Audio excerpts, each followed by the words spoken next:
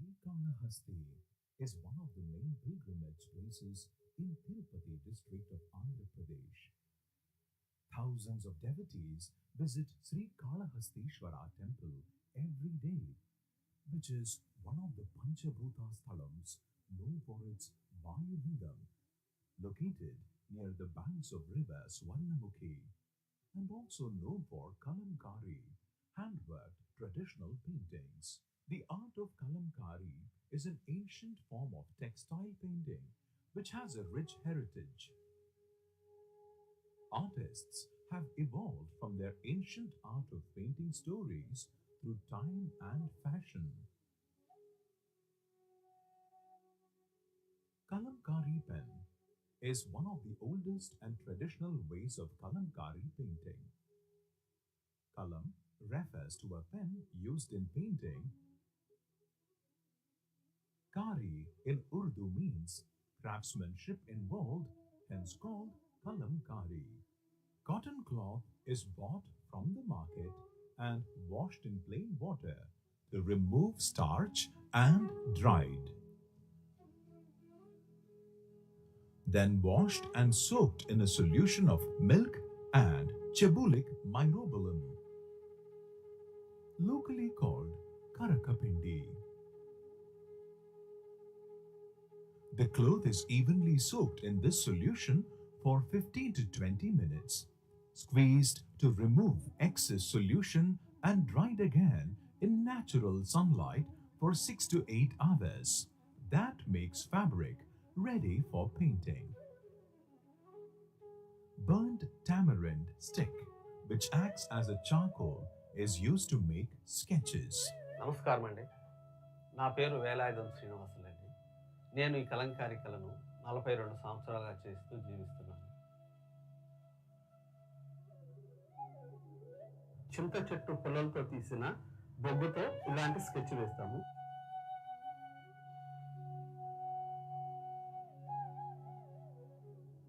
Kalamkari in Sri Kalahasti has been around for approximately 200 years.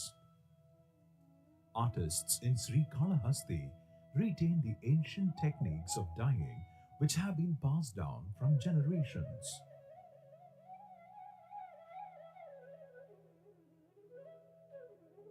మొట్టమొదట మనకు ముఖ్యమైనది వచ్చి బ్లాక్ కలర్. ఇది వచ్చి కసింకారం అంటాం. దీన్ని తయారు చేసేది ఎలా అంటే ఫస్ట్ బెల్లము, తాటి బెల్లము, ఐరన్ బిట్లు అన్నీ వేసి ఒక 20 రోజులు మరగనిస్తే ఆ బ్లాక్ కలరు తయారవుతుంది. Outlines on the fabric are drawn using kasinkaram, the black color.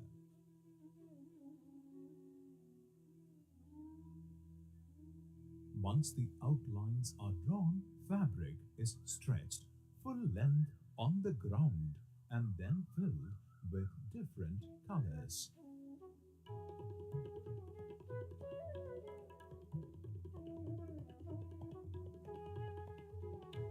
ఇది ఇండు కొవ్వులు నీలి రంగు చెట్ల నుంచి తీసింది. ఇది natural colour. The washing process repeats until all the colors are applied.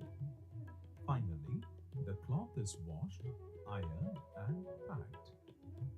Kalamkari painting involves a whole 23 to 25 steps of drawing, outlining, hand painting, dyeing, bleaching, washing and ironing. To promote Kalankari at Srikalahasti, there is a lot of advantages is there. The natural flow river of Swarnamukhi. In addition to that, to make natural dyes, the required ingredients are available near Srikalahasti forests. Initially, the theme of the art form was limited to Indian mythology. Based on the current demands, the art forms have changed and they are now adapting to the latest demands as per the taste of the customers. When we started identifying 300 artists in Srikalahasti, I do believe and I'm given to understand there may be more than 3,000 artists today who are practicing hand-painted Kalamkari art. Support Kalamkari. Experience Andhra Pradesh.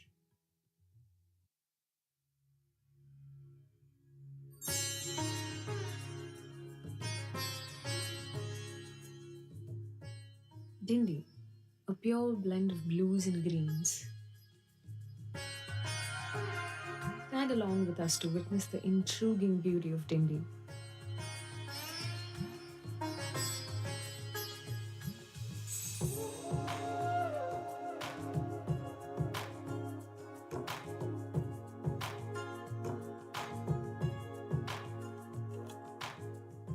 Meandering about the backwaters and lagoons of Godavari on a houseboat will take you to the land of serenity. Undoubtedly the best place to celebrate your special occasions.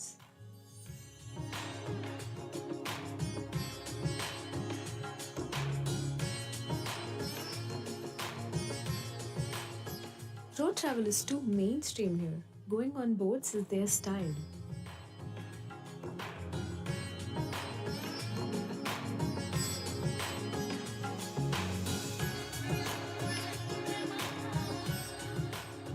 Andarvedi Beach, where Godavari flows into the ocean and the collide is so clear. Just a mile away is the famous Narasimhaswamy Shrine, known as Island Temple for its confluence.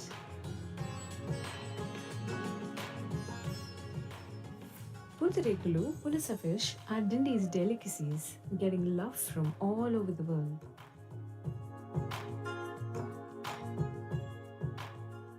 Let the bliss of nature rejuvenate your soul, and it's a perfect weekend escape that will quench your thirst of tranquility.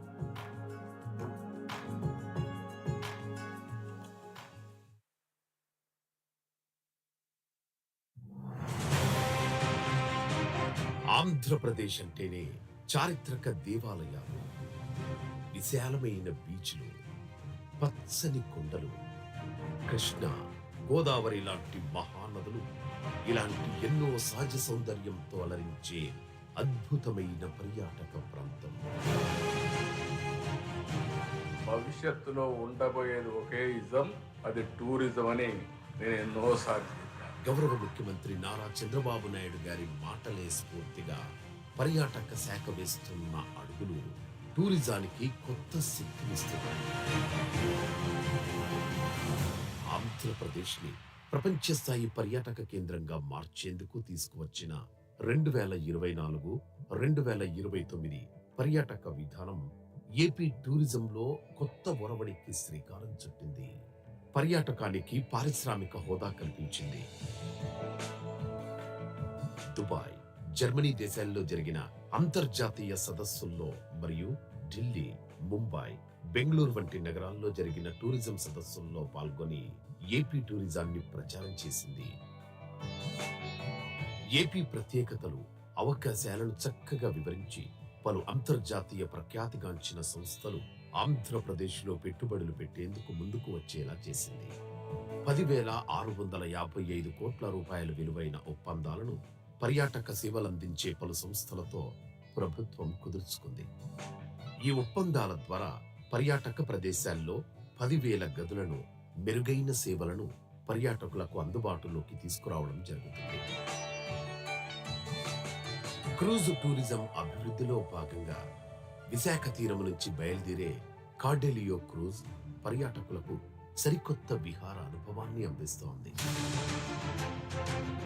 Visakha నగరంలో ప్రవేశపెట్టిన half on off of బస్సులు పర్యాటకులను విశేషంగా ఆకర్షిస్తున్నాయి. సాహస ప్రియుల కోసం seaplane సర్వీసులతో tourism కొత్త ఊపు తెచ్చే ప్రయత్నాలు జరుగుతున్నాయి. బొర్రా గుహలు, అరకు, లంబసింగి, సూర్యలంక బీచ్లు కలిపి మొత్తంగా 127 కోట్ల రూపాయలతో జరుగుతున్న అభివృద్ధి పనులు అక్కడి పర్యాటకాన్ని రెట్టింపు చేస్తున్నాయి. 78 కోట్ల రూపాయలతో జరుగుతున్న గండికోట అభివృద్ధి పనులు గండికోటను వాటర్ స్పోర్ట్స్, అడ్వెంచర్ హబ్గా తీర్చిదిద్దుతున్నాయి. పర్యాటక అభివృద్ధిలో ప్రజల భాగస్వామ్యాన్ని పెంచాలనే లక్ష్యంతో అరకు, కోనసీమ, తిరుపతి వంటి ప్రాంతాల్లో 5,000కు పైగా హోమ్ స్టేలను అందుబాటులోకి తెచ్చేలా స్థానికులను ప్రభుత్వం ప్రోత్సహిస్తోంది. రాబోయే 5 ఏళ్లలో 10,000 హోమ్ స్టేలు, 6 టెంట్ సిటీలు ఏర్పాటు చేసి పర్యాటక రంగంలో లక్షలాది మందికి ఉపాధి కల్పించే ప్రయత్నం చేస్తోంది. Heritage, eco, adventure, wildlife, temple tourism circuit లో ఇప్పుడు పర్యాటకుల సంఖ్య క్రమంగా పెరుగుతోంది. పర్యాటకులు తమ సొంత వాహనాల్లో ప్రయాణించే సౌలభ్యాన్ని కల్పిస్తూ క్యారవాన్ టూరిజానికి కూడా పర్యాటక శాఖ గ్రీన్ సిగ్నల్ ఇచ్చింది. ఏపీలో టూరిజం స్పీడ్ పెంచింది. ఆంధ్రప్రదేశ్ టూరిజం అంటే ఇప్పుడు కేవలం ప్రకృతి అందాలు, చారిత్రక కట్టడాలు మాత్రమే కాదు. ఆంధ్రప్రదేశ్ పర్యాటకం అంటే చరిత్ర, సమైక్యత, సంస్కృతి, జీవనోపాధి, ప్రగతిల సమ్మేళనం. రాష్ట్ర ప్రగతికి ఇది ఓ ఇల్లు.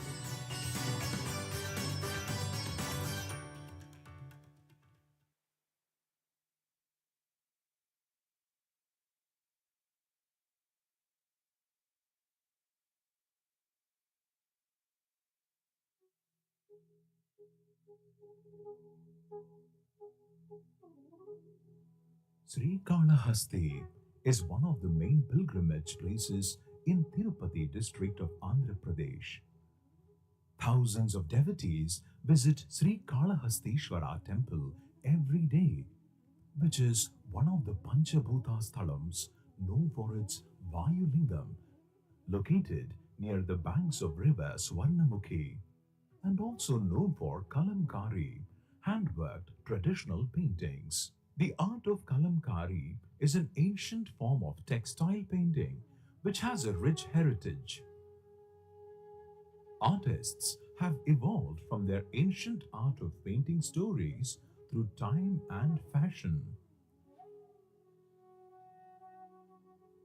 Kalamkari pen is one of the oldest and traditional ways of Kalamkari painting. Kalam refers to a pen used in painting. Kari in Urdu means craftsmanship involved, hence called Kalamkari. Cotton cloth is bought from the market and washed in plain water to remove starch and dried. Then washed and soaked in a solution of milk and chebulic myrobalan, locally called Karakapindi. The cloth is evenly soaked in this solution for 15 to 20 minutes, squeezed to remove excess solution and dried again in natural sunlight for 6 to 8 hours. That makes fabric ready for painting. Burnt tamarind stick which acts as a charcoal, is used to make sketches. నమస్కారం అండి. నా పేరు వేలాయుధం శ్రీనివాసులండి. నేను ఈ కలంకారీ కళను 42 సంవత్సరాలుగా చేస్తూ జీవిస్తున్నాను. చింత చెట్టు పుల్లలతో తీసిన బొగ్గుతో ఇలాంటి స్కెచ్ వేస్తాము.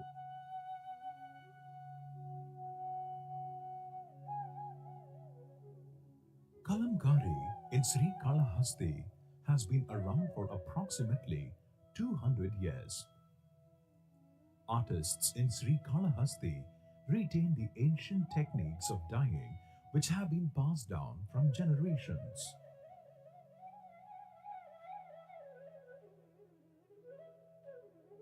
మొట్టమొదట మనకు ముఖ్యమైనది వచ్చి black colour.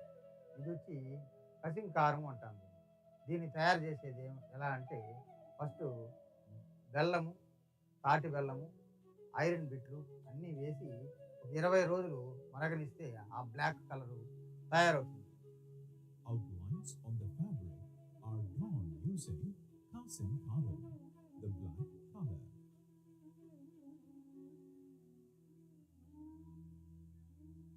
Once the outlines are drawn, fabric is stretched full length on the ground and then filled with different colors.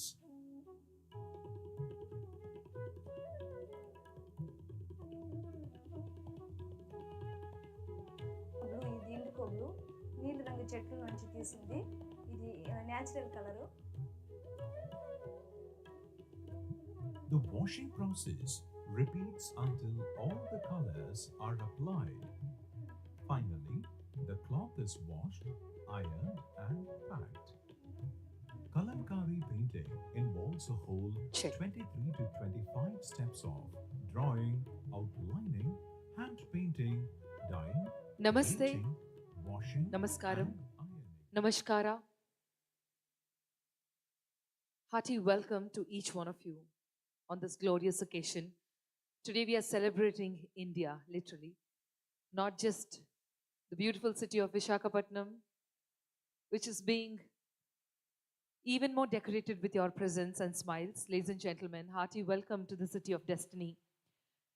We are all here to celebrate tourism and travel. Travel doesn't just make our life more happier and easier. It adds beautiful and true value to lives.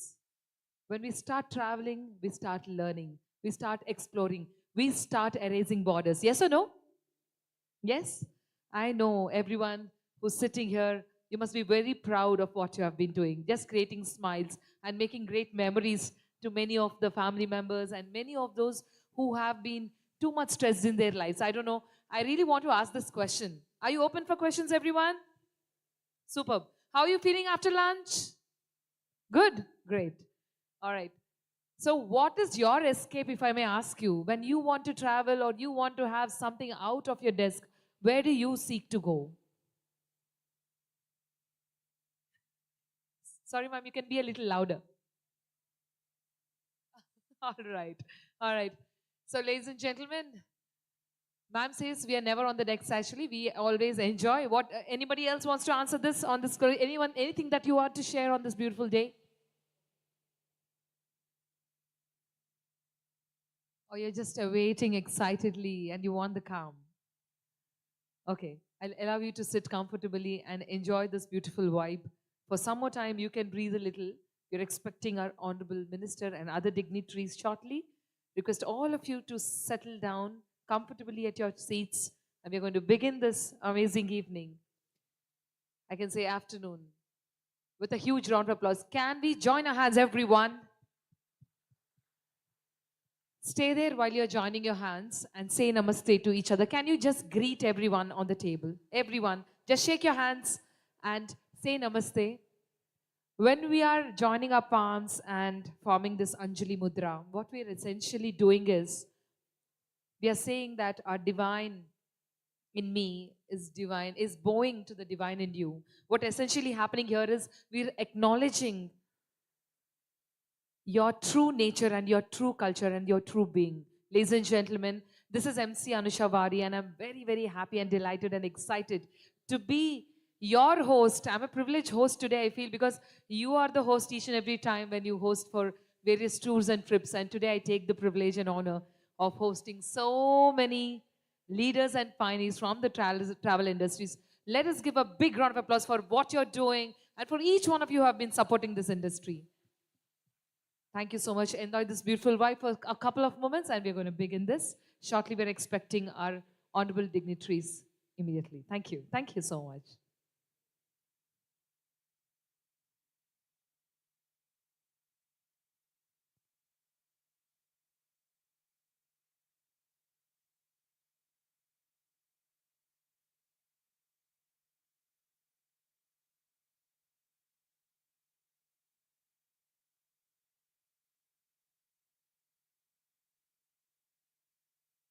We see our honorable minister is already having a look of the arena.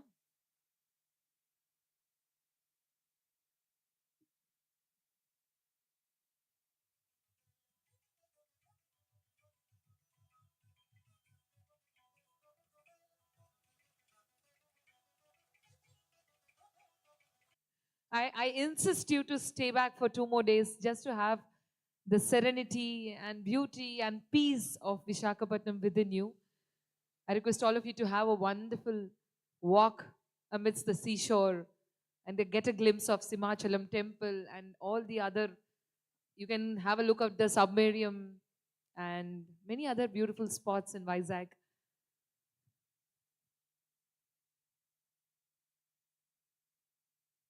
While we are awaiting our dignitaries to arrive, a little bit about tourism and Andhra Pradesh. We know that travel is the only thing that that makes you richer. This is what people say. It enriches not just the traveler, but the communities, the culture, and the entire economies, ladies and gentlemen. As the timeless wisdom of Bhagavad Gita teaches us, karmanye vadhikaraste ma phaleshu kadachana antaru.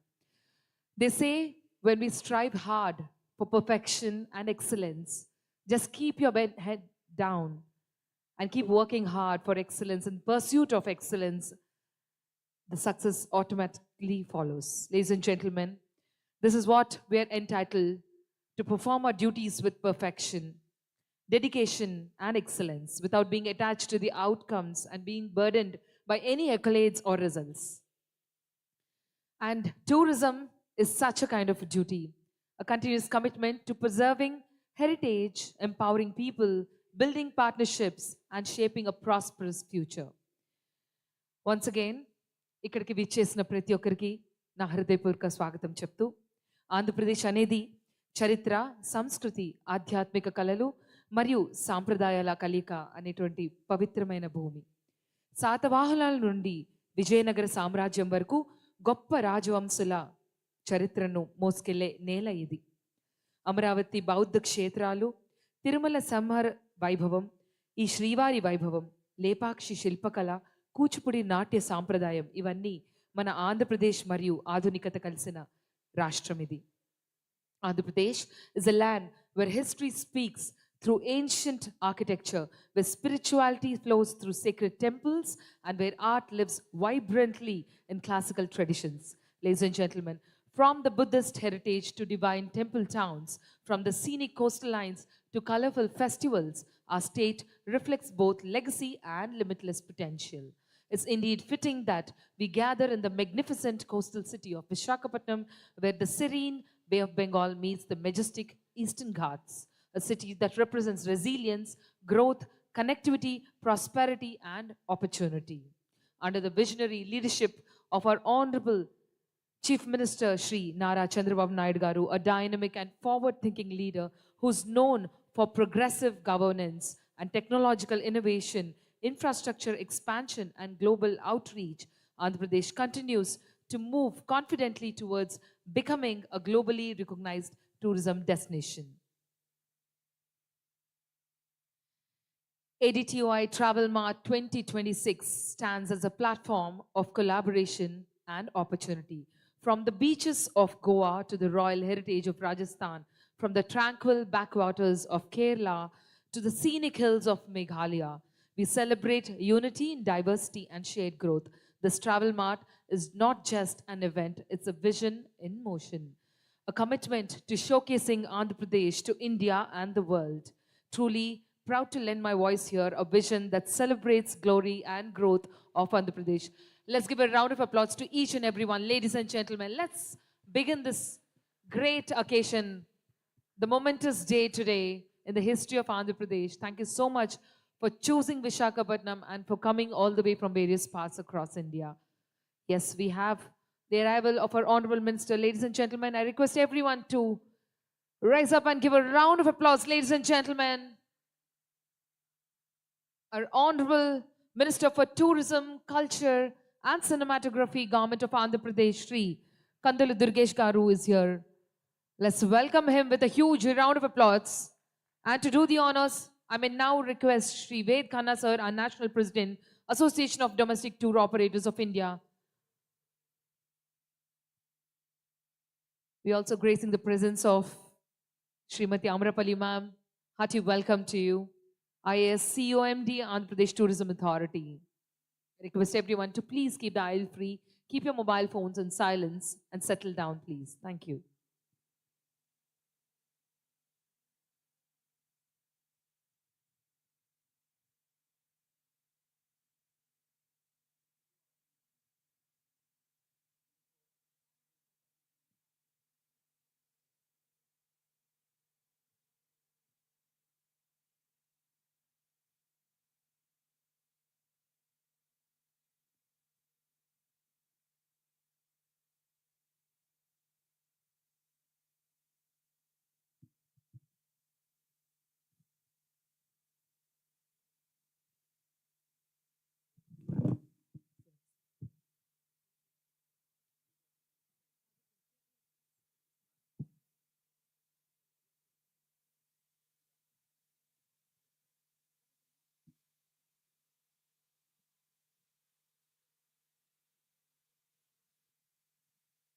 So as our Honorable Minister arrives, we will not take any further delay to welcome him on the dais with a huge round of applause.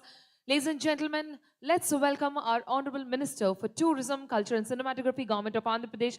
And I request Shri Ved Khanna sir, National President, ADTOI, to please join him and welcome him onto the dais. Huge round of applause, ladies and gentlemen.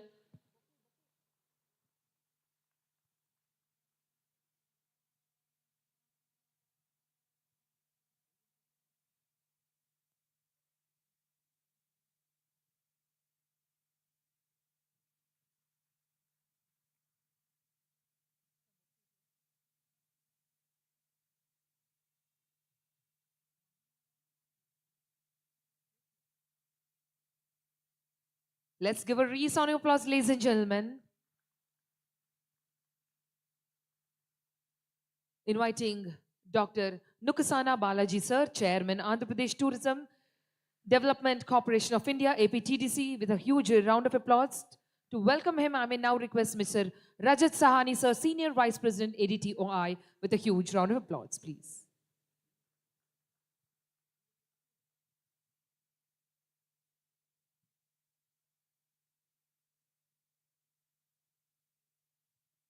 I'm sure we have lots of energy in this room. Let's keep clapping, please. Thank you. Also, it's my absolute pleasure to invite Mr. Neelu Sharma sir, Chairman, Chhattisgarh Tourism Minister. Let's give a round of applause as we welcome him.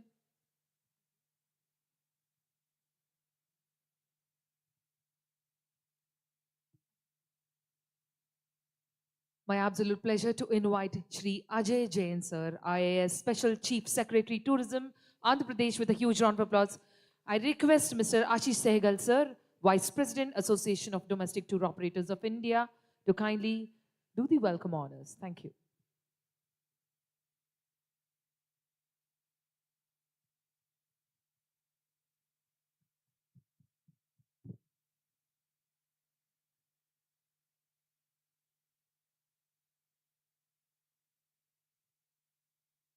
Thank you so much, sir. Alage, it's my absolute pleasure to invite Srimati Amrapali ma'am, IAS CEO and MD, APTA, with a huge round of applause. And to welcome her, I request Mr. Dilip Gupta sir, Mr. Dalip Gupta sir, General Secretary ADTOI to kindly join on the dais, please. Let's keep the energy flowing. Keep your hands joining together. Thank you.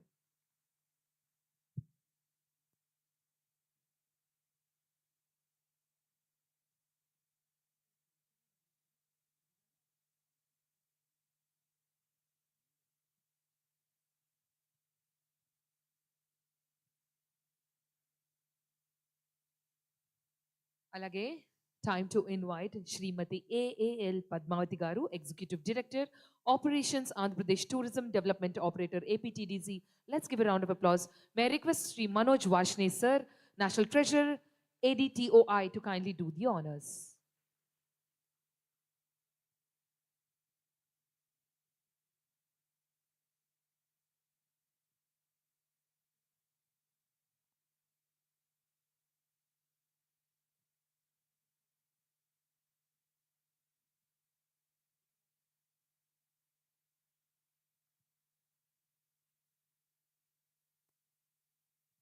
Thank you so much, sir. May I now request our Deputy CEO, Srinivas Garu, to please come on dais. Give a big round of applause as we welcome the Deputy CEO, APTA, and I request Mr. Pinkal Shah, sir, Gujarat Chapter Chairman, to kindly do the welcome honors. Thank you.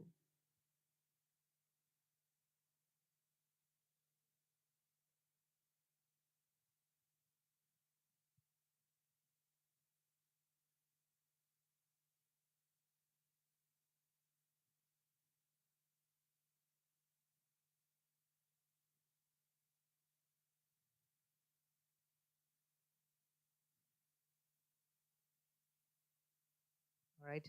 I also request Shri Vijay Mohan, sir, to kindly welcome officially Shri Ved Khanna, sir, President ADTOI, with a bouquet. Let's give a round of applause, ladies and gentlemen. Shri Ved Khanna, sir, President, Association of Domestic Tour Operations of India.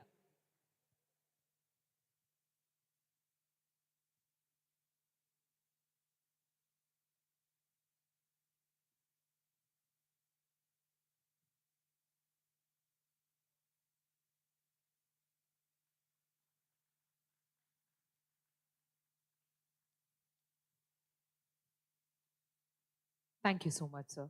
I also request Mr. Nitish Gupta, sir, Joint Secretary, ADTOI, to kindly do the welcome honors for Shri Vijay Kumar Garu, Chairperson, APTM. Let's give a round of applause, please. Mr. Nitish Gupta, sir, Joint Secretary, ADTOI.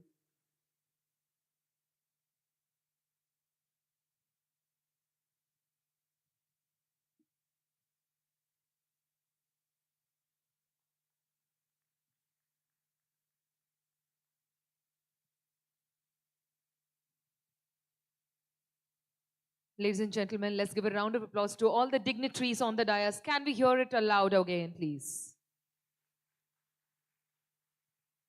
ఎటువంటి కార్యక్రమమైనా ఒక చక్కటి దీపారాధనతో మనం మొదలు పెట్టుకుంటూ ఉంటాం. మరి ఈ రోజు కూడా let's invoke the blessings of the divine. May I request all the dignitaries to kindly join for the lamp lighting, please.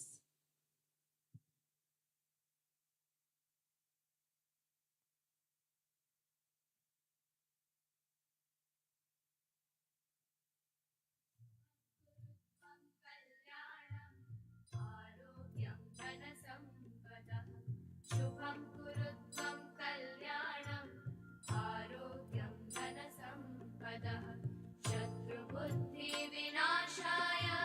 दीपज्योतिर्नमोस्तुते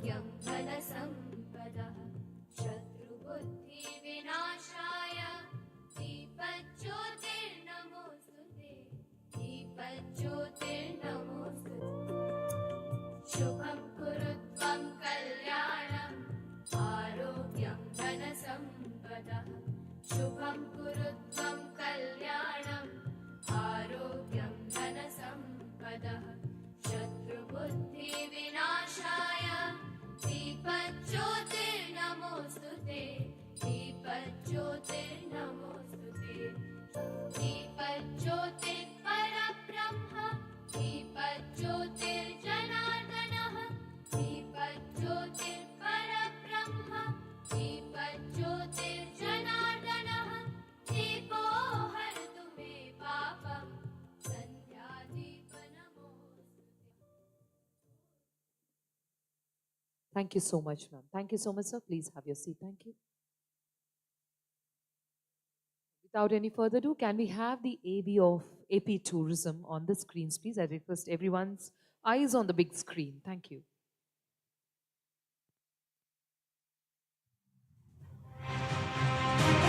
Andhra Pradesh is an incredible tourist destination, home to historic temples, vast beaches, lush green hills, and majestic rivers like the Krishna and Godavari. It is a land blessed with abundant natural beauty that captivates every traveler.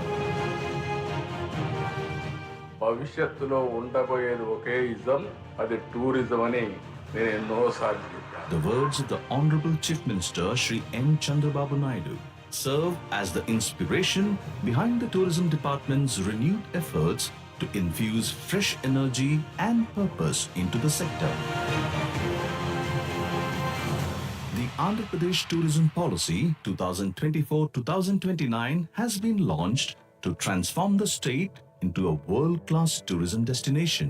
With tourism now granted industrial status, the doors have been opened to large-scale investments and global partnerships. The state has actively participated in international tourism summits in countries such as Dubai and Germany, as well as in major Indian cities like Delhi, Mumbai and Bengaluru to showcase AP's vast tourism potential. These initiatives have sparked interest from several internationally renowned organizations, resulting in investments worth rupees 10,655 crore through agreements with various tourism service providers. As part of these projects, 10,000 new hotel rooms and enhanced facilities will soon be available to tourists across the state. In line with the vision to promote cruise tourism, Cordelia Cruises has commenced operations from Visakhapatnam, offering travelers a new and exciting sea experience. The launch of hop-on, hop-off buses in the city has also been warmly received by visitors. Efforts are currently underway to introduce seaplane services, bringing further momentum to adventure tourism. Development works worth rupees 127 crore are in progress at key destinations such as Borra Caves, Araku Valley, Lambasinghi and Sri Lanka Beach, further enhancing their tourism appeal. Similarly, rupees 78 crore is being invested in Gandikota to develop it as a hub for water sports and adventure tourism. To foster community participation, the government is encouraging local residents to offer homestay accommodations in regions like Araku, Konasima and Tirupati. Over 5,000 homestays are already operational, and the goal is to establish 10,000 homestays and 6 tent cities in the next 5 years, creating employment opportunities for thousands. Tourism in Andhra Pradesh is thriving. Wildlife and temple tourism with a steady rise in visitor numbers. To enhance travel convenience, caravan tourism has also been introduced, allowing travelers to explore the state in their own vehicles with comfort and freedom. Today, Andhra Pradesh tourism is not just about scenic beauty or historic monuments. It is a vibrant reflection of the state's history, unity, culture, livelihood, and progress. Truly, a driving force of development for the entire state.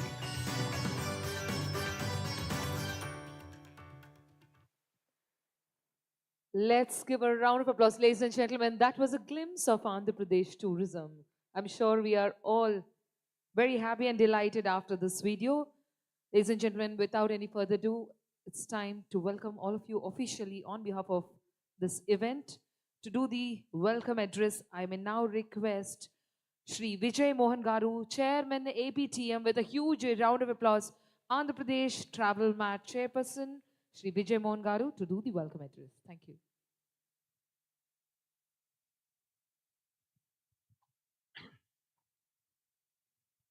On behalf of the ADTOI members, I would like to welcome Andhra Garu, our Minister for Tourism, Balaji Garu, Ajay Jain sir, Amarpali ma'am, Padmavati Garu, Srinivas Garu, and Ved Khanna. Sir, I am sure this ADTOI Travel Mart, which achieved its purpose of actually being the first B2B event that we have actually done, sir. And the morning session of B2B, which I had asked even my company and all the travel agents and hotels, had said they had seen a 40% more than what they expected in the first session. So relatively, I think in this event, we're looking at about 100 crores of business to actually come in, sir, which is based on a very small calculation of about 1,000 agents giving us about 10 passengers per year. We derive that kind of figure, sir. And I'm sure this would increase every year, year by year, from the 100 crores. I would like to actually thank our Honorable CM Garu, who actually said that something like a B2B mart should happen. And then Ajay Jain sir and Amarpali ma'am took this to this kind of a level that we're today doing. And in between, Meetogada, we spoke to you and we spoke to Balaji Garu. And I'm sure this event will be one of the most successful events that we are actually looking at, sir. We also have some of the big names of the Indian industry in this group. And I'm sure they will contribute a lot once they understand what products we have. We have about 35 hotels over here, and we have about 64 agents who are also displaying their products here. We also have agents from other states who are selling Andhra Pradesh, also part of this selling platform, sir, because they sell a lot of Andhra Pradesh. So we also decide to invite some of them also to be part of this selling B2B platform, sir. Friends, we're all gathered here. Today we have our tribal circuit, which is relatively unknown, but we have launched it, and we are already ready and going with it. Thanks to our Honorable CM, our Minister Sir, Ajay Jain Sir, Amarpali, and the whole of the APTA team who had actually made this happen. We also have our Buddhist circuit almost ready. We will see some interesting story unfolding during the event. We also have some big-time inbound Buddhist tour operators. Sushil Bhai is here. Sushil Bhai, if you can stand up, I think our Minister Sir will be able to see you. And Sir, Sushil Bhai is one of the biggest inbound tour operators into India from the ASEAN bloc. And I'm sure he's also made our Andhra Pradesh as his circuit.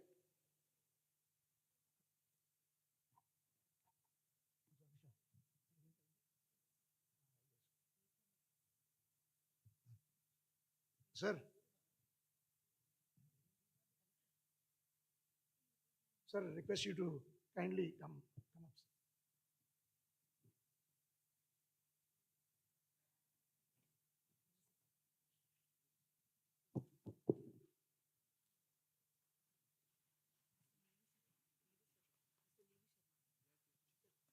Hearty welcome to you, sir. Ladies and gentlemen, let's give a round of applause from Honorable Minister, Mr. Neelu Sharma, sir, Chairman, Chhattisgarh Tourism Board. Hearty welcome to you, sir. Give a big round of applause, ladies and gentlemen. I request Vijay Mohan, sir, to kindly do the honors.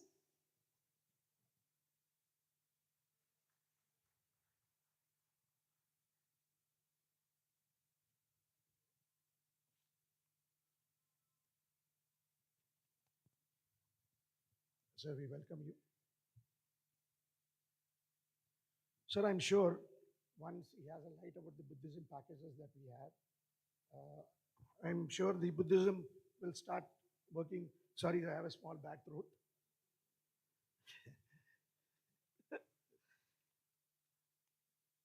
Sir, and coming to the Buddhism circuit, we are creating our stories. Friends, all year, we have some interesting stories that are being unfolded on the Buddhism circuit, which is the first, we're calling it the footsteps of Buddha. And the biggest story that we have is the Kalachakra, that was the first sermon. I mean, a lot of people would not believe this, that Lord Buddha did come to South. And the first Kalachakra sermon by Lord Buddha was done at Amravati.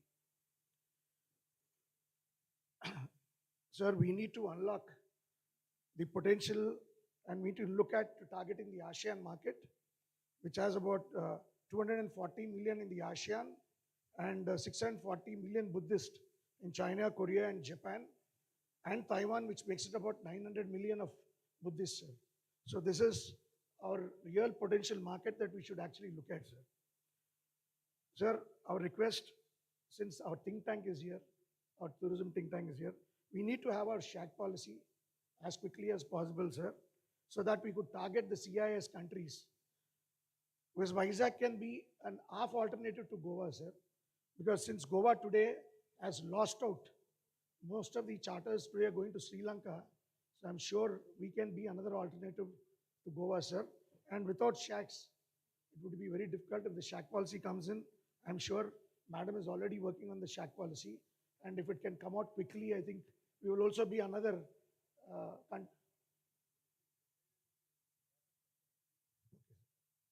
So sir just announced that the shack policy in principle has been approved in the cabinet. Sir, the other thing is the trekking circuits, if they can be marked with the GPS. The Jindagada is the highest point in the Eastern Ghat. And sir, the land of the Shakti Pitas, to all our members here, we have 3 Shakti Pitas in Andhra Pradesh. One is Srisailam, out of the 18 Shakti Pitas. One is Pitapuram and the other is Draksharam. And we're just about 150, 170 kilometers away from here. So that's the big story that we have, the 3 Shakti Pitas.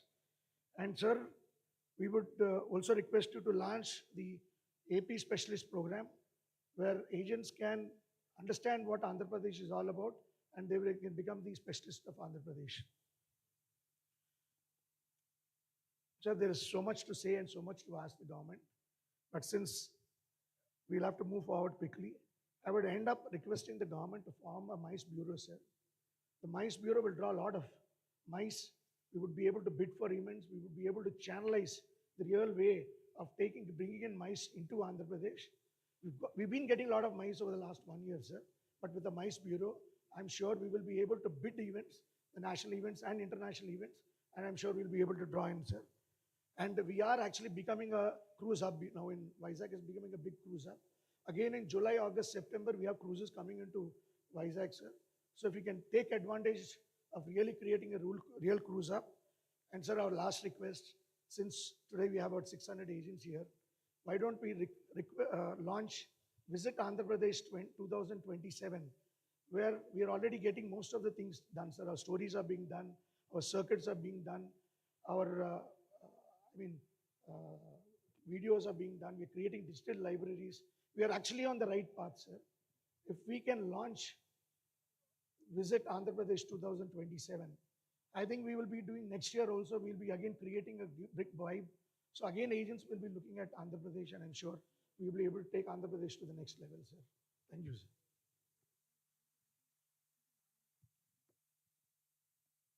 sir. Thank you so much, sir. Ladies and gentlemen, for the welcome address for this beautiful day, let's give a resounding applause once again. Thank you so much.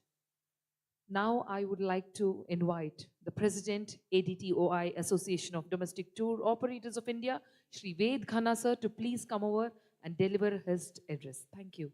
Let's give a round of applause.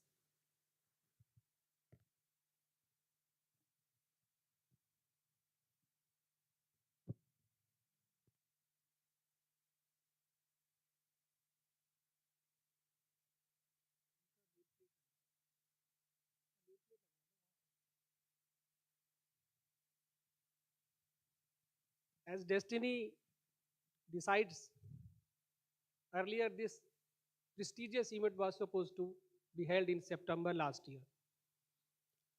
But when the date got postponed,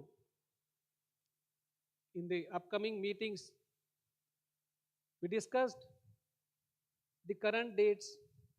And I remember when Ajay ji and Amrapali ma'am were asking that on the same dates you will be having Shivaratri. So is it going to be an obstacle, or will it be an USP? So now see the numbers.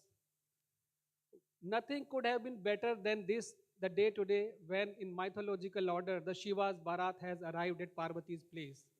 So I welcome you all to the land of Shiva, Mallikarjun, Andhra Pradesh, and I get goosebumps when I correlate with these mythological situations, especially when the only Jyotirlinga when you have Shiva and Shiva both. I was fortunate to meet the Honorable Tourism Minister at the CII, and he also, took active part in that storytelling, which is the key essential part of nowadays. Tourism moves as per inclusive experience. The days are gone when you board flight, go to the hotel, do some sightseeing and come back. But now you go for immersive experience, and storytelling is an integral part of that. So after a gap of 5 years, when the last convention of ADTOI took place in Kevadia in February, identical dates almost in February 2021, after the first wave of COVID, when the domestic tourism was struggling bad, the strong message was given by the domestic tourism that it is the only tourism which can build the nation, and it was proved by all the tour operators sitting in this house. For a big round of applause for you all. ADTOI's slogan is that the domestic tourism is our strength, and this is proven time and again. To welcome you, Honorable Minister of Tourism and Culture, Shri Kandula Durgesh ji, this has been a big support of you. Andhra Pradesh, I was just mentioning on 13th of October when the All India Tourism Secretaries meeting had, took place in Delhi. And when the Tourism Secretary of the country was, chairing. And I mentioned it categorically that Andhra Pradesh has taken it leaps and bounds to revive and to move. Lot of states are taking domestic tourism as an autopilot mode. But then, if tourism is the giant wheel, the metal in the wheel is domestic tourism, and it has to get the momentum, and it should keep going on. This is one of the largest gathering of ADTOI. Today, we have exact numbers we can give, thanks to the digital technology, that we are 485 tour operators who are exclusively working for domestic, then allied tour partners also. The numbers are, Honorable Tourism Minister, are 525, and including, this number does not include the Andhra Pradesh tour operators and sellers. We got near 700 registrations. Perhaps this is the only time when our own members got disappointed a bit because we could not accommodate each one on the panel and in the database. But thanks to each and every one, those who could make it, and thanks to those also who tried, but I'm very sure this is going to come again and again. So Vijay, I was mentioning about the strategy, about the sales. So I have a different order to speak when I get to know about how the tourism can be brought, especially like a state like Andhra Pradesh. The only state in the country which has got the largest coastal line. And I was fortunate to be a part of the Andhra Pradesh Tourism Authority, especially Ajay Jainji and Amrapali ma'am, who have been working very closely with our team, and we were giving directions. We cannot ignore, rather I would say we should be proud about the Honorable Chief Minister Chandrababu Naidu ji, whose vision is tourism. I often mention that 30 years back when he saw technology, now look around you, you can't move without technology. And we proudly say, he says, I quote his words, that the only ism will survive, nothing, socialism, capitalism, only tourism, tourism is the ism which will survive. So only ism, he says, and we proudly take that, sir.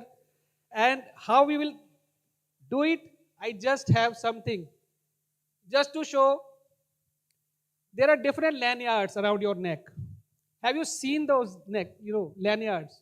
Each lanyard tells a different story. What is this story? For the last couple of months, I have been watching very closely the Andhra Pradesh government, what they are doing to revive, to bring more and more numbers and to make Andhra Pradesh tourism potential. So they have very systematically designed 7 anchor hubs, 25 thematic itineraries. Now, if you see around your neck, you have been divided into 7 groups. As I mentioned, I am a salesperson. So how I'll bring, if the government has invested some money on you, this is time to pay back. How you are going to pay back? Now, as per my understanding and creativity, the whole managing committee decided that this is the best way to do it and go not the typical way. And we decided to make 7 anchor hubs, lanyards, so that to remind you, each one of you belong to this area.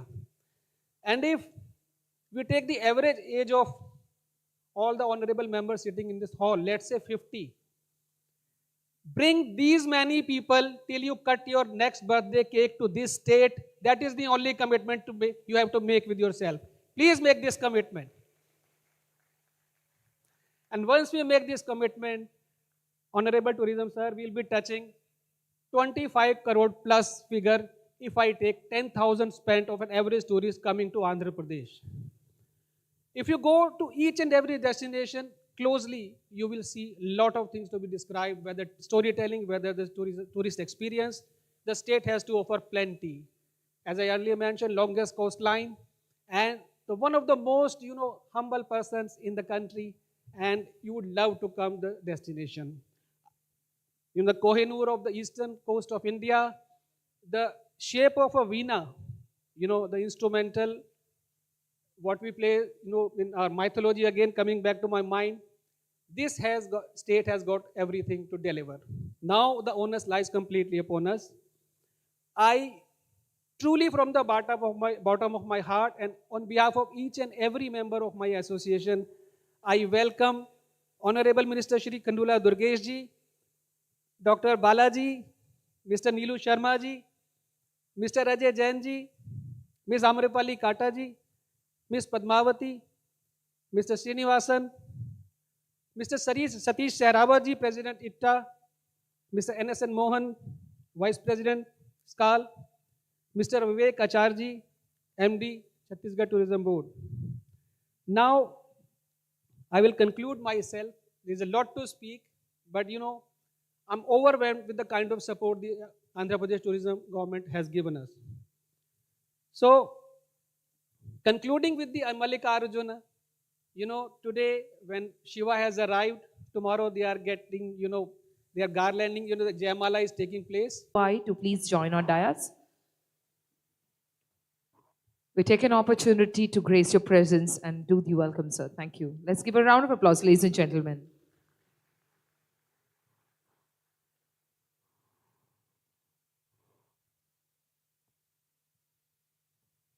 To do the next address to all of you, ladies and gentlemen, my absolute pride and honor to invite Shri Mati Amrapali Kata ma'am, IAS CEO and MD, Andhra Pradesh Tourism Authority, with a huge round of applause for the lovely lady sitting there. Please come over, ma'am.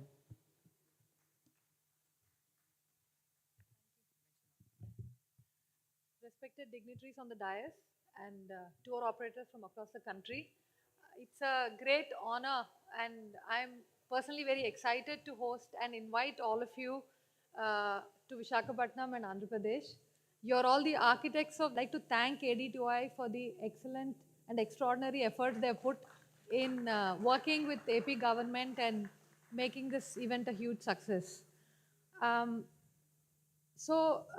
just want to take this as an opportunity to pitch Andhra Pradesh to all of you. Andhra Pradesh is just not one destination, it's a portfolio. We have beaches, temples, spiritual sites, Eastern Ghats, history, and very beautiful handlooms.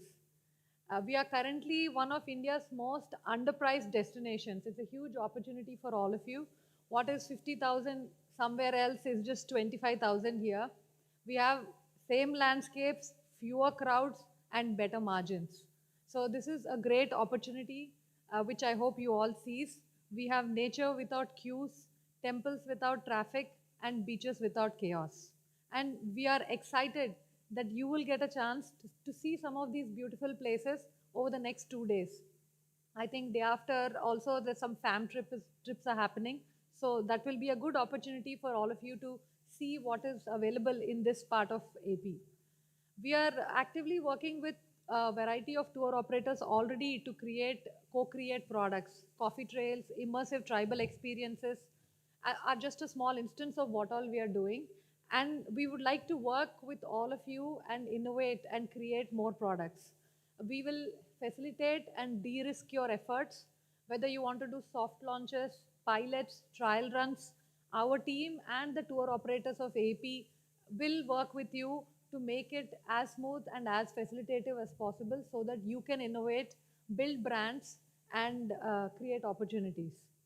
Our unique handicrafts and handlooms, fishing communities, temple rituals, village food offer organic and authentic experiences to tourists. And we know these are all increasingly rare where everything is just Insta ready and fake. So that is another great opportunity. And there are a lot of new routes and new circuits which you will get to know over the next 2-3 days. But a sizable portion is just white space as of now, and this can become a branding opportunity for all of you. We want to have a variety of products targeting different price bands from backpackers and students to luxury and pilgrims. And this effort we are making sure we do in every aspect of our tourism positioning, whether it is creation of destinations or bringing in the tourism infrastructure or working with tour operators and products. One of the greatest opportunities of AP is that we have a very unique geography. We are driving distance from 3 metros and 5 state capitals. Chennai, Bangalore, and Hyderabad are just 3 to 4 hours drive away. That is, I think, around 3 crore bored people thinking, what do we do this weekend? So let's provide them something to do for the weekend. We have one of the strongest temple and spiritual circuits in the country, with Tirupati at the heart of it. We have multiple Shakti Pitas and Jyotirlingas, ancient temples, and this is your high volume, predictable business. Tirupati is the largest temple destination in the world, handling lakhs of people per day, per week, in a very smooth and seamless way. And that is just one part of what AP's temples and spirituality have to offer. Our efforts over the last 1 year are already reaping benefits. We have seen unusually heavy footfall this season, and we are confident that this will keep increasing. One of our endeavors is to redefine what is season for the state, because what people generally may believe is that winter is the only opportunity here, but actually we are coming up with a variety of products designed for each season so that different opportunities are available irrespective of which month it is. And we have taken this enthusiasm across the tourism sector offerings. We are also working with a variety of private investment and brands in the hotel and hospitality industry to create spaces where tourists can stay. And this has reaped a lot of success already. Where we had around 4,500 star category rooms at the beginning of last financial year. In the last financial year alone, we have given incentives for more than 5,500 rooms in the state, which is more than doubling the state's capacity. And all these will become unique brand points, which will bring in their own tourist footfall. So with this basic pitch, I would like to invite you for the next 1.5 days, where we will be through a variety of panel discussions, visits, and intimate interactions, showcasing various facets of Andhra Pradesh. Thank you all once again for coming. Thank you so much, ma'am. That's almost A to Z of Andhra Pradesh that you have covered. Ladies and gentlemen, once again, for the lovely lady there, let's give it up. It's my absolute pleasure to invite Shri Vivek Acharya sir, MD Tourism Chhattisgarh, to now give an address to the gathering. Thank you. Let's give a round of applause.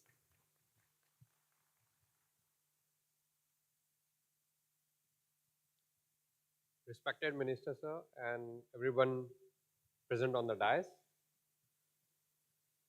We have come here on a very short notice, not well prepared for the presentation or the speeches, but I would like to thank AP Tourism, especially the Secretary sir, Jan sir, and the ADTOI Chairman, Shri Ved Khanna ji, and all his team members for inviting us and making us a part of this journey. Since Andhra and Chhattisgarh are bordering states, and we share our borders. On the southern side of Chhattisgarh, we have Sukma, and I guess the Honorable Minister also comes from Rajamundry, which is very close to Chhattisgarh itself. So we have a lot of cultural coherence between Chhattisgarh and Andhra. As MD Amrapali ji was also saying that Andhra Pradesh is, somehow understated, but I use the same statement for Chhattisgarh as well. There's, in tourism, we are, the tagline of Chhattisgarh is full of surprises. So whosoever comes to Chhattisgarh, first of all, we have to drag people to come to Chhattisgarh, because somehow we have got that negative connotation, which in fact Andhra also had to face because of Naxalism. Now, once this problem has been wiped out from your state, we are at the core end of ending the problem in Chhattisgarh as well. So now the vacuum that has been created, we have to fill it by tourism. And let me tell you, we have the most beautiful places in Chhattisgarh. If I tell you, I come from a land where हम राम की पूजा करते हैं, but Ram's mother, Kaushalya, the only Kaushalya temple in India is in Raipur. Mata Kaushalya was from Raipur. We have all heard stories of Love and Kush. घोड़ा रोका था उन्होंने अश्वमेध यज्ञ का, कहाँ रोका था? It was in Chhattisgarh. Everybody knows about Kalidas ने मेघदूत लिखी थी. It was written in Chhattisgarh. India के एम्बलम में लिखा है सत्यमेव जयते, which comes from Manduk Upanishad, which was written by Rishi Manduk, and it was written in Chhattisgarh. So we still have that island, Madku Dweep. Ram ने 14 वर्ष के वनवास में he spent 14 years of his exile in the Dandak one. सुंदर कांड में हम सब लोग पढ़ते हैं दंडक वन. तो दंडक वन कहाँ है? Is in Chhattisgarh. 5 Shaktipeeths come in Chhattisgarh. The only place where ulta pani normally flows with the gravity, but in Chhattisgarh it flows against the gravity because of the magnetic field. We have a bouncing land where you jump and it shakes like an earthquake. It is in Chhattisgarh. So you have stalagmite and stalactite caves in Andhra. We do have it in Chhattisgarh. And there is Kanger Valley National Park. Dehradun से जो साल का जंगल start होता है, that finishes in Bastar, और जो teak Andhra में है और तमिलनाडु तक जाती है, that starts from Chhattisgarh. So we have a lot of opportunity, Chhattisgarh and Andhra Pradesh tourism, because most of our tourists जो tour लेते हैं ना, they land up in Raipur, they come to Bastar, from Bastar, then they from there go to Vizag. It's a traditional route. All of you, must have done your business on this route. So Andhra and Chhattisgarh have a lot of potential to work together in the tourism industry. And I'm very glad that this event has been organized in Andhra and we have been called here to represent Chhattisgarh. So in a nutshell, I tried to, rope in the Chhattisgarh factor into this event as well. And let us hope maybe next year we can be your host as well. So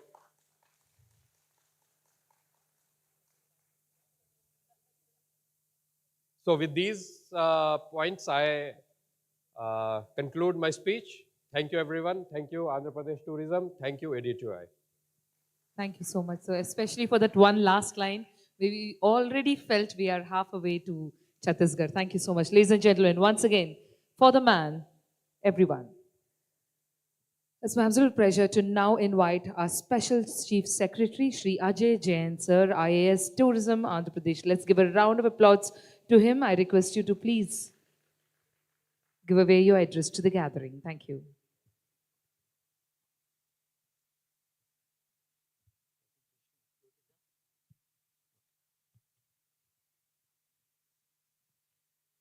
Good afternoon, everybody. Chief guest of today's function, Honorable Minister for Tourism, Shri Kandul Durgesh Garu, Chairman APTDC, Shri Balaji Garu, Chhattisgarh se aaye Chhattisgarh Tourism Board Chairman, Shri Neelu Sharma ji, our MD Amrapalli ji, Shri Vivekacharya, ADTOI President, Shri Ved Khanna, Mr. Ashish Sehgal, and also Mr. Vijay Mohan, and our Executive Director Padmavati Srinivas. Then most important, all the members of ADTOI, members of hotel industries who are present here, and also members of the media. First of all, on behalf of the Government of Andhra Pradesh, our Honorable Chief Minister, Honorable Ministers, and also on my personal behalf, I would like to extend a hearty welcome to all of you who have taken your time to visit this beautiful city, the city of destiny, Visakhapatnam. Friends, I was told by Mr. Vedji that 9 years back, in 2017 also you had assembled here. And again, after 9 years, we are all meeting here. And also, I was told that the last ADTOI meeting was in Kevadia in 2021. So it is almost that after a gap of 5 years, the ADTOI is conducting their conference and so many people have come. So it's a matter of great pleasure for all of us that you all are here. Well, friends, as far as Andhra Pradesh is concerned, already Amrapalli has given some small brief. I think this is a very good platform wherein all the tour operators come, some of the hotel players come, so you can visit some parts of the country, you can see what that particular state has to offer, and also do some good business with the hotel industries. Well, friends, I have a small presentation on Andhra Pradesh. So I would just take you through to the main points, and then of course the Honorable Minister would be presenting the key. Now what Andhra Pradesh has to offer. See friends, as I said, beaches and coastals. So we have more than 1,000 kilometers of coastline. The beaches of Visakhapatnam you would be seeing, the Rishikonda beach, the RK beach, the Bhimli beach, and also we have Sri Lanka beach. So beaches are there. And then ecotourism, nature and wildlife is there. Then of course, temples, you all know, Tirupati Balaji temple, then the Srishalam temple, and also the Shakti Pitams. Here we have Simachalam temple. Then culture and heritage. We have the Grand Canyon of India, Gandikota is there, Lepakshi is there, and the adventure tour operators, those who are in that field. We have got nearby Araku, I'm sure some of you must be visiting, and then rural and tribal and culinary. So I would say we have got the beaches of Goa, and then we have got the temples of Tamil Nadu. We also have the forests of Karnataka. We have the backwaters of Kerala. So why visit all places when you can visit only one Andhra Pradesh? You will find everything. So it is all in one, which is there. Different experiences are there. You can all, see it in one place. That is what Andhra Pradesh has to offer. And then as in terms of domestic tourism actually plays very, very important role. While foreign tourists are important, but then ultimately in India, I think it is the domestic tourists. We have a huge market. We have 140 crore people. So huge market is there. So I think while, foreign tourists will account, for example, in our state, they are hardly less than 0.1%. But domestic tourists, we are number 3rd or number 4th And with now, after this conference, I am sure we would leap to, if not number one, at least definitely to number two. If each one of you also bring at least 10,000 tourists in next 1 year, we will be definitely reaching to number two position. Then in terms of the backwater, you will be surprised. Many people do not know. In Konasima, which is the Godavari, our Honorable Minister hails from that place, beautiful backwaters are there in Konasima. And then also the Grand Canyon in Gandikota Temple I have already mentioned. So these are some of the products which we have to offer. In terms of tourism growth, this year has been particularly excellent for Andhra Pradesh tourism. We have grown by almost 30%, and most of the demand has been driven by domestic tourists only. So as far as Andhra is concerned, we view domestic tour operators as our most valued partners. So you are our most valued customers also, and you would be bringing the clients as far as the Andhra Pradesh tourism is concerned. This is our vision for tourism. Then friends, we have brought out a new tourism policy. Our Honorable Chief Minister, as Beji was saying, he believes that it is the tourism which would be the biggest driver for economic growth. Now we are all seeing the changes which are happening. The way artificial intelligence is coming, it is going to definitely create some jobs, take away many jobs. We do not know which area it would affect. Everybody is struggling. We have got a national AI conference, international AI conference happening soon in Delhi. So we know manufacturing also some jobs may go. But one sector I am sure where jobs will be created is tourism. So that is the importance.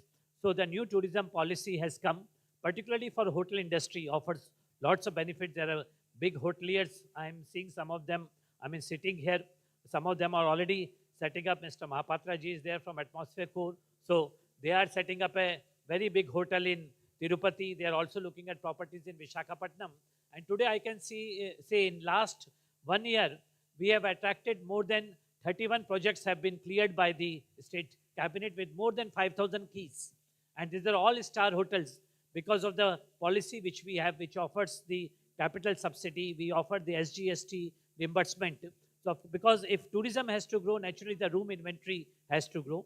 Our total room inventory of classified hotels is only 5,000 as of date and 15,000 others. That means we have only 20,000 rooms. And Honorable CM has given a target. It should be increased to 50,000 by 2029. And already, as I said, 5,000 we have already cleared. And we have signed here only in Visakhapatnam Partnership Summit. We have signed MOUs for 11,000 rooms. And they are not merely MOUs, the projects are getting materialized. The lands are being given, the hotels are being set up. So I am sure that particularly as far as Andhra Pradesh is concerned, Visakhapatnam is going to be a big MICE destination. Here now we have got one international airport which is coming up at Bhogapuram, very close to this place. Direct flight connectivities would be there from most of the metros, which is missing. Veji was mentioning one of the major constraints for Visakhapatnam, Vijayawada and Andhra Pradesh is that flight connectivity from other capital cities is not there. I'm sure that once this becomes, and our Honorable Civil Aviation Minister, Mr. Ram Mohan Naidu, Union Minister, hails from this place only. He is from Shikakulam. So I'm sure that once this airport becomes operational, it would have direct flight connectivity to most of the capitals of the other states. So this is how we are progressing. And here, as I said, so a complete tourism and experience is being provided. We are working on connectivity, the accommodation, as I told. Besides this, we are working on new products also. Now, houseboats. Kerala, we know, has got thousands of houseboats. In Andhra Pradesh now, we are setting up houseboats. Adventure sports also, a lot of potential is there. Caravan tourism is picking up in a big way now. In the last 6 months, we have added 7 caravans have been added. So people now prefer to travel in caravan where they did not have to stay also. They can stop at any place. Caravan parks are being developed in 5 places. So whole new products are being developed. Then experience centers is one. Today's generation, we know, they travel for experiences. It is no longer the sightseeing. It is mostly for Insta Reels and then what they can capture of this. So we are trying to create experience centers also. Then of course, local products, experience centers, etc., which we are developing. Then unmatched connectivity for tourists, road connectivity, rail, port and waterway. We had got cruise now, Cordelia Cruise is operating from Visakhapatnam to Puducherry via Chennai. Some new other cruises are also coming in Visakhapatnam. And then, as I said, major hospitality brands which are present in Andhra Pradesh or which are going to come in Andhra Pradesh. We are getting Oberoi. They are setting up in 5 locations, including Vishakhapatnam, just 20 kilometers from this place. Luxurious Oberoi property is coming up. Mayfair is coming up here in Vishakhapatnam. We have got Radisson Blue right very nearby. Then ITC, they are coming up. Then Myra Group they are setting up here. Atmosphere Core, as I said, they are setting up in Tirupati. Taj is coming up with a new property in Vishakhapatnam. Hyatt is coming up with a new property. Hilton is coming up here only. So I see addition of minimum 3,000 rooms in next 4 to 5 years only in Vishakhapatnam. So it's going to be a major hub. Another day when Honorable Piyush Goyal ji was here for Partnership Summit, he has announced that a Bharat Mandapam would be set up in Vishakhapatnam here. Similar like Bharat Mandapam, a MICE center, exhibition center would be set up. So I think once that is there, and with an international airport with 3,000 star category hotels, rooms, I think Vizag is going to be the place for MICE events and also for weddings. Now, आज मैं जिस hotel में रुका हुआ था वहाँ पे रायपुर की बहुत बड़ी शादी हो रही है. सारे कमरे booked हैं रायपुर से. Because people from Raipur are coming to Vishakhapatnam because of the beach now. So for wedding destinations now people are coming. And the very fact that there are less weddings happening is because we do not have hotel rooms. As of now, only 2-3 star hotels, good hotels are there. But with these new groups which are coming up, I'm sure that whole lot of weddings and events would be happening. So Vishakhapatnam is one place. Tirupati is another place. Tirupati is a place where Lord Balaji resides. So there also people, particularly people from South India, they have a spiritual attachment. They want to perform the weddings there. There are also so many properties coming up. It would become a destination. Another destination which has to watch, in fact, Make My Trip said that the maximum, I was meeting the CEO of Make My Trip, is that maximum bookings in last 1 year in Make My Trip has been from a place called Bapatla in Sri Lanka. Many of you may not be aware. It is the closest beach to Hyderabad. And today it is becoming, you can mark my words, 5 years down the line, it will beat Goa as far as the beaches are concerned. It is such an excellent beach which is there, very good connectivity, very pristine beaches. And so it is a new destination which is developing. So these are some of the circuits and anchor hubs which we have developed. Temple circuits are there. Buddhist circuits are here very nearby. Beach circuits, river circuits, cruise, ecotourism, and seaplane also in 9 places. We are developing the water aerodromes. And now with Government of India announcing the VGF for seaplanes, I'm sure that just like Maldives, I mean, we would also have seaplanes taking off in Andhra Pradesh. Now, districts with unique craft tales, as I said, experience centers are there. We have got this handicrafts and all, but like Araku coffee, it is very, very popular now. So we are trying to propagate it further. So it should reach. Similarly, all these places which I have mentioned, they are famous for handlooms and handicrafts. Now we are trying to develop the experience centers here. So these are some of the eco retreats, the Papi Kondalu, the belt of Konasima and all. Excellent places, the Koringa Sanctuary and all. So I think more needs to be explored.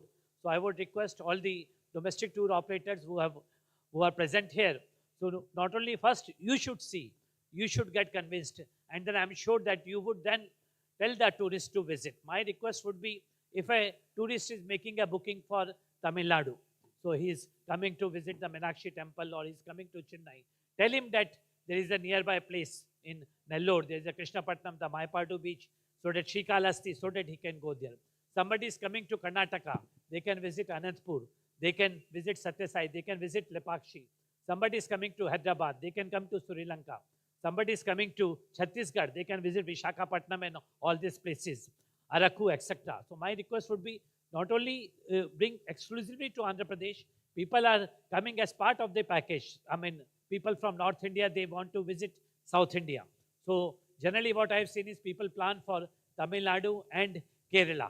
And then Karnataka and Andhra Pradesh are generally missed out.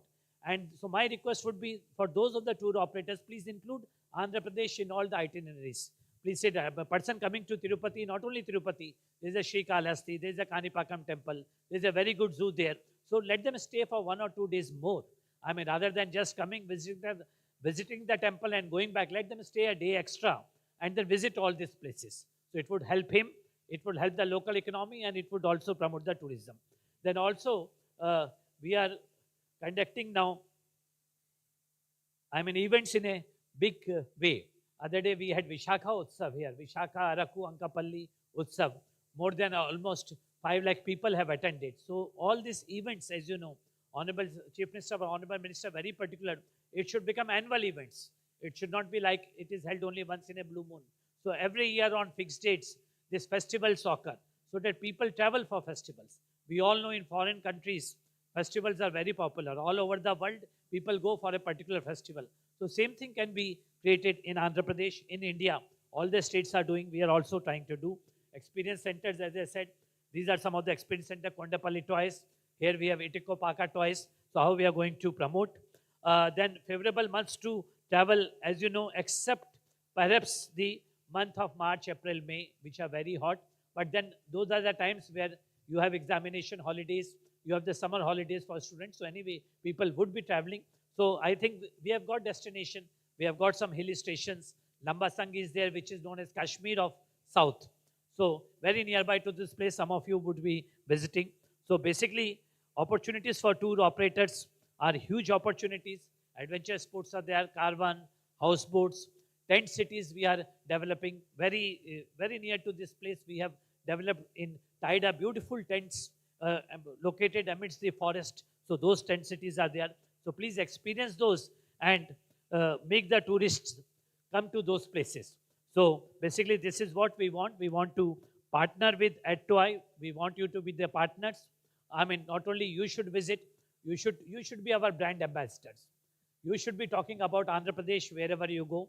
After this meeting, you have seen it, because when she asked, the MC asked how many are visiting Visakhapatnam for the first time, I was surprised, many hands raised. So that means many of you are visiting Visakhapatnam for the first time. So my request would be, it should not be only the first time. As far as Vishakha is concerned, you have got beautiful beaches you can see. There's the Kailashgiri Hills. We have got recently a new glass bridge which has opened. Please make it a point to visit. There is a Simachalam temple nearby. We have got a very beautiful resort. Mr. Raja Babu from Sunrise Resort is here. I mean, he has developed a very eco-friendly resort. I would urge all of you to visit that place. And there is the Adventure Sports Park also. So please visit all these places, be our brand ambassadors, and then bring, at least my request would be to conclude, I would say, आप लोगों को, हर आदमी को, हर tour operator को कम से कम 10,000 लोग आंध्र प्रदेश में next 1 साल में लाने हैं, और हर समय आंध्र प्रदेश की बात करनी है। और जो मीडिया फंक्शनरीज आए हैं, मेरी रिक्वेस्ट ये है कि आप अच्छे से अच्छी इसको कवरेज करिए। आपकी बहुत ज़्यादा रीच है हर जगह, सोशल मीडिया में और जो कि डिजिटल मीडिया है, प्लस प्रिंट मीडिया में भी, जो भी मैगजीन्स हैं, जो भी पेपर्स हैं, इसके बारे में, इस इवेंट के बारे में, आंध्र प्रदेश के बारे में ज़्यादा से ज़्यादा प्रचार करिए, जिससे ज़्यादा से ज़्यादा लोग आएँ। अगर फ़ायदा होगा तो फिर, एंड वन मोर थिंग, अगले साल नॉट ओनली ये जो आयोटा का इवेंट भी विशाखापट्टनम में ही हो रहा है सितंबर में। So not only the domestic tour operators, sir even the iota जो कि फॉरेन टूर ऑपरेटर्स हैं, वो भी सितंबर में हम लोग विशाखापट्टनम में ही मिल रहे हैं। So this is I mean synergy which Andhra Pradesh tourism is doing. So I would request all of you to be our partners and be our brand ambassadors. Thank you one and all.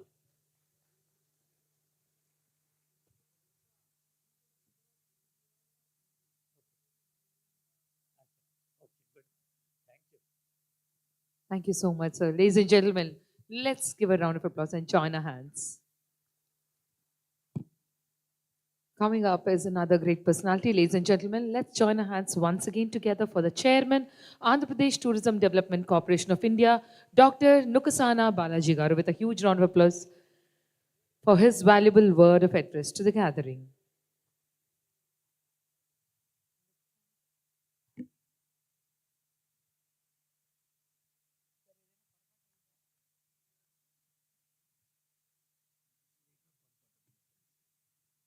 Sana Balaji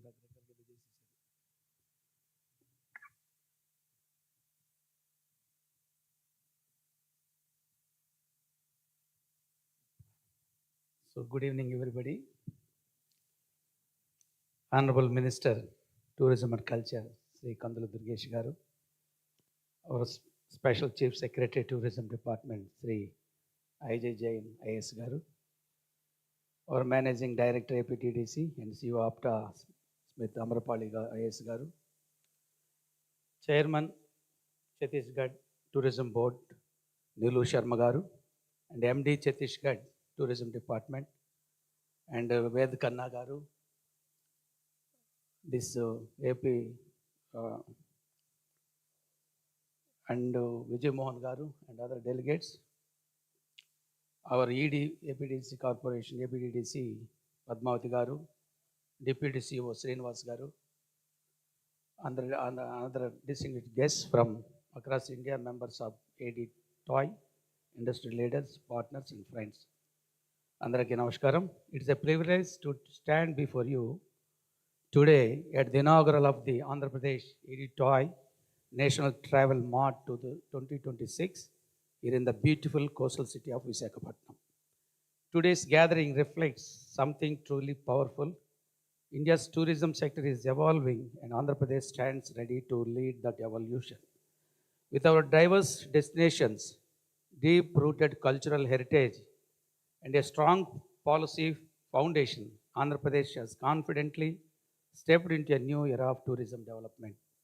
Tourism cannot go in silos.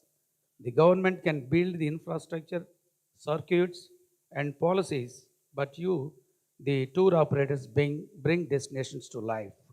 You are the bridge between travelers and our state. You are the storytellers who shape the first impression of Andhra Pradesh. That is why the synergy between APDDC and the ADTOI is not optional, it is essential.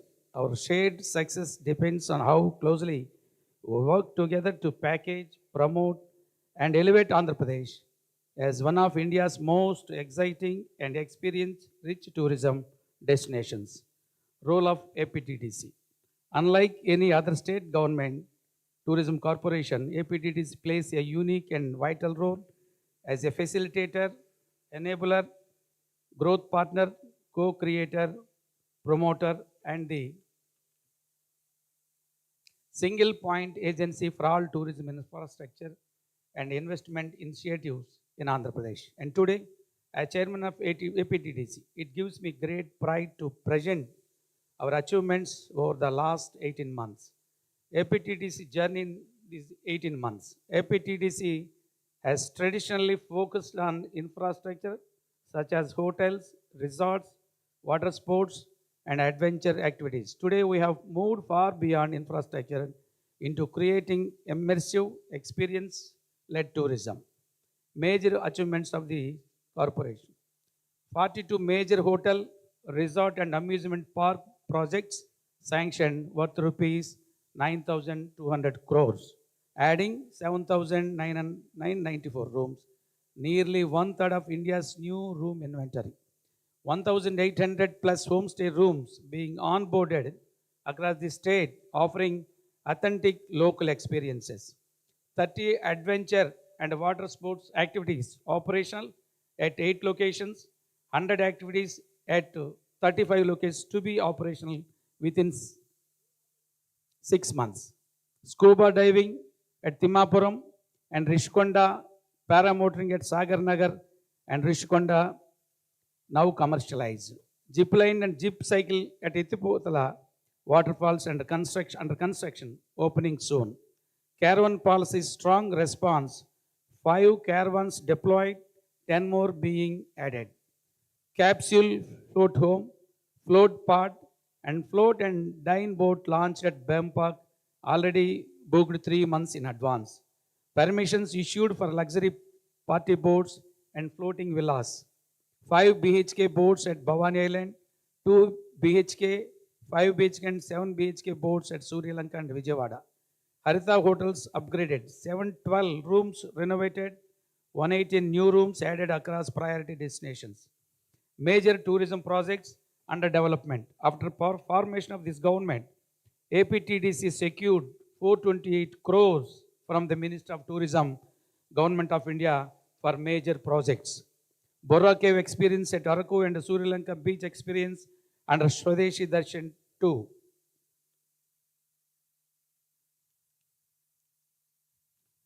Gandikota, enriching the fort and gorge experience, and Akhanda Godavari project, reimaging Havelock Bridge and redevelopment of Pushkar Ghat at Rajahmundry under Saski scheme. Temple development at Simachalam and Annavaram under Prasad scheme. Development of Ahobilam as a spiritual odyssey and Nagarjuna Sagar as a world-class Buddhist destination under challenge-based destination development.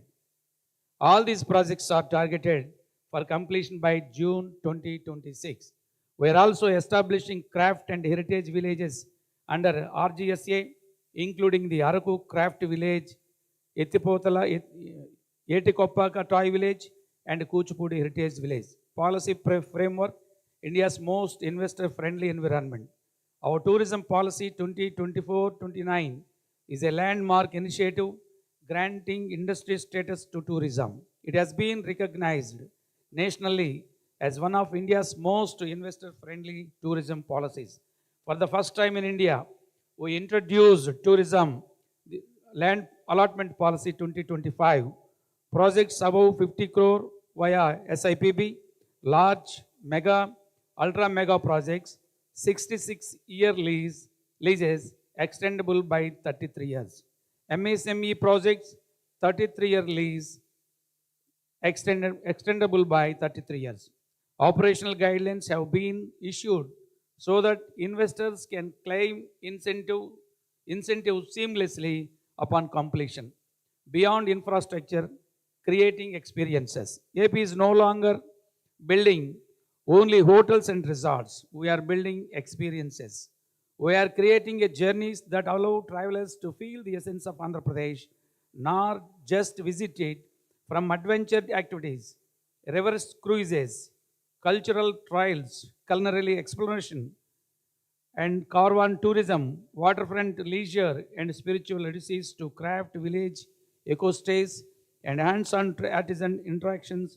Our goal is to ensure every traveler experiences Andhra Pradesh in a deeper, more meaningful, and more immersive way.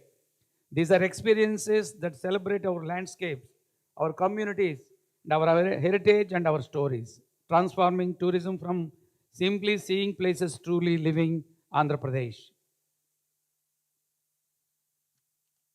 Finally, looking ahead, our focus will remain on sustainable tourism, green mobility, and digital innovation. We aim to strengthen public-private partnerships, develop eco-friendly infrastructure, and promote inclusive growth.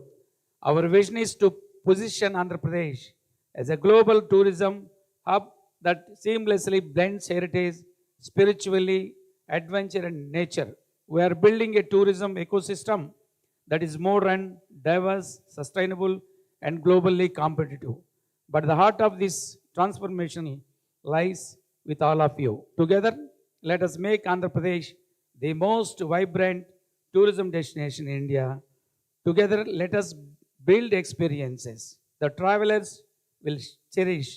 And together, let us take AP tourism to new heights of innovation, investment, and impact.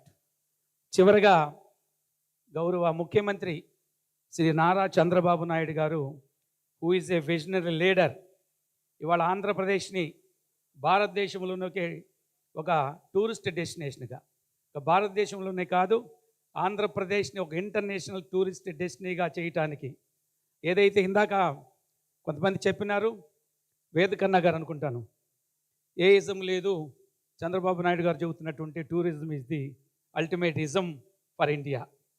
ఆ దృక్పథం నుంచి, ఆ దృక్కోణం నుంచి, ఆలోచన నుంచి గౌరవ ముఖ్యమంత్రి చంద్రబాబు నాయుడు గారు నిరంతరం అహరహరం కృషి చేస్తూ శ్రమిస్తూ ఆంధ్రప్రదేశ్ టూరిజంని అభివృద్ధి చేయటానికి, అందులో టూరిజం అధికారులందరూ కూడా పేరు పేరున ఇవాళ ముఖ్యమంత్రి చంద్రబాబు నాయుడు గారు ఆలోచన ఏదైతే ఉందో, గౌరవ మంత్రివర్యులు మన కందులు దుర్గేష్ గారు, సెక్రటరీ గారు, ఎండి గారు, all the employees or the officials of the AP tourism ఎవరైతే ఉన్నారో, చంద్రబాబు నాయుడు గారు ఆలోచనలకు అనుగుణంగా వారి స్ఫూర్తిగా వారి ప్రేరణతో వారు ఏదైతే ఆంధ్రప్రదేశ్ని భారతదేశం ఒక అగ్రగామి టూరిజం సెంటర్గా తయారు చేయాలనుకుంటున్నారో, ఒక ఇన్నోవేటివ్ హబ్గా తయారు చేయాలనుకుంటున్నారో, అది గౌరవ ముఖ్యమంత్రి గారు ఇచ్చిన ప్రేరణతో మేమందరం కూడా ఆంధ్రప్రదేశ్లో టూరిజంని ఒక ఇంటర్నేషనల్ డెస్టినీగా తయారు చేయడానికి కృషి చేస్తున్నాం.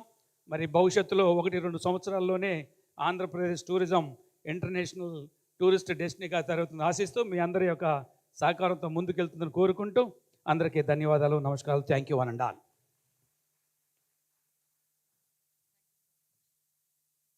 Thank you very much, sir.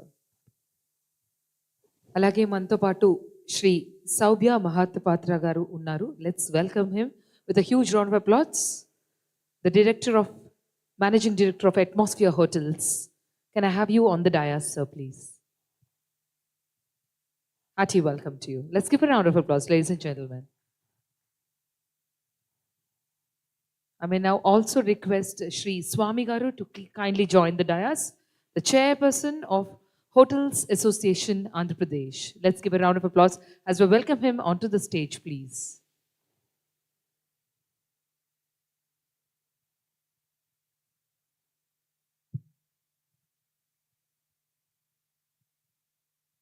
It's time to call upon another voice, a leading voice. Ladies and gentlemen, let's give a round of applause as we welcome Shri Neelu Sharma sir, the chairman, Chhattisgarh Tourism Board, onto the dais to have a few words with all of us. Let's give a round of applause. Thank you.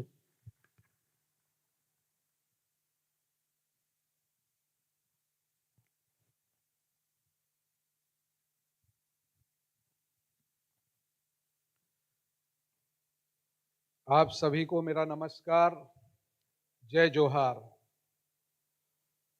Andhra Pradesh के विशाखापट्टनम में आयोजित ADTOI national travel mart 2026 के इस आयोजन के अवसर पर मंच पर उपस्थित आंध्र प्रदेश के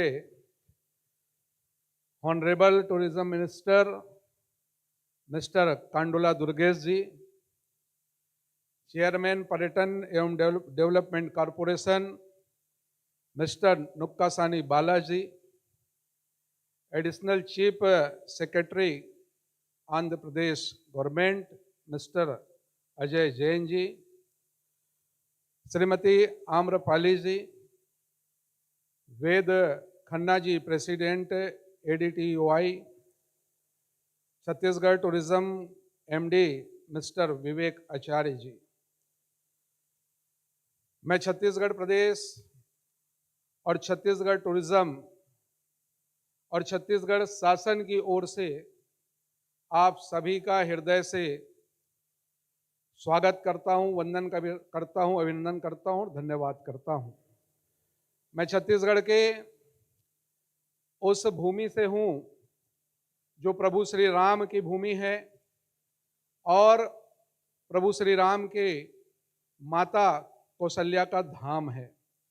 मैं छत्तीसगढ़ प्रदेश की तरफ से इस आयोजक संस्था ADTOI का सर्वप्रथम धन्यवाद करता हूं और आपसे रिक्वेस्ट करता हूं कि आप छत्तीसगढ़ का चैप्टर जो है वो अलग खोलिए, क्योंकि MP से छत्तीसगढ़ जो है 125 ईयर हो चुका है अलग हुए। तो निश्चित रूप से मैं ऐसा चाहूँगा कि आप छत्तीसगढ़ का चैप्टर जो है वो अलग खोलेंगे, जो इस मंच के माध्यम से आंध्र प्रदेश के साथ साथ विभिन्न प्रदेशों के पर्यटन खूबियों को हितग्राहियों तथा हमारे स्टेक होल्डर तक पहुंचाने तथा विचारों का एक दूसरे से साझा कर भारत को पर्यटन खूबियों से भरा देश बनाने और इस बात को जन जन तक पहुंचाने एक महत्वपूर्ण कड़ी का काम कर रही है। मेरा मानना है कि सभी ट्रेड एसोसिएशन को एक निश्चित उद्देश्य से देश को पर्यटन को बढ़ाने इसी प्रकार का कार्य करना चाहिए। इस मंच का जो यह विषय है वो अलग अलग राज्यों में आपस में जुड़े हुए धार्मिक स्थलों को एक सर्किट के रूप में विकसित करना और तीर्थ पर्यटन की योजना बनाकर उसको बढ़ावा देना है। हमारा छत्तीसगढ़ राज्य 7 राज्यों से जुड़ा हुआ है, जिसमें आंध्र प्रदेश भी जो है एक मुख्य रूप से जो है राज्य है। मेरा ऐसा मानना है कि आज का यह जो कार्यक्रम है ये धार्मिक एवं अन्य पर्यटन सर्किट एवं पर्यटकों का पसंदीदा यह स्थान और यहाँ स्थानीय समुदाय के पर्यटन सर्किट के मूल आधार को बनाकर रखेगा।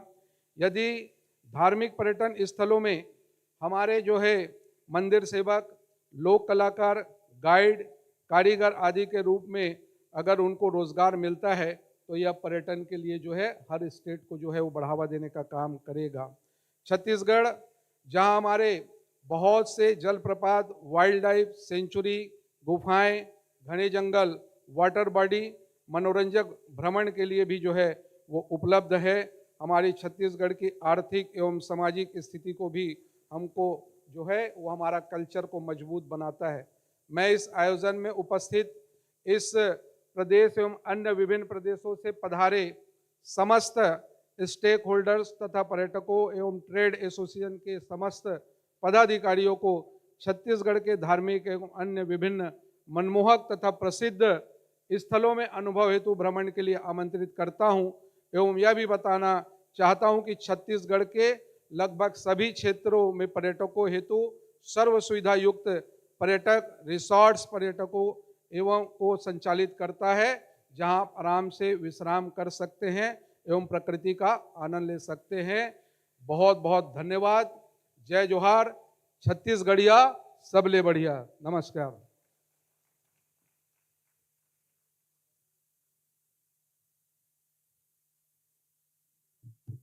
Thank you so much, sir. So before we all have been waiting to to listen to our valuable Honorable Minister of Tourism. But before that, I'm very happy to announce the Andhra Travel Partners Registration Portal launch. I would now request our Honorable dignitaries to join along with our Honorable Minister to do the portal launch. Can we have the remote, please?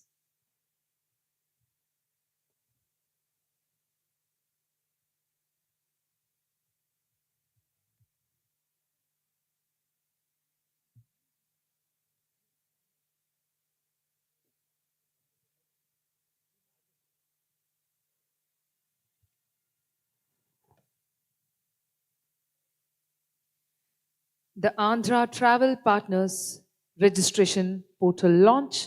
Ladies and gentlemen, give a round of applause as the portal is launched by our Honorable Minister of Tourism, Cinematography, Shri Kandula Durgesh Garu.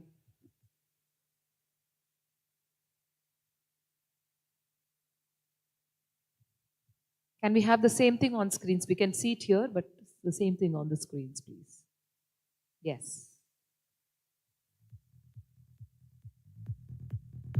Yes, give a loud round of applause, everyone. There goes Andhra Pradesh Tourism Travel Partners dashboard. You can see the portal.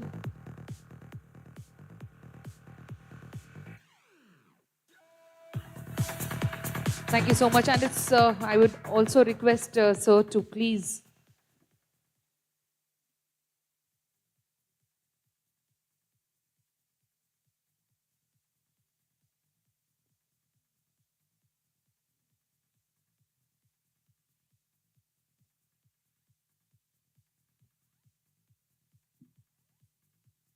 we will have one more launch, but before that, it's my immense pride and gratitude to invite a dynamic force behind Andhra Pradesh technological and tourism growth, a leader who's committed to progress and digital excellence, our Honorable IT and Tourism Minister.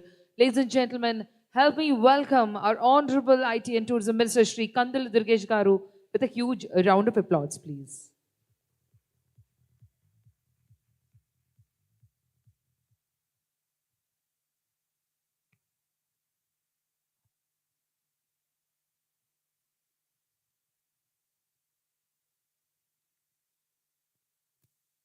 Honorable Neelu Sharma ji, Chairman,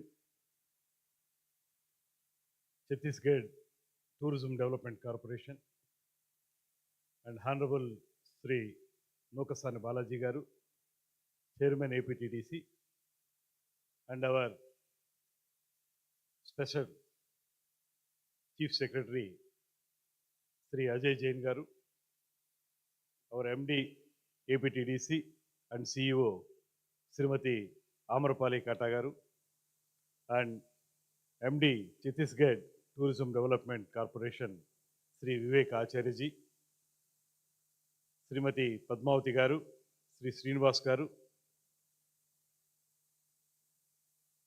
the President of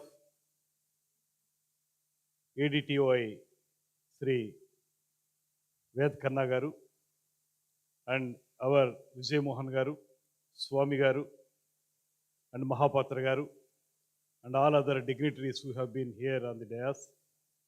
And more importantly,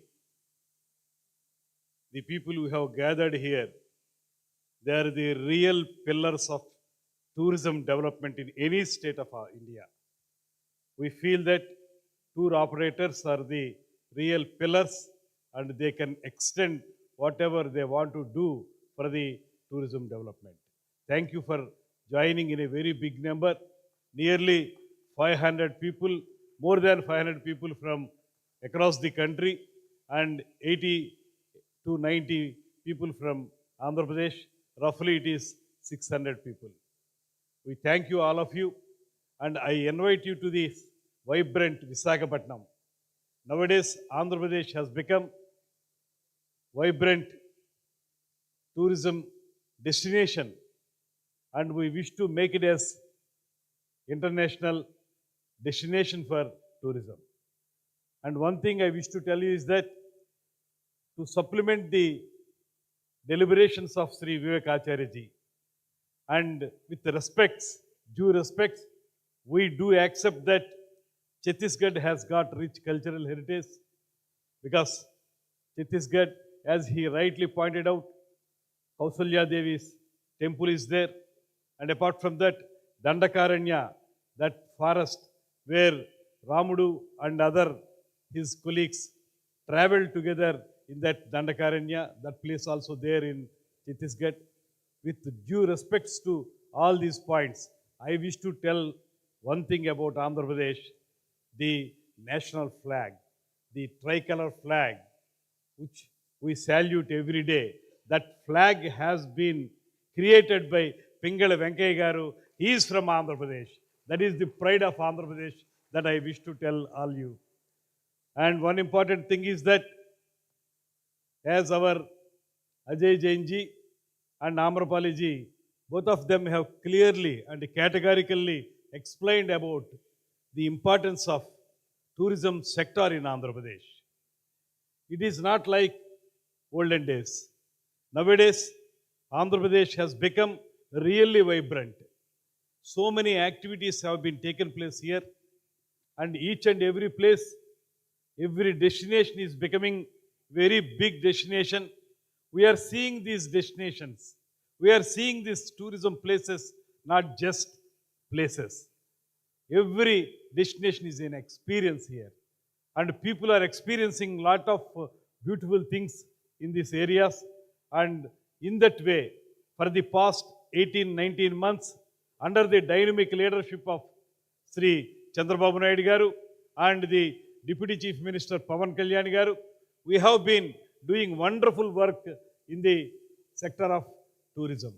And basically what we thought is that though the government is very actively making policies, you must be knowing that 24-29, for 5 years, we have developed a beautiful policy for tourism. And moreover, recently, our Chief Minister has accorded industry status to the tourism sector also. Because of that, now tourism sector is gaining momentum in Andhra Pradesh. And because of that, several people are coming forward. And with these proper policies, we have been developing Andhra Pradesh as a tourism destination. Then we come to the participation. Naturally, we see that several investors are coming forward. In the past 18-19 months, we could able to mobilize more than 20,000 crores of rupees as investments in Andhra Pradesh for various activities like hotels, thematic parks, and resorts and whatnot, everything. So that is participation. And then we talk about the process. Now, the process is very clear in Andhra Pradesh that if anybody comes here, they want to start any tourism activity in Andhra Pradesh, there is no hazard for them. There is no hindrance for them. They can as well start up whatever activity they can want to do. That single window system has been developed in Andhra Pradesh, and because of that, several people are coming forward. We have seen just now on the dais itself, Atmosphere Corps President is there here, and all the people who have been coming here, they are facing very good atmosphere and congenial atmosphere in Andhra Pradesh for taking up investments. So that is the story of Andhra Pradesh. Now I wish to talk about all the tour operators. Actually, though we develop so many policies, they have been executing in a very good way with our executives. But ultimately, if anybody wants to take these policies to the grassroots, naturally, tour operators are the key players in developing this type of execution. So I request all the people who have gathered here, please take up this activity. For the coming 1.5 days, you will be having so many panel discussions. Apart from that, you will be going to visit so many places also. You please see these places. Once you feel that this is a good place, once you feel that this will become a good experience, then you please propagate it. Then you please make inbound tourists to Andhra Pradesh. Actually, we have got outbound operators, outbound visitors to various other places, but we request all of you that, especially I request our Vijay Mohan Garu that please take up inbound tourism as a key role in this whole activity. So if we take up that activity, if you extend your total support to us, definitely Andhra Pradesh will become very good international destination for tourism. That is what I wish to tell you is that, and we developed so many activities here. Land allotment policy, which has become very easy. Now, anybody wants to take up any tourism activity, Government of Andhra Pradesh, in public domain, we have shown whatever the land is available, land parcel is available, we're showing it. And if anybody wants to take up any activity, they can as well apply through APTDC and they can take up the activity within no time. So that is one activity, and we are developing caravan policy. Caravan policy nowadays that has become very good momentum, that got very good momentum. From Visakhapatnam to Araku, that caravan is going very well, and we are going to have homestays also. Homestays, especially in Andhra Pradesh, lot of old houses are there which resemble the oldest rural atmosphere in our areas. So we are developing homestays. For that also, we have brought one policy. And apart from that, tent cities also we are going to take up. And like Kumbh Mela in North, we are going to have Pushkarams in Godavari shortly in the year of 2027, March, June, July. We are going to have that Pushkarams for Godavari Pushkarams. We are going to develop it in a very big way. For that also, I request all the tour operators to take up this activity also to boost tourism in Andhra Pradesh. And apart from that, investor-friendly policies we are taking up, and cruise and eco-tourism. As our Ajay Jainji and Amrapaliji, both of them have clearly explained whatever going on there in Andhra Pradesh and whatever policies we are taking up and what is the latest developments and how the investors are coming forward to invest in Andhra Pradesh. All those things they have explained very clearly. Once again, I wish to tell is that through the AP tourism policy and Swarnandhra Tourism Vision 2047, we are strengthening our tourism activity. Actually, on the lines of Vikasit Bharat, we are also developing Swarnandhra 2047. In center in the country, we have got Vikasit Bharat coined by Sri Narendra Modi ji. In Andhra Pradesh, on the same lines, we are developing Swarnandhra 2047. So, in order to achieve that goal, in order to reach that goal, we are developing tourism in also very big way. We feel that once the tourism activity is developed, on one hand, we will have good economy, and apart from that, lot of jobs will be developed in that sector. So, those unemployed people will get jobs if tourism develops. That's why our Chief Minister always says that we have seen communism, we have seen socialism, we have seen all other isms, but only one ism, everlasting ism is that tourism is the only ism what he says. So in order to achieve that goal, we are taking up it in a very big way, and we request all of you that please take up inbound tourism in our Andhra Pradesh, so that Andhra Pradesh will show you a good and beautiful Andhra Pradesh to all the people in India as well as other countries also. So our APTA and experience centers also we are going to develop. We are launching APTA travel partner registration platform to build a trusted operation network. And with 100 plus experience centers empowering artisans and culture, AP is emerging as India's experience capital. Really, you might have seen that ADTOI toys and the other Weaver's collection here in the showcases we have shown. You see that one, the art behind that one, the artisans, variety of artisans activities, you see that. Those are the things which we can promote across the country as well as outside the country also. The Araku coffee, which is nearby to Visakhapatnam, Araku coffee has become world famous coffee brand nowadays, and Araku coffee is giving you beautiful taste also. You please taste it. That shop is also there outside.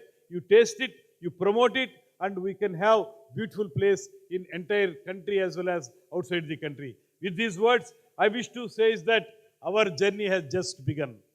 It is not so far we have gone, but for the past 18 months, we are being very much vibrant, and Andhra Pradesh is a real destination for all the tourism activities, not only pilgrim tourism, not only eco-tourism, not only adventure tourism, wellness also. The health tourism is also, medical tourism is also, everything what not. If you come Andhra Pradesh, you can experience all sorts of tourism activities in Andhra Pradesh. So we say that let us move forward together. What I request you is that tourism is about people. What we say is that it is not just going to a place, staying there for one day, coming back in the night. It is not tourism what we feel. We feel that it is about people. It is about experiences, and it is about livelihoods of the people. So it is the main aim of Andhra Pradesh tourism, and we are going to take up it in a very big way in coming years. We humbly request all of you to give us some support. Since we are giving good policies and friendly policies in Andhra Pradesh, you also be part of this activity. You please extend your cooperation to develop Andhra Pradesh as inbound tourism place, and you please make sure that this particular workshop would enable all of us to have more and more insights regarding development of tourism in Andhra Pradesh. Finally, I wish to tell is that as Chhattisgarh, Bhadia, something you said, now I say that Bhinnatvanlo Ekatvam. Sakse Bhadia. Bhinnatvanlo Ekatvam. Diversity, we have got diversity in languages, in our language, diversity in culture, diversity in our other activities, but still India is one. Diversity with unification is there. Bhinnatwalo Ekatva is our Telugu word. Sarve Jana Sukhino Bhavantu. Not only our Andhra Pradesh, not only Chhattisgarh, not only a particular state, Sarve Jana Sukhino Bhavantu. That is what our central government is also telling, that Vasudaika Kutumbakam. That is what Prapancham anta kuda oka chakkati kutumbanga undali. Every human being should be one and should be equal, and all should be in a very good way. And Sarve Jana Sukhino Bhavantu, Sakala Janabhivrudhe mana laksham అనేటువంటి మాటని మరొకసారి తెలియజేసుకుంటూ జై హింద్, జై తెలుగు తల్లి.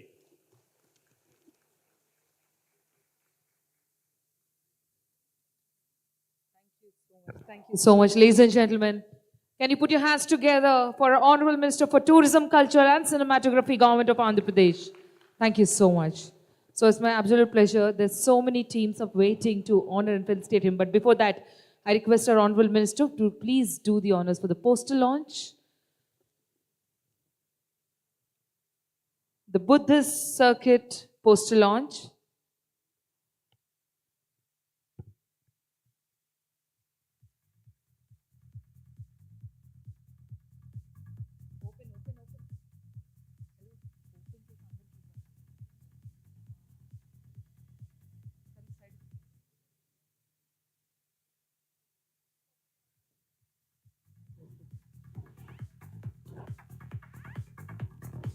Requesting all dignitaries to join. Can we spread up a little bit on the dais while we are doing this, because we have amazing pictures to be captured and moments to be restored in our lives.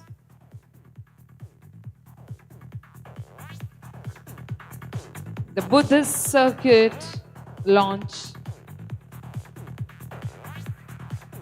And here is the poster, ladies and gentlemen. Let's give a round of applause, congratulating the entire team.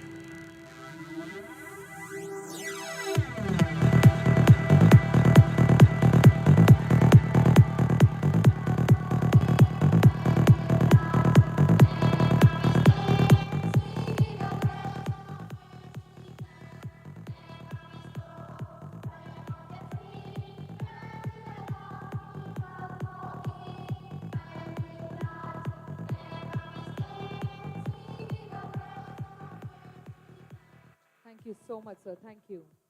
Ladies and gentlemen, we have various chapters wanting to felicitate our honorable dignitaries and our honorable minister from various associations. Ladies and gentlemen, let's give a round of applause as we quickly invite ADTOI UP. Let's give a round of applause as we welcome them.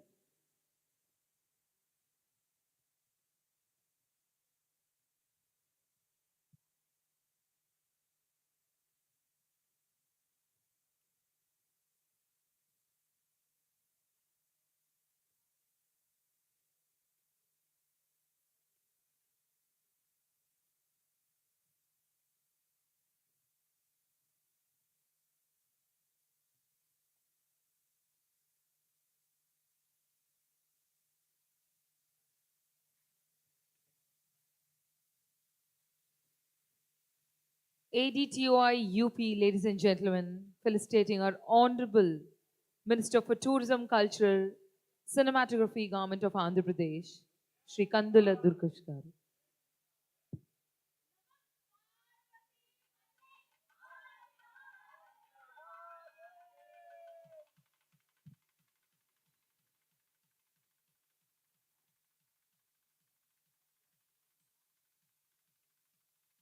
Thank you so much, everyone.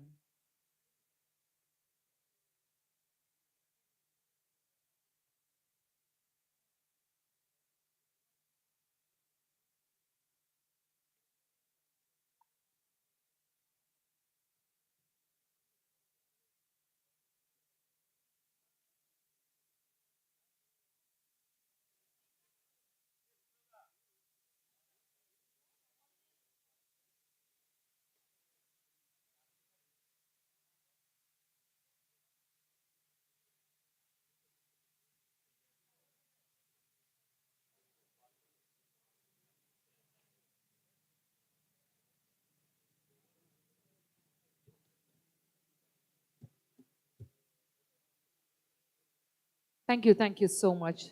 Thank you, everyone. Thank you. I request all of you to kindly clear the stage while we invite ADTOI Bihar to quickly come up on dais.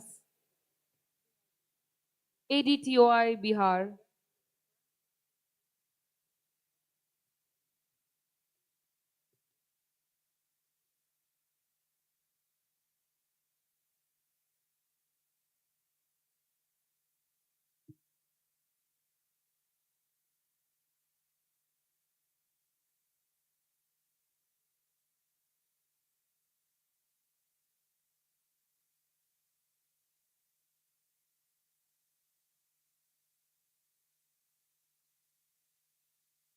Thank you so much.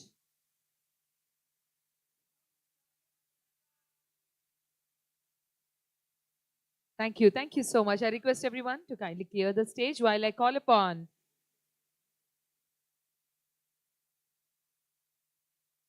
Can we clear the dais for ADTOI Gujarat, everyone?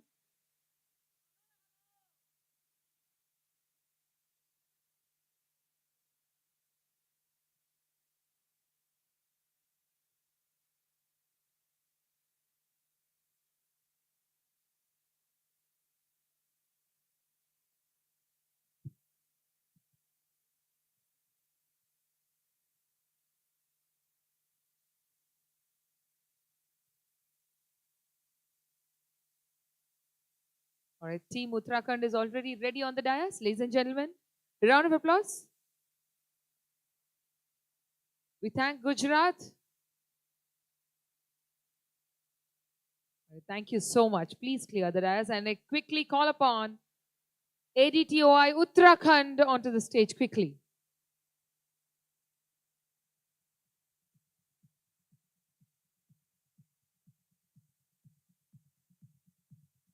Uttarakhand can please go onto the stage.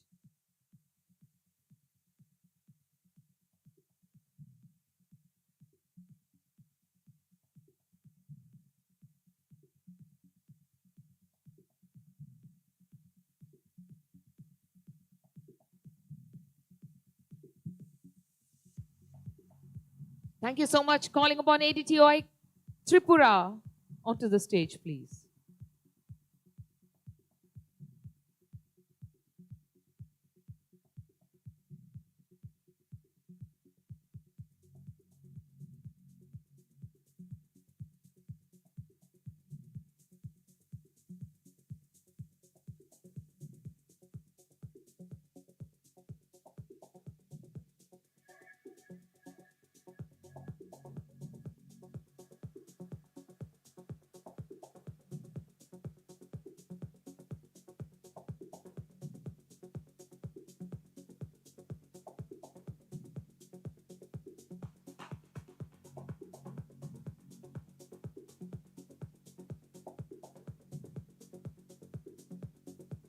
Thank you. Thank you so much. Thank you, everyone. Kindly clear the stage. So now that we have come to the end of the session, I request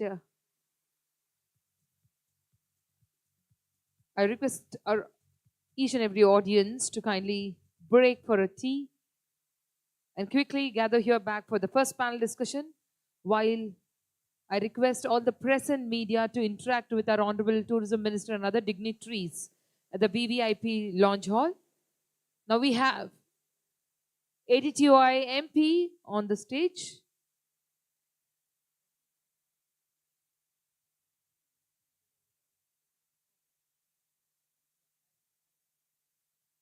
Team MP on the stage. May I request Team Andaman to please quickly come for a group photograph. Thank you. I now request our delegates to kindly break for a tea.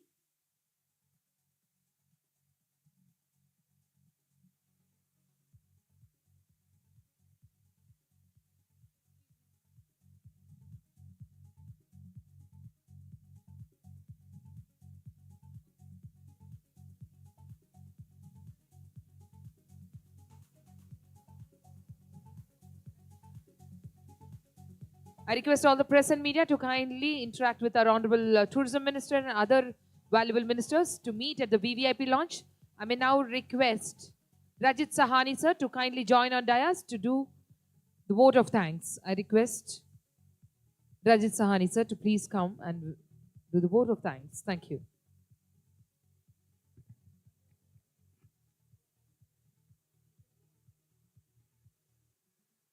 Honorable Minister of Tourism, Garu Kundle Durgesh ji, senior dignitaries from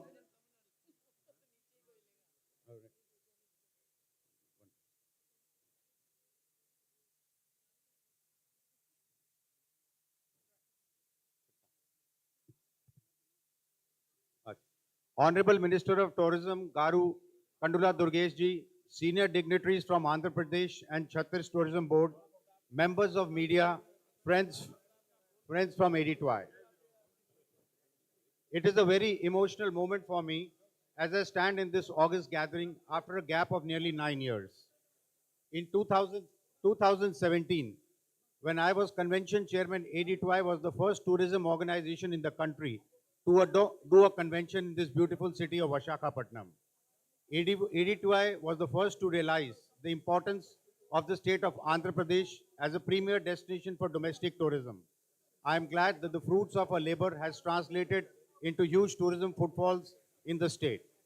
Honorable Chief Minister Garu Chandrababu Naidu ji presided over a convention in 2017, We anxiously waited him to come back so that we can do our travel mat. He has indeed been a lucky mascot not only for ADTOI but for the state of Andhra Pradesh, a true champion. We are truly blessed to have him. I am greatly indebted to Honorable Minister of Tourism, Kandula Durgesh ji, Ajay Jain ji, Amramali ma'am, who constantly guided us in the journey leading to this travel mart. I am thankful to all my members, friends from media who participated in such numbers in making this event a grand success. I would be failing in my duty if I do not mention the key role played by my office bearers, executive council members, and chapter chairmen who tirelessly worked for this mart.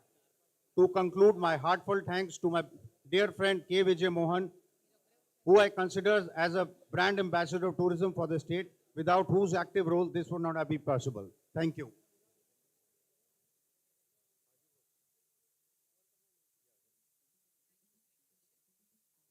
Thank you so much, sir. Thank you very much. Ladies and gentlemen, I request all of you to kindly break for a tea for some time. We have Ved Khanna sir to have a word. An important announcement to be made, just kind attention. You know, what a blessing in disguise, the presence of Chhattisgarh Tourism Board, Neelu Sharma ji and MD Vivek Acharya ji.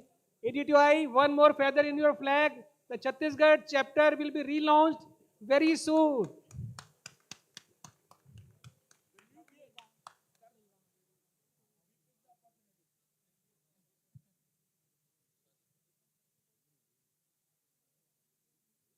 Once again, thank you so much, ladies and gentlemen.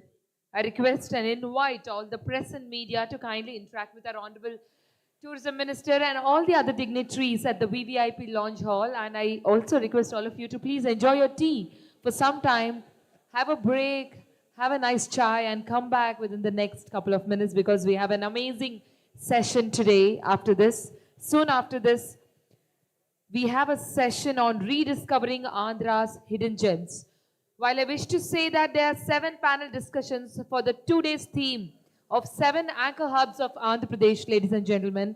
The first panel discussion today at 4 p.m., I mean to say in some more time, would be rediscovering Andhra's hidden gems. So within the next 15 minutes, we are rejoining here back for this session, the first panel discussion. Each panel discussion will have the backdrop on the screen and you can have a word through.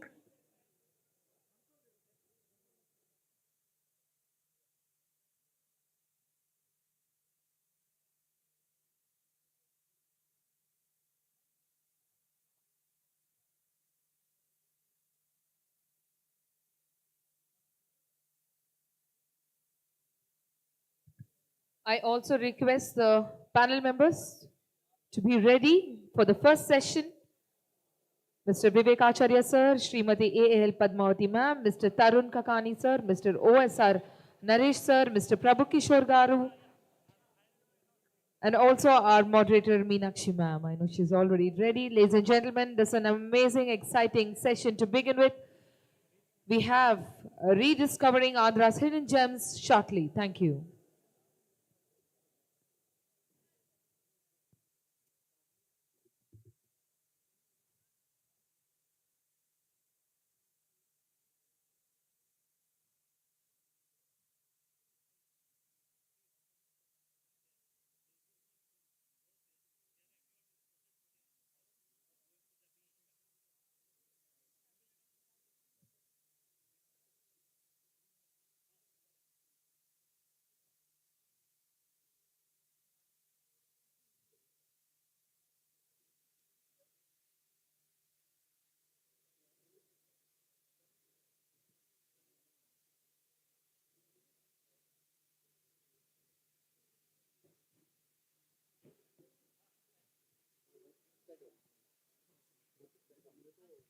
Friends, we have the hop on and hop off bus. There'll be rides after the event is over to your respective hotels. Anybody who wants to take it can take a free ride to the venues. Okay, that is one. And two, on each of these table there is a thing that you can scan, which has a digital library of all the participants, buyers and sellers in that particular QR code. Please scan. It's available on every table. Just scan that.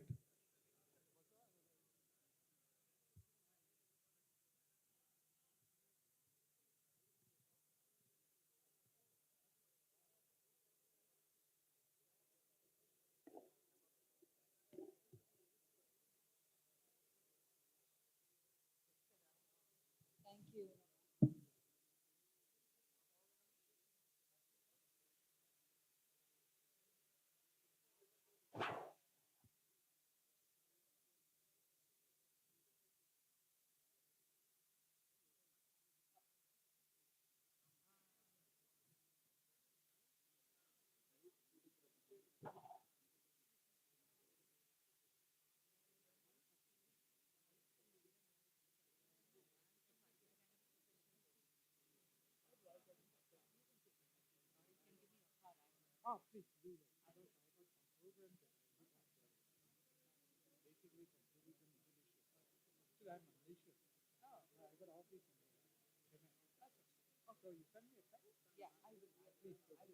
name again?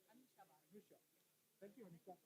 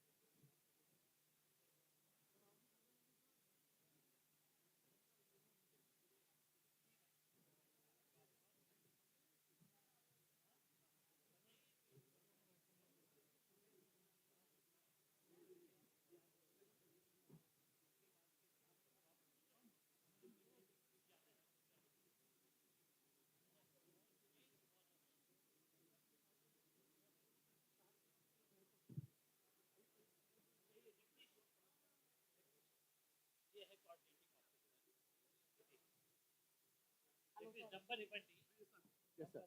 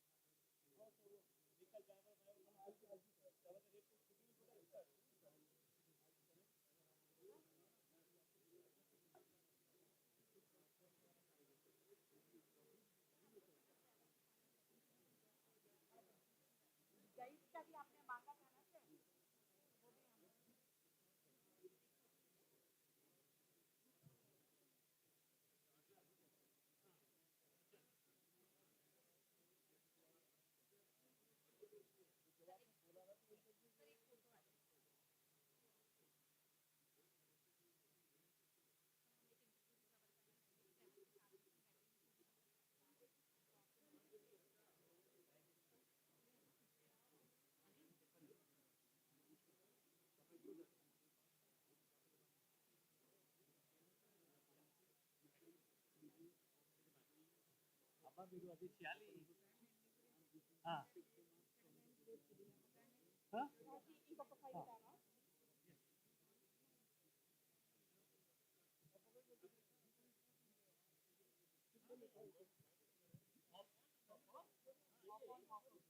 Yeah, yeah. 3 buses are there.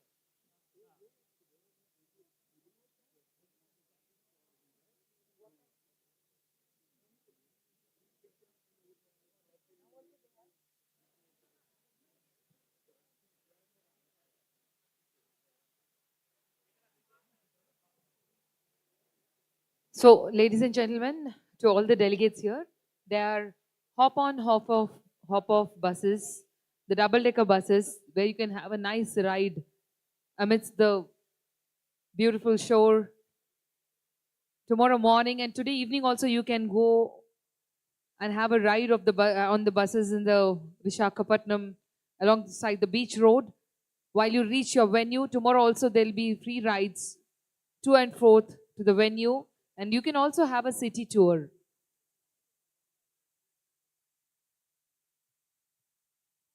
Once again, I request all of you to kindly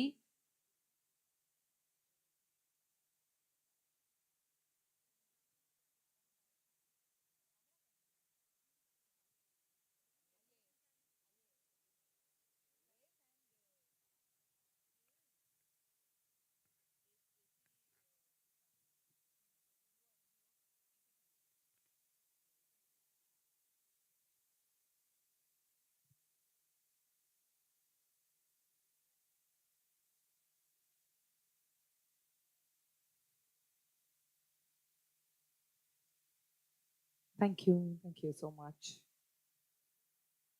I request all the delegates to kindly break for the tea.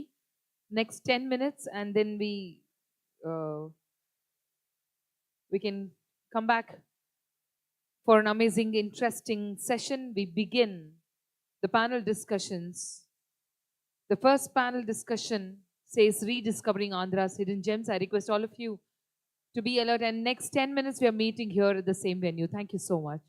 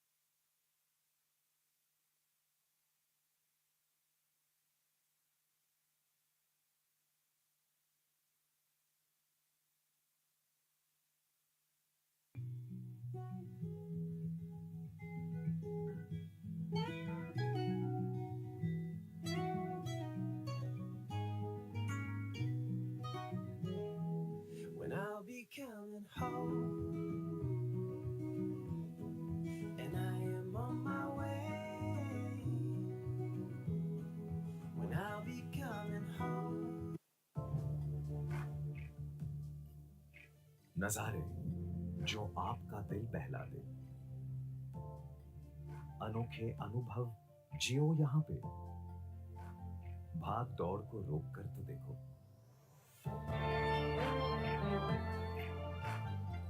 Gandikota को आपका इंतजार है। कब मिलेंगे हम? Andhra Pradesh tourism.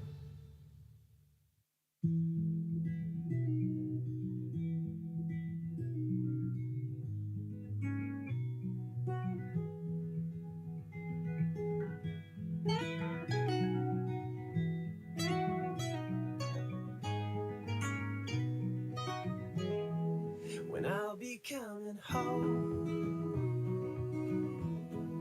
and I am on my way. When I'll be coming home, I wanna see you play the music of your heart.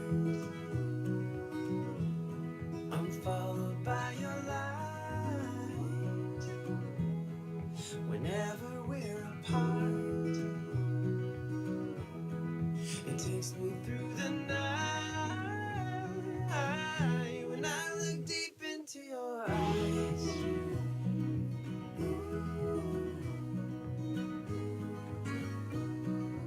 oh, when I look deep into your eyes.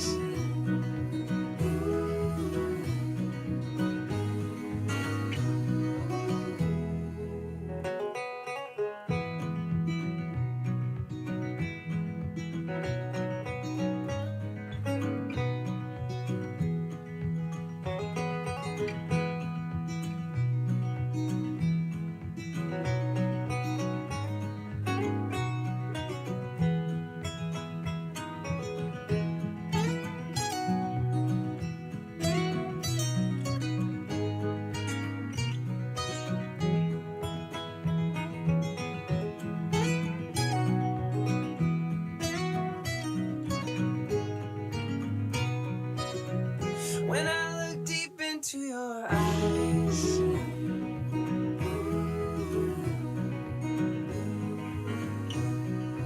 oh, when I look deep into your eyes,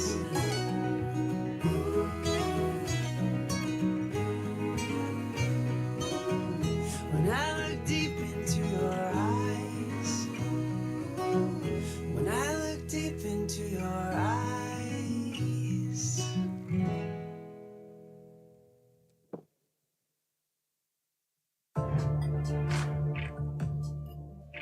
नजारे जो आपका दिल बहला दे। Check sound. Yes, ladies and gentlemen, I request everyone to kindly settle down quickly. We are about to start the panel discussion number 1. So we have 7 panel discussions for the 2 days theme of 7 anchor hubs of Andhra Pradesh. Ladies and gentlemen, I request all of you to kindly settle down quickly. For the first panel discussion, I request all our friends who are outside also can pleasely come inside.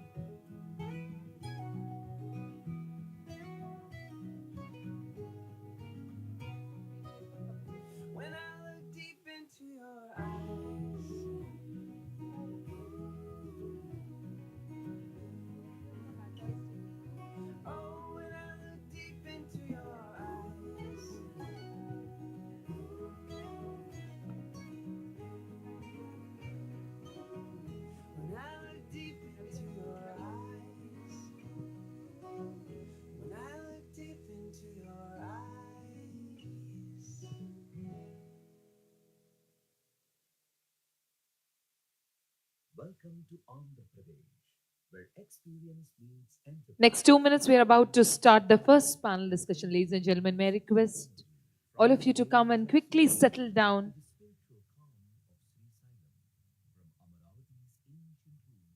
The creative villages of tomorrow, Andhra Pradesh is building immersive, inclusive, and future-ready tourism ecosystems under the visionary leadership of Honorable Chief Minister Nara Chandrababu Naidu. The tourism policy 2024 to 2029 marks a bold shift aligned with Swarnandhra 2047 and Viksit Bharat 2047, a move from sightseeing to soul seeking. At the heart of this transformation is digital innovation. Soon, an AI-powered tourism super app will let visitors plan trips, book stays, access multilingual guides, follow AR trails, visit virtual museums, and make seamless payments all in one platform. Across 100 plus destinations, interactive maps, QR-based navigation, and AR storytelling will bring history to life. Real-time dashboards will track visitor trends and drive agile, data-backed policy decisions. From investors, a single window portal ensures transparent, fast-track approvals and real-time project monitoring. Skill hubs and apprenticeship models are preparing youth, women, and tribal communities to lead the tourism economy. The creative economy is rising. From Kondapalli to Araku, artisans are reaching global markets through digital souvenir platforms and e-commerce, preserving heritage, expanding enterprise. At destinations like Gandikota, Mangalagiri, and Maridumilli, physical journeys are enriched with interactive digital layers. The growth is measurable. GVA will rise from 4.6% to 8% by 2029. GSDP will scale from 70,000 crores to over 2.4 lakh crores. Over 20,000 hotel rooms and 5,000 experiential homestays are being developed. 7 tourism anchor hubs, Araku, Vishakhapatnam, Rajamandri, Amaravati, Srisailam, Gandikota, and Tirupati, power a network of curated circuits. Buddhist Circuit, Vishakhapatnam to Amaravati and Nagarjunakonda, Coastal Circuit, Bhimili to Machilipatnam to Nellore, tribal trails across Araku, Lambasingi and Paderu, sacred journeys through Srisailam, Tirumala and Ahobilam, rural and craft circuits where culture meets livelihood. This is a district-driven tourism transformation where every destination tells a story of progress. Tourism in Andhra Pradesh is not just a sector, it's a growth engine. It drives investment, generates jobs, uplifts communities, and enhances the quality of life. Andhra Pradesh is emerging as India's capital of experience, a cultural powerhouse, an economic engine, and a living heritage of the past, present, and future. This is Andhra Pradesh, where the world finds a home.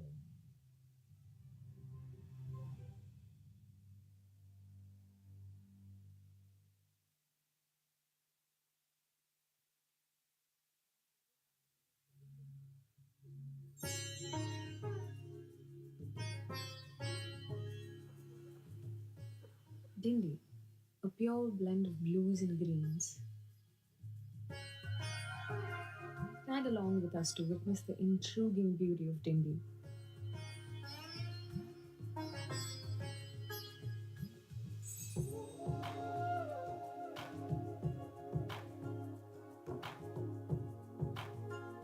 Ladies and gentlemen, may I request all of you to call all your fellow friends also into the arena.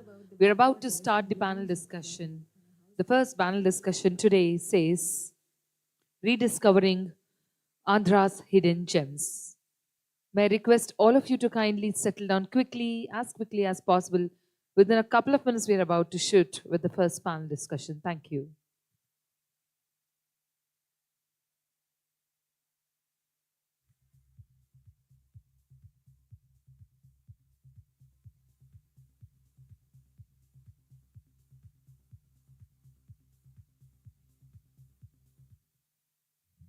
जो आपका दिल बहला दे। अनोखे अनुभव जियो यहां पे, भाग दौड़ को रोक कर तो देखो।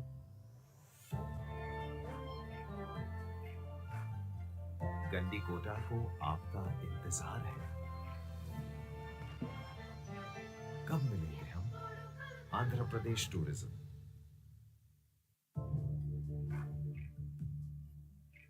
नजारे जो आपका दिल बहला दे। अनोखे अनुभव जियो यहां पे, भाग दौड़ को रोक कर तो देखो।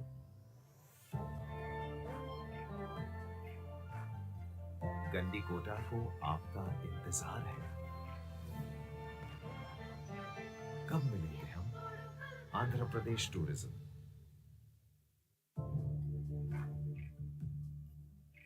नजारे जो आपका दिल बहला दे। अनोखे अनुभव जियो यहां पे, भाग दौड़ को रोक कर तो देखो।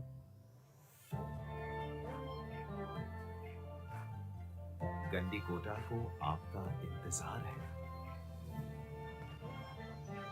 कब मिलेंगे हम? आंध्र प्रदेश टूरिज्म।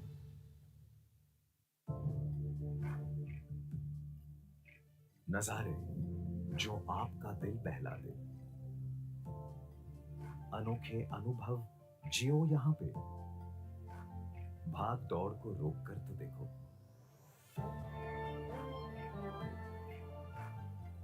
गंडीकोटा को आपका इंतजार है। कब मिलेंगे हम? आंध्र प्रदेश टूरिज्म।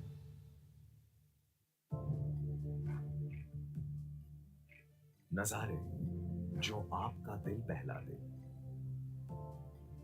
अनोखे अनुभव जियो यहां पे, भाग दौड़ को रोक कर तो देखो।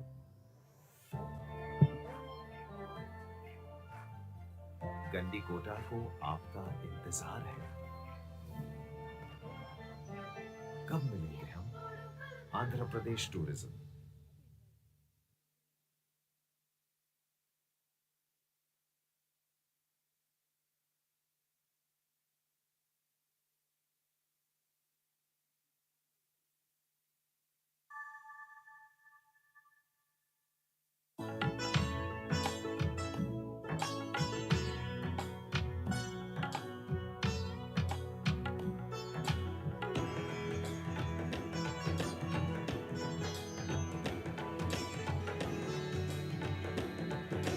Ladies and gentlemen, we are about to start the panel discussion. So we have 7 panel discussions for the 2 days theme of 7 anchor hubs of Andhra Pradesh. Ladies and gentlemen, each panel will have a separate theme and we will be so excited to learn more about them through them. And we have amazing panelists and a great moderator today. For the first panel, we have the theme which is called Rediscovering Andhra's Hidden Gems. Some people manage events, some people create experiences, and then there are visionaries who shape up an entire ecosystem. Today, we have the honor of welcoming a woman who's truly first of her kind in India. Ladies and gentlemen, India's first officially registered event manager, the CEO of country's registered body of event managers, the visionary force behind Razzmatazz. Let's give a round of applause to the lovely lady. You must have met her in many podcasts called Meet Meenamma. She is one of those curators of Vishaka Utsav 30 years ago then. She also conceptualized many events like that. She's a TEDx speaker, a curator of experiences, an author, an amazing host, and what else? Ladies and gentlemen, give a big round of applause for Shri Dr. Meenakshi Anantharam Garu with a huge round of applause. What a pleasure. You keep inspiring us more and more, and I'm one of your students decades ago. Thank you. Please have your seat. Thank you. Ladies and gentlemen, our first panelist is from the Chhattisgarh Tourism Board, Managing Director, Mr. Vivek Acharya Garu with a huge round of applause, sharing his best practices in promoting offbeat destinations and community-led tourism models. Let's give a round of applause Please join your hands as we welcome Shri Vivek Acharya Garu.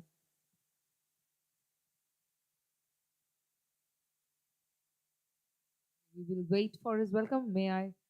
Do we have Padmavati ma'am here? I think she's already here. Yes. Ladies and gentlemen, Executive Director, APTDC. Give a big round of applause for the lovely lady sitting here, Srimati AAL Padmavati Garu.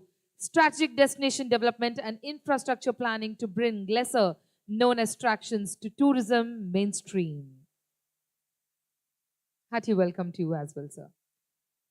Time to call upon the President, ADTOI, Andhra Pradesh, Mr. Tarun Kakani. Give a big round of applause for Mr. Tarun Garu, mobilizing tour operators to design and market innovative itineraries around Andhra's hidden gems. Okay, Tarun sir will join us soon. Time to invite the Chief Managing Director, Symbiosis. Ladies and gentlemen, it's my absolute privilege and honor to invite Shri OSR Naresh Garu with a huge round of applause.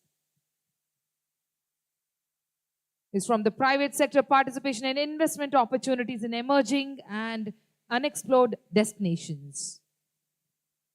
Heartiest welcome to you, so please have your seat.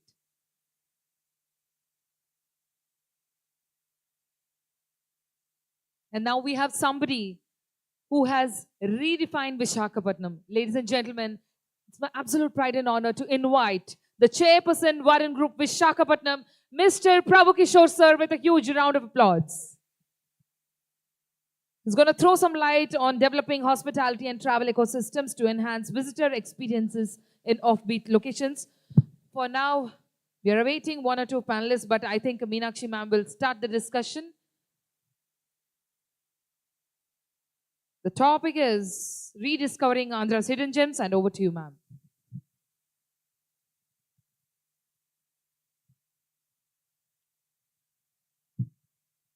Good evening and welcome, ladies and gentlemen. I thank APTOI for giving us the honor of presenting our idea of a state that we are proudly with as citizens. Sunrise State, Andhra Pradesh is the 8th largest state in the country and the 10th most populated. One of the richest states, rich in culture, temples, beaches, hill stations, and many dance forms. It's revered for the diverse cultural history and exquisite cuisine. Thank you, Tarun Kakani. Better late than never. A big hand to Mr. Tarun Kakani. The only reason you should be looking at us, ladies and gentlemen, are our top qualifiers. We are a state worth $135 billion GSDP constant from 2024. $20.7 billion total exports done from our state. 1,054 kilometers of coastline with 4 large ports for Indo-Pacific trade. We are the rice bowl of India. 50,000 plus a rail network, 3 industrial corridors, 47 special economic zones, 7 airports with a new and a state-of-the-art one coming up at Bhogapuram, 6 operational ports, 71% of population in the state of Andhra Pradesh are in the working age. The largest Telugu diaspora, especially in the US, highlights the global reach of the Andhras and our talent, particularly in the IT section, where 25% of the diaspora is engaged. Vizag is the home of the first HSBC in India, 60 long years ago. Incredible, India has a large chunk with Andhra Pradesh written on it. AP is the home of the 2 Shakti Pitas, Tirumala and Srisailam, and our architect of Sunrise, our Chief Minister, N. Nara Chandrababu Naidu's vision of creating wealth through strategic initiatives reflects a proactive approach to enhance the state's economic landscape. Namaskaram and welcome to Andhra Pradesh. Today, we are here to deliberate, to rediscover the hidden gems of Andhra Pradesh. When I use the word rediscover, the word re comes up, which means we have already discovered it. It's like doing research. We go back and rediscover it. I would like to introduce once again on stage with me, put your hands together for Mr. Vivek Acharya, Managing Director, Chhattisgarh Tourism Board, who will share best practices in promoting offbeat destinations. Shrimati AAL Padmavati, Executive Director, APTDC, who will sell strategic destination development. Mr. O. Naresh Kumar, the Guru Pita of all of us, small-sized, big man with lots of ideas, the very dynamic CMD of Symbiosis. The one man who has led change and made Andhra proud, Mr. Prabhu Kishore, Chairman, Varun Group, Visakhapatnam. Mr. Tarun Kakani, President, ATOA, Andhra Pradesh. Put your hands together, ladies and gentlemen, while we start our session. I think the tea was not strong enough. We should have had Aruku coffee. How about putting your hands up for these wonderful ladies and gentlemen on stage?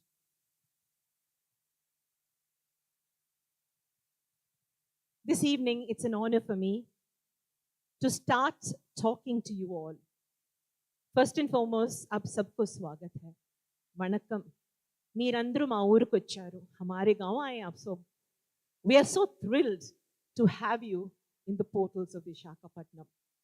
We are so thrilled to serve you our food and hug you and say, we are brothers and sisters of the same nation. Mr. Vivek Acharya from Chhattisgarh Board, I would like to congratulate, is he here? Yes, sir. I would like to congratulate Chhattisgarh for getting back onto the committee of the ADTOI. Sir, I would like you to tell us, to share your practices of promoting offbeat destinations in community-led tourism models. The Chhattisgarh model is a relatively new model. It is a model that is not time-tested. But Acharya Saab, please tell us truthfully, what is your best practice? Thank you, moderator. First of all, let me decide the language I need to speak. Should it be purely English or a mix of both? The national language, the present national language of English. I think English will work, right?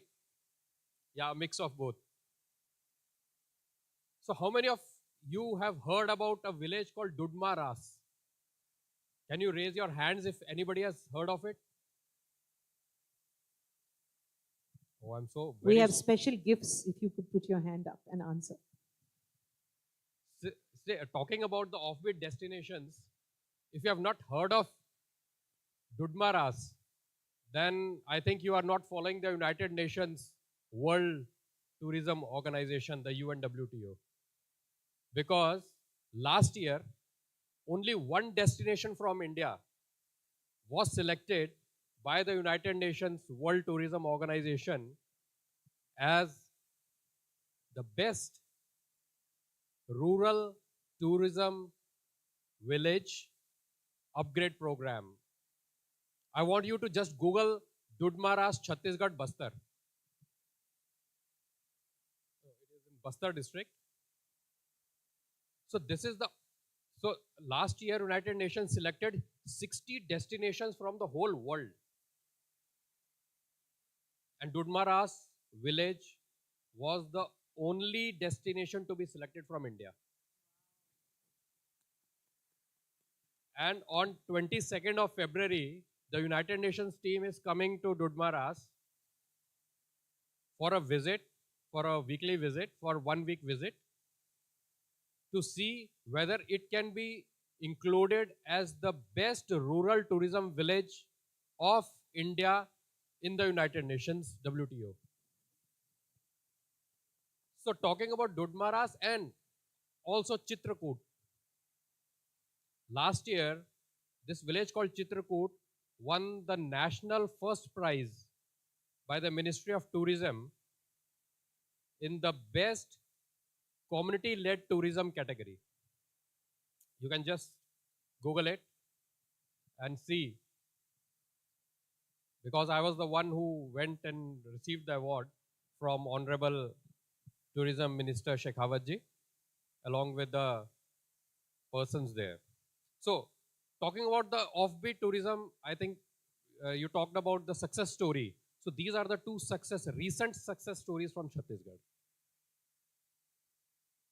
किया क्या हमने, ऐसा क्या किया हमने?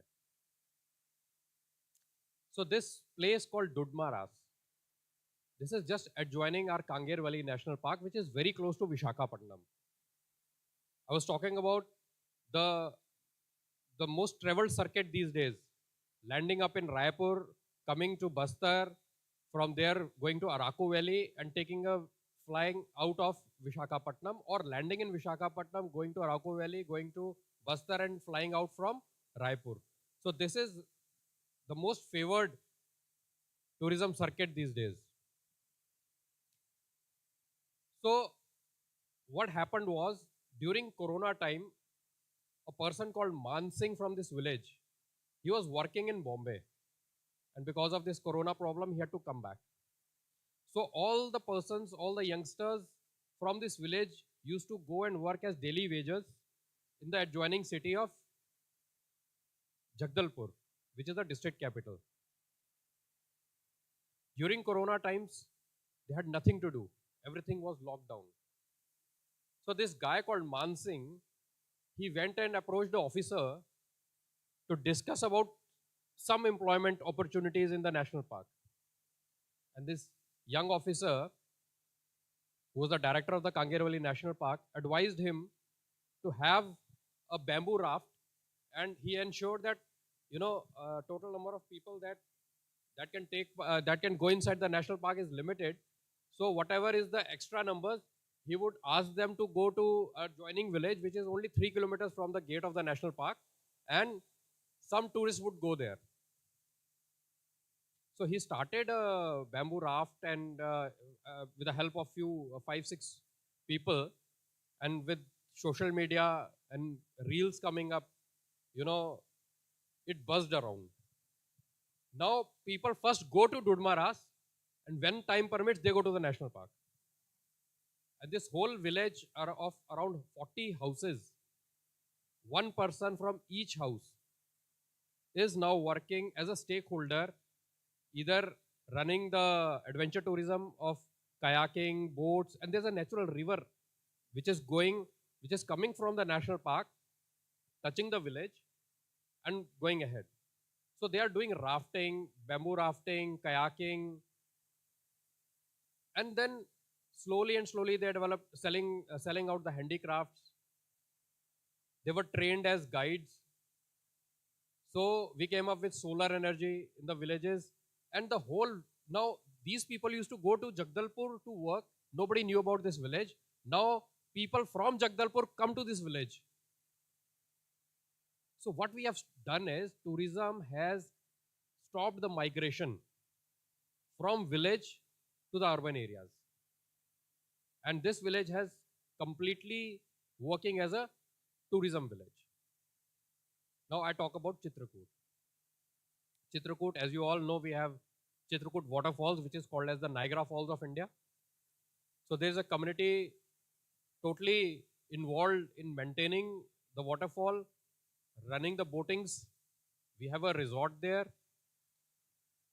So the whole thing is, how do we involve the whole communities with our resorts and with the tourism sector? So first of all, we started with the farm to table concept. जो गांव में घर में सब्जी लगेगी, वही resort में हम खरीदेंगे, right? So farm to table concept. गांव वालों को डायरेक्ट तुम ये सब्जी, ये साग, ये लगाओ, we will purchase it in our resort, and that will be served to the tourists. So employment generation, one, direct purchase, direct economy benefit to the villager. Second, we developed cultural troops in the village. So these people, on the weekends of Friday, Saturday and Sunday, 3 days in a week. So this cultural troupe will go, and we have created amphitheaters in the resort, and they will have a cultural exchange with the tourists. They will perform, and then they will tell about their culture, the tribal culture. So we are protecting the culture, the Sanskriti, the folk dances, and we are enriching the experience of the tourists. So this is second way, and we are paying them. So this is the second way how we are helping the communities in the offbeat destinations to generate money. Third is to develop the tourist guides. So we have trained them in IITTM, Institute of Tourism and Travel Management at Gwalior. So we took out around 45 people from this tribal belt and we trained them in Gwalior, and now they are working as tourist guides. The local tribal people, the youngsters, they are now working as the tribal guides. So, and then we have these committees, the boating committees. More than 62 people are involved in the boating and adventure sports in that area. So this is how we have developed the offbeat destinations with the help of the communities. So this is how this model has worked. And last year in 2025, on the World Tourism Day, we got the national award in the categories of this rural tourism. Last but not the least, Chhattisgarh is known for its ethnicity. So people would come and stay in the hotels, they would see the tourists, the tribals, meet them, have a photograph and go back. So who is getting the money? It was the hoteliers. We wanted money to flow into the rural economy. So we have started developing homestays. Chhattisgarh has come up with a homestay policy and we have developed a homestays there. Now these people are not staying in the hotels, but they are staying with the tribal people in their homes, eating their food, learning their culture, and going back enriched midst of nature. So this is how we can, as a tourism sector, we can empower our communities and tourism can become, a main engine, the driving engine for increasing the rural economy. So this is the direct impact, because as I say, tourism has a very direct impact on the rural economy. We can make a lot of positive change in the society through tourism. So these are two practices that I wish to share with you. Thank you. Thank you, Acharya ji. So that was the young Chhattisgarh Tourism Board Managing Director. Our state has taken up tribal tourism as well as village tourism in a large scale. So all those who want to invest in this sphere, you have a champion who's already shown us the way. And the route to Chhattisgarh is via Visakhapatnam. So remember, come to us and then go to them. We are brothers and sisters. We have with us the CMD of Symbiosis, Naresh Garu. He is going to tell us about private sector participation and investment opportunities in emerging and unexplored destinations. Naresh, your talk to us is a multi-discipline, multi-faceted talk. So I request you, with your vast knowledge of private sector investment, to give us hope, because all those in the audience are looking what they can do for Andhra Pradesh. Good evening, everybody, and a warm welcome to Visakhapatnam and Andhra Pradesh. Just for the benefit of people who are visiting Visakhapatnam, I'd like to tell you Visakhapatnam is the 9th richest city in the country in GDP. Out of the 6 metros, only Ahmedabad and Pune are ahead of Visakhapatnam. And the GDP of Vizag is about $48 billion. And we are talking about ecosystem and private investment into Vizag. So I would like you to know and spread the message before an investor wants to come and invest in Visakhapatnam, what is happening in Visakhapatnam. I don't know how many people you are aware that warships of this country are being built in Visakhapatnam.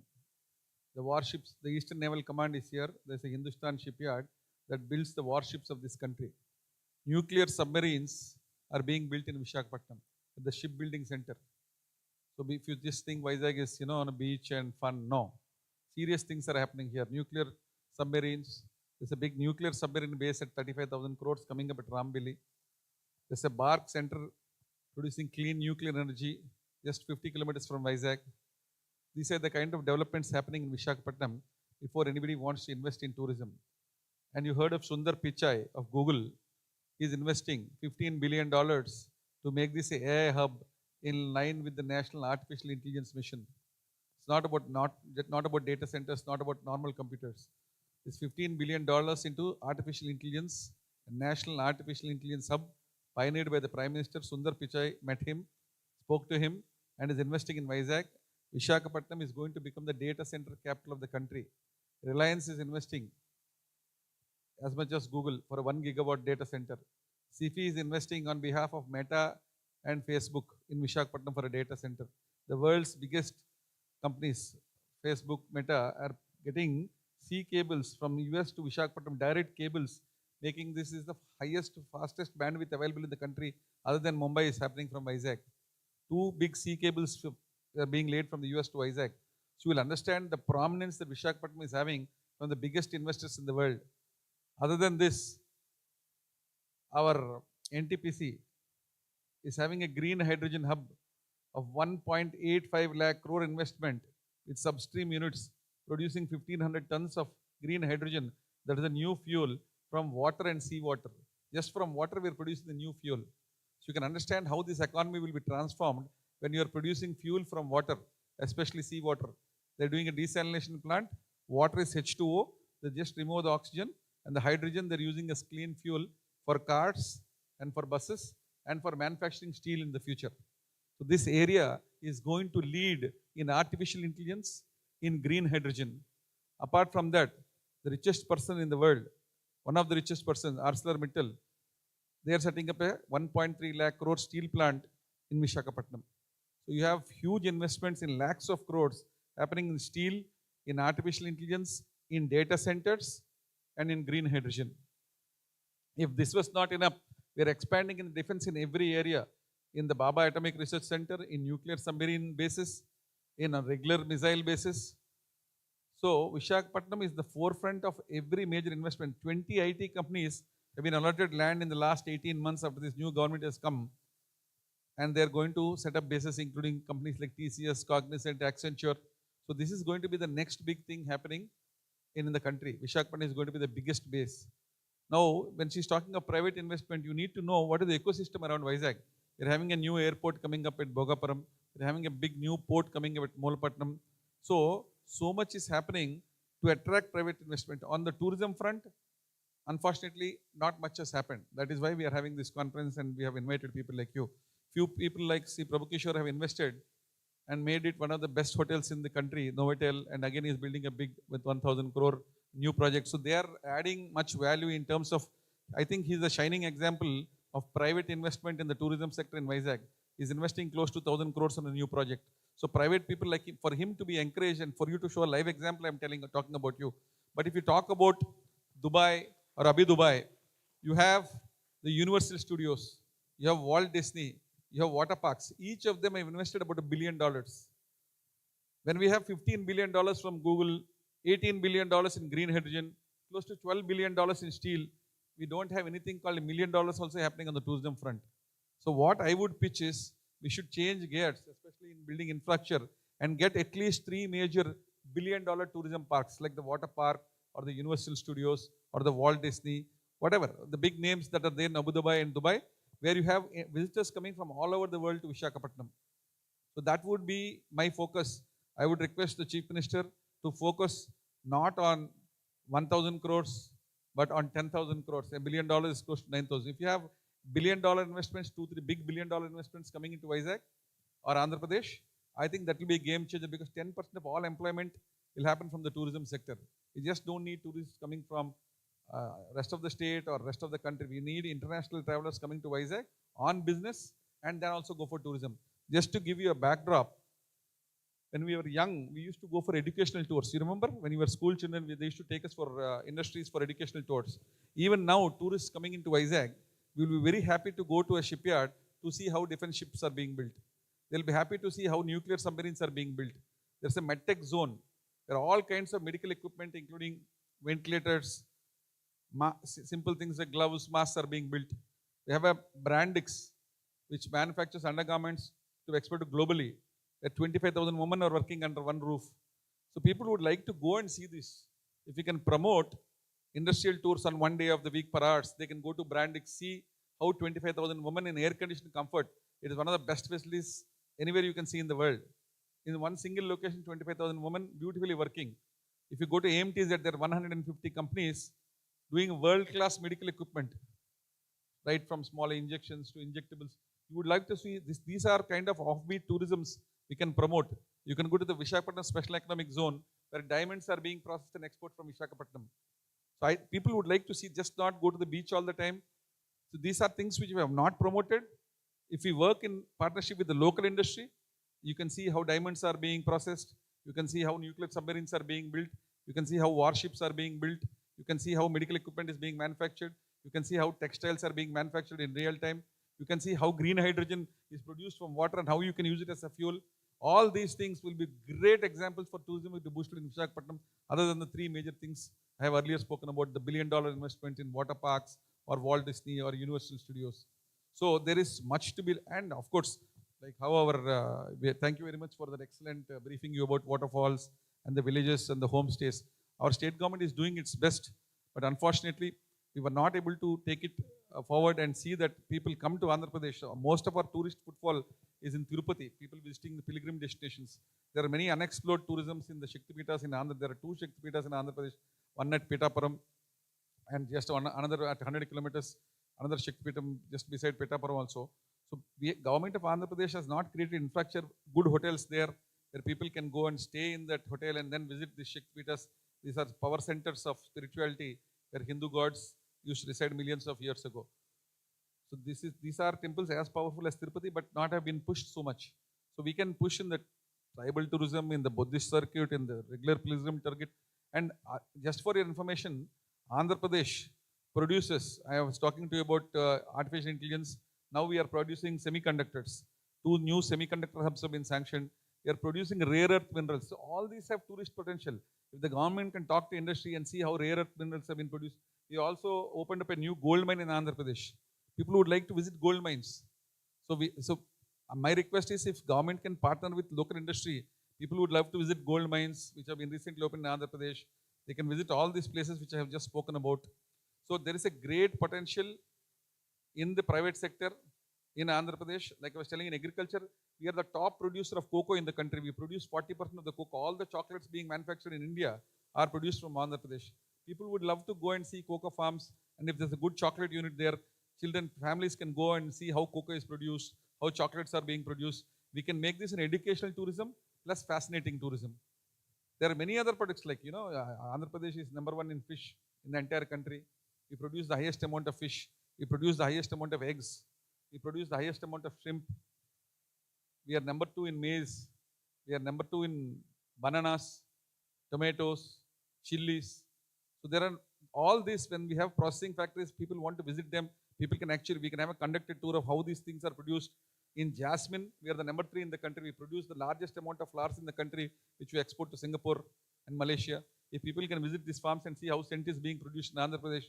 So if we promote private enterprise to build enterprise around this top 3 things which we produce in the country and bring people, come for a guided tour, they can stay for 1 or 2 days, learn about employment, learn about new skills, and from papaya, we are the highest producer of papaya in the country.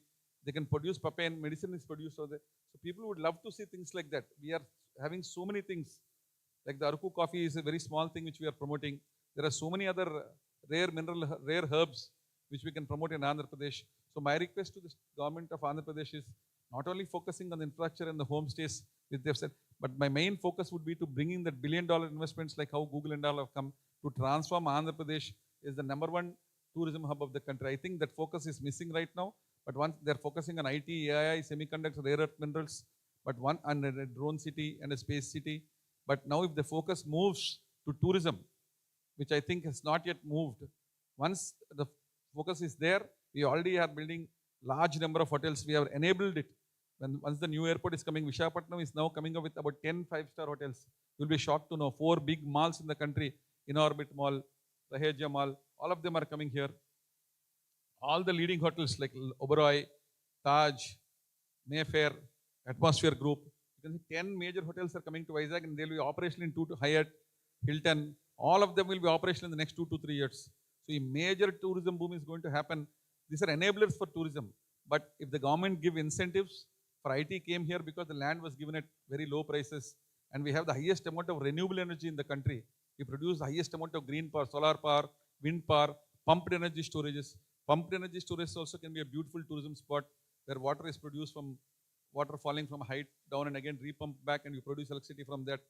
So these are many areas which the government of Andhra Pradesh, low cost and both high cost, which can transform Andhra Pradesh into a #1 tourism spot. Thank you, Meenakshi. Thank you, Naresh. Truly a hidden gem, Naresh. You're truly the hidden gem. So if you thought tourism was only about beaches and temples, think again. It's about warships, it's about medical facilities, about jasmine, it's about your tea, it's about living with you, it's about enjoying the beach from a lovely 5-star hotel. Talking about 5-star hotels, this gentleman next to me, as humble as he seems, is called the Vinnarian. He has the Midas touch. Whatever he touches turns into gold. Mr. Prabhu Kishore, chairman of the Varun Group, Visakhapatnam, we are really proud to have him in our city and to represent the state of Andhra Pradesh. He exists in different verticals, whether it's a 2-wheeler, 4-wheeler game, whether it's a hotel plan, whether it's any other infrastructure, Varun is the name to be looked at.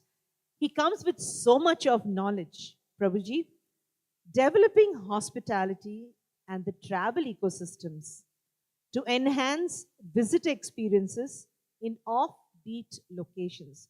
You have hotels in different locations. The Novotel has partnered you in Visakhapatnam.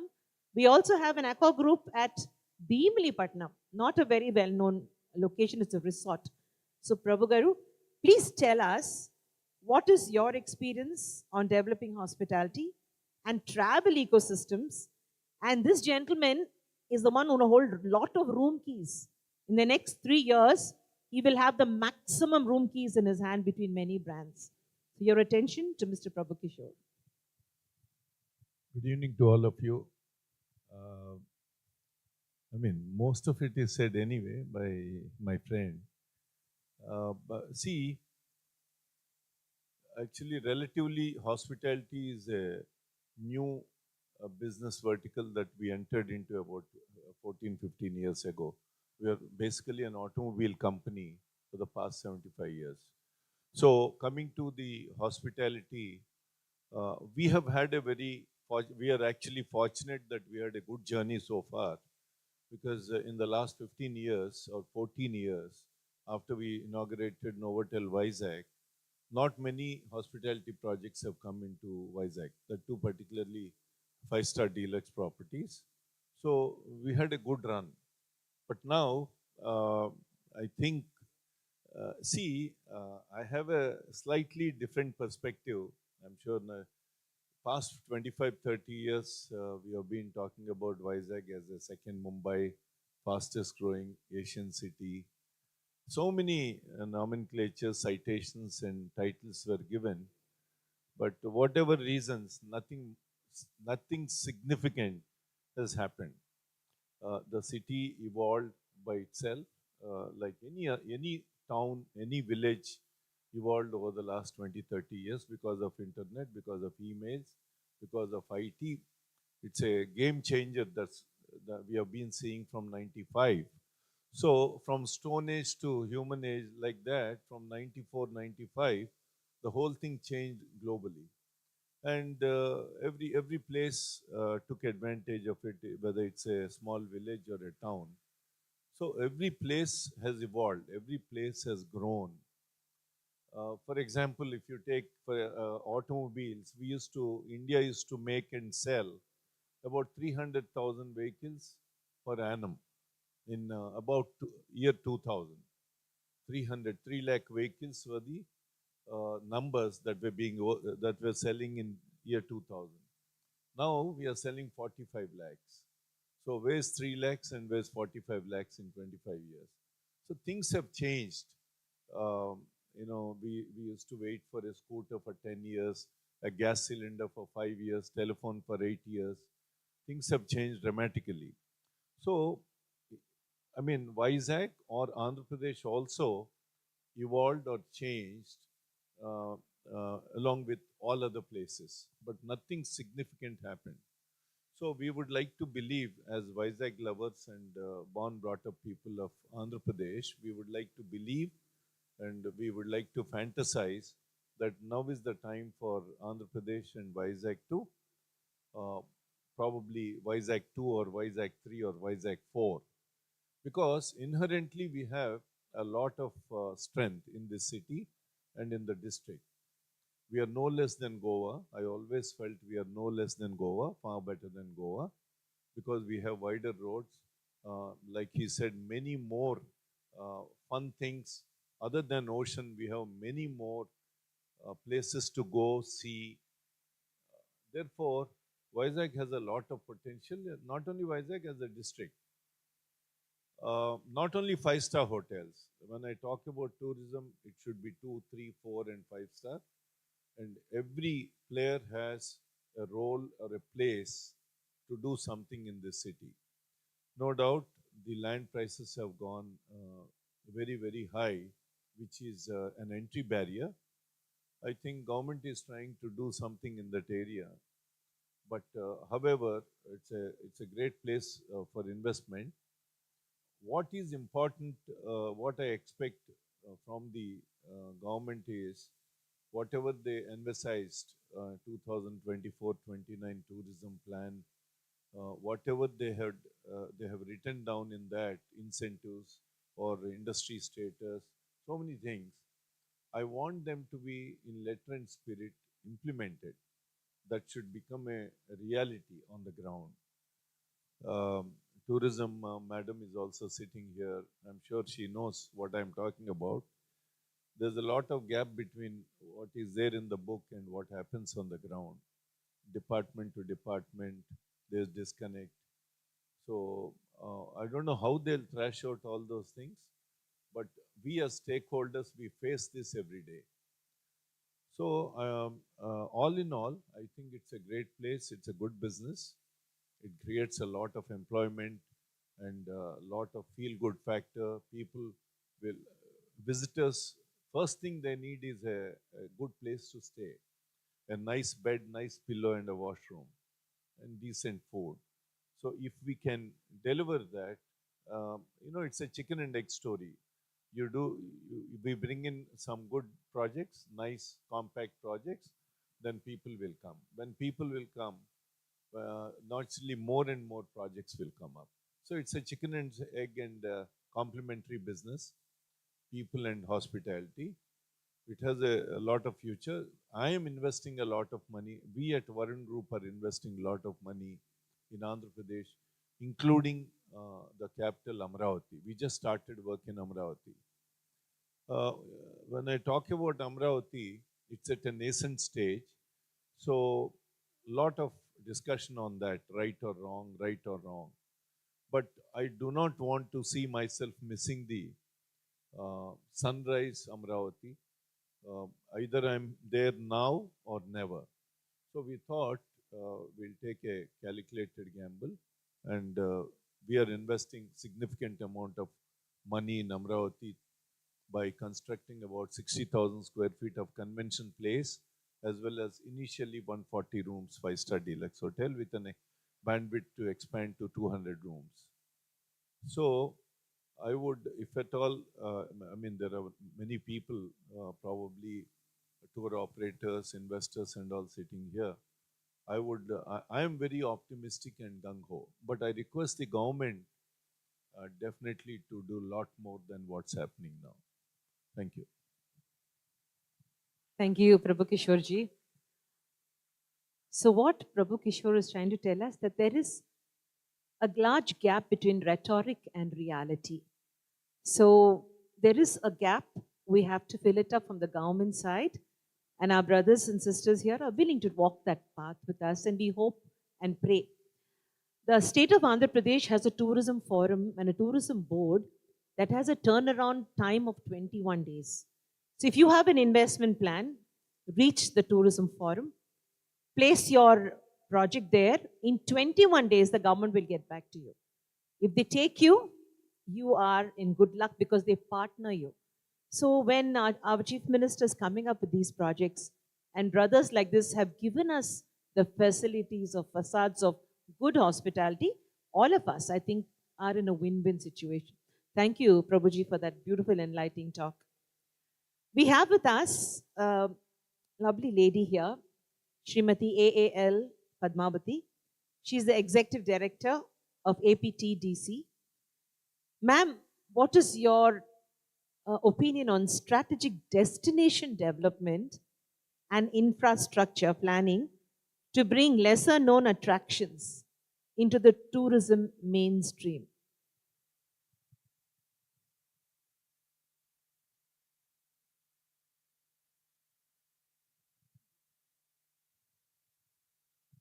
Dignitaries on the dais, off the dais, ladies and gentlemen, very good evening. So today's theme is rediscovering Andhra Pradesh hidden gems. So in order to rediscover the destinations that are existing in Andhra Pradesh, the tourism policy 2024-29 clearly builds a strategy which indicates that 7 destinations across the state have been identified. In addition to that, there are 26 thematic circuits across segments, whether it is eco, temple tourism, beach tourism, cruise tourism, air tourism, adventure tourism, anything. So these 26 thematic circuits have been identified to bring out the hidden gems in the state. This is one thing.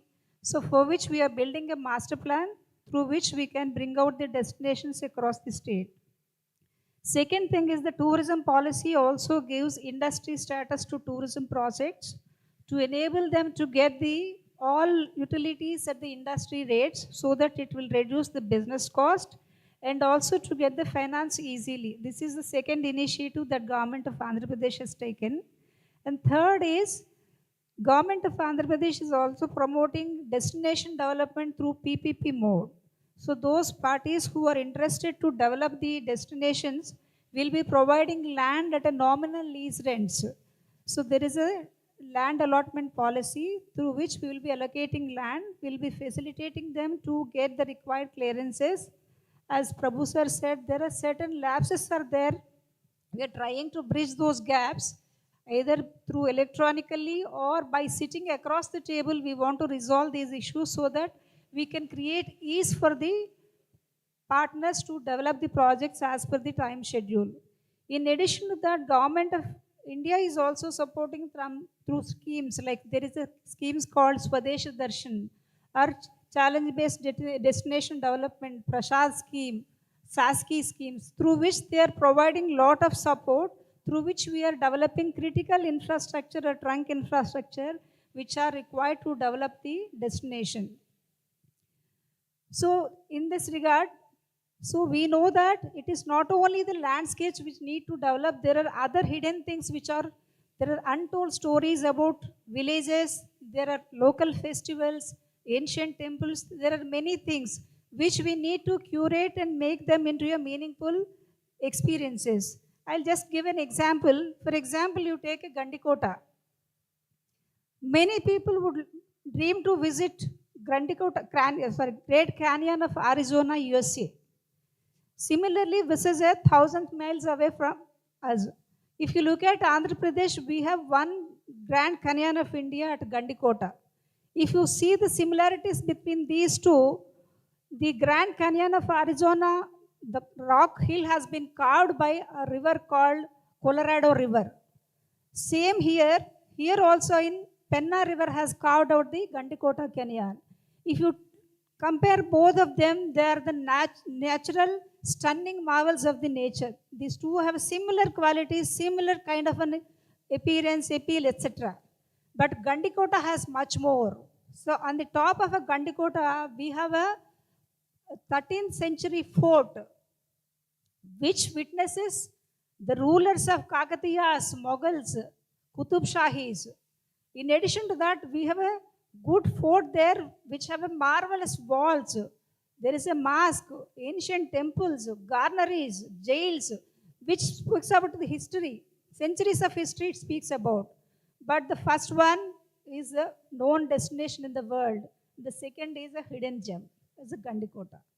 So the hidden gem cannot shine on their own unless you polish it with the policies, strategies, telling stories. You bring them, then only we'll be able to market them. So in those regard, we need the support of the travel and tour operators to bring stories around this, to curate the experiences, to make a package and market it so that Andhra Pradesh can present this unto the world. This is about regarding this. And coming to the Naresh ji is telling, so there is a huge development that is taking place in Vishakhapatnam. It's true, when development takes place, we need some kind of a relaxation, leisure, because the tourism is a stress buster. So for example, in Sri City, when Sri City is not there, there is nothing is there. After the Sri City development, lot of people are asking for a tourism kind of an activities for relieving their stress. So similarly in Vishakhapatnam also there is a lot of development that is take place. Parallelly, it will also create an opportunity for the tourism activities to grow along with that.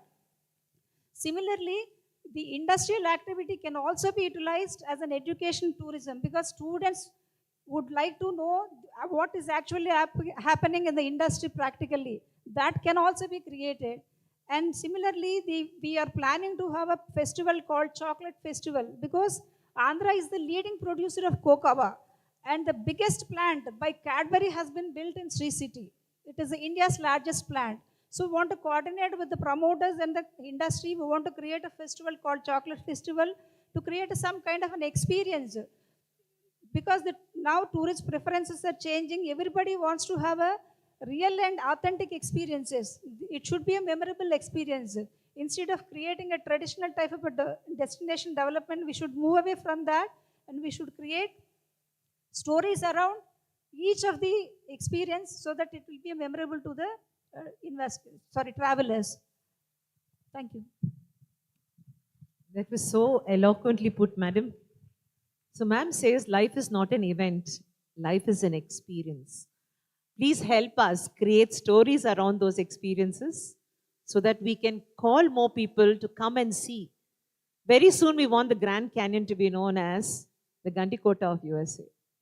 Because if you go there, you will understand how beautiful it is. Thank you, ma'am. Thank you so much. Our young friend in the corner there is a guy to watch out for. Tarun Kakani, president of ADTOI, Andhra Pradesh, the adventure guy here. Tarun, you are the guy who has rowed the boat for the state. Mobilizing tour operators to design and market innovative itineraries around Andhra's hidden gems. What is your opinion as an adventure guy, a boat operator? You take every stream of life as your own. So tell us, what do you want to do to mobilize all these wonderful people to design and market innovative itineraries to come to us? Thank you, Meena, for the wonderful words. I think you have sparkled, the enthused both in the audience as well as in the panelists. So it is a very learning experience for me to hear from Dr. Vivek Acharya in regards to experiential tourism and rural tourism per se. And then the next panel speaker, Naresh Garu, talking about, he doesn't want anything in the bottom line, everything on the top line and with huge investments. He wants not just the traditional tourism, but also, the other sectors to come into play. And then we have, actually, you call him the Vizag Doyen, but we call him our own Vijayawada Gem, Prabhu Kishore Garu. So, although he started the Novotel here first, we are glad that he came back to his roots 7 years later and then started the Novotel Varun in Vijayawada as well. And then Ma'am Padmavati Garu has pinpointedly spoken about, what is exactly required in terms of, weaving the stories by the tour operators that are present here in terms of drawing crowds, not just domestically, but also, international crowds. So that is exactly where, I think the motive of this particular convention comes to place. And I think we have got a lot of seniors sitting both on the dais and off the dais that have spoken during the inaugural session as well. I think we have got industry experts in the travel from the ADTOI, the executive body that are sitting here. We have got the international bodies like SCAL that is here. The vice president is here, and then Mr. N.S.N. Mohan.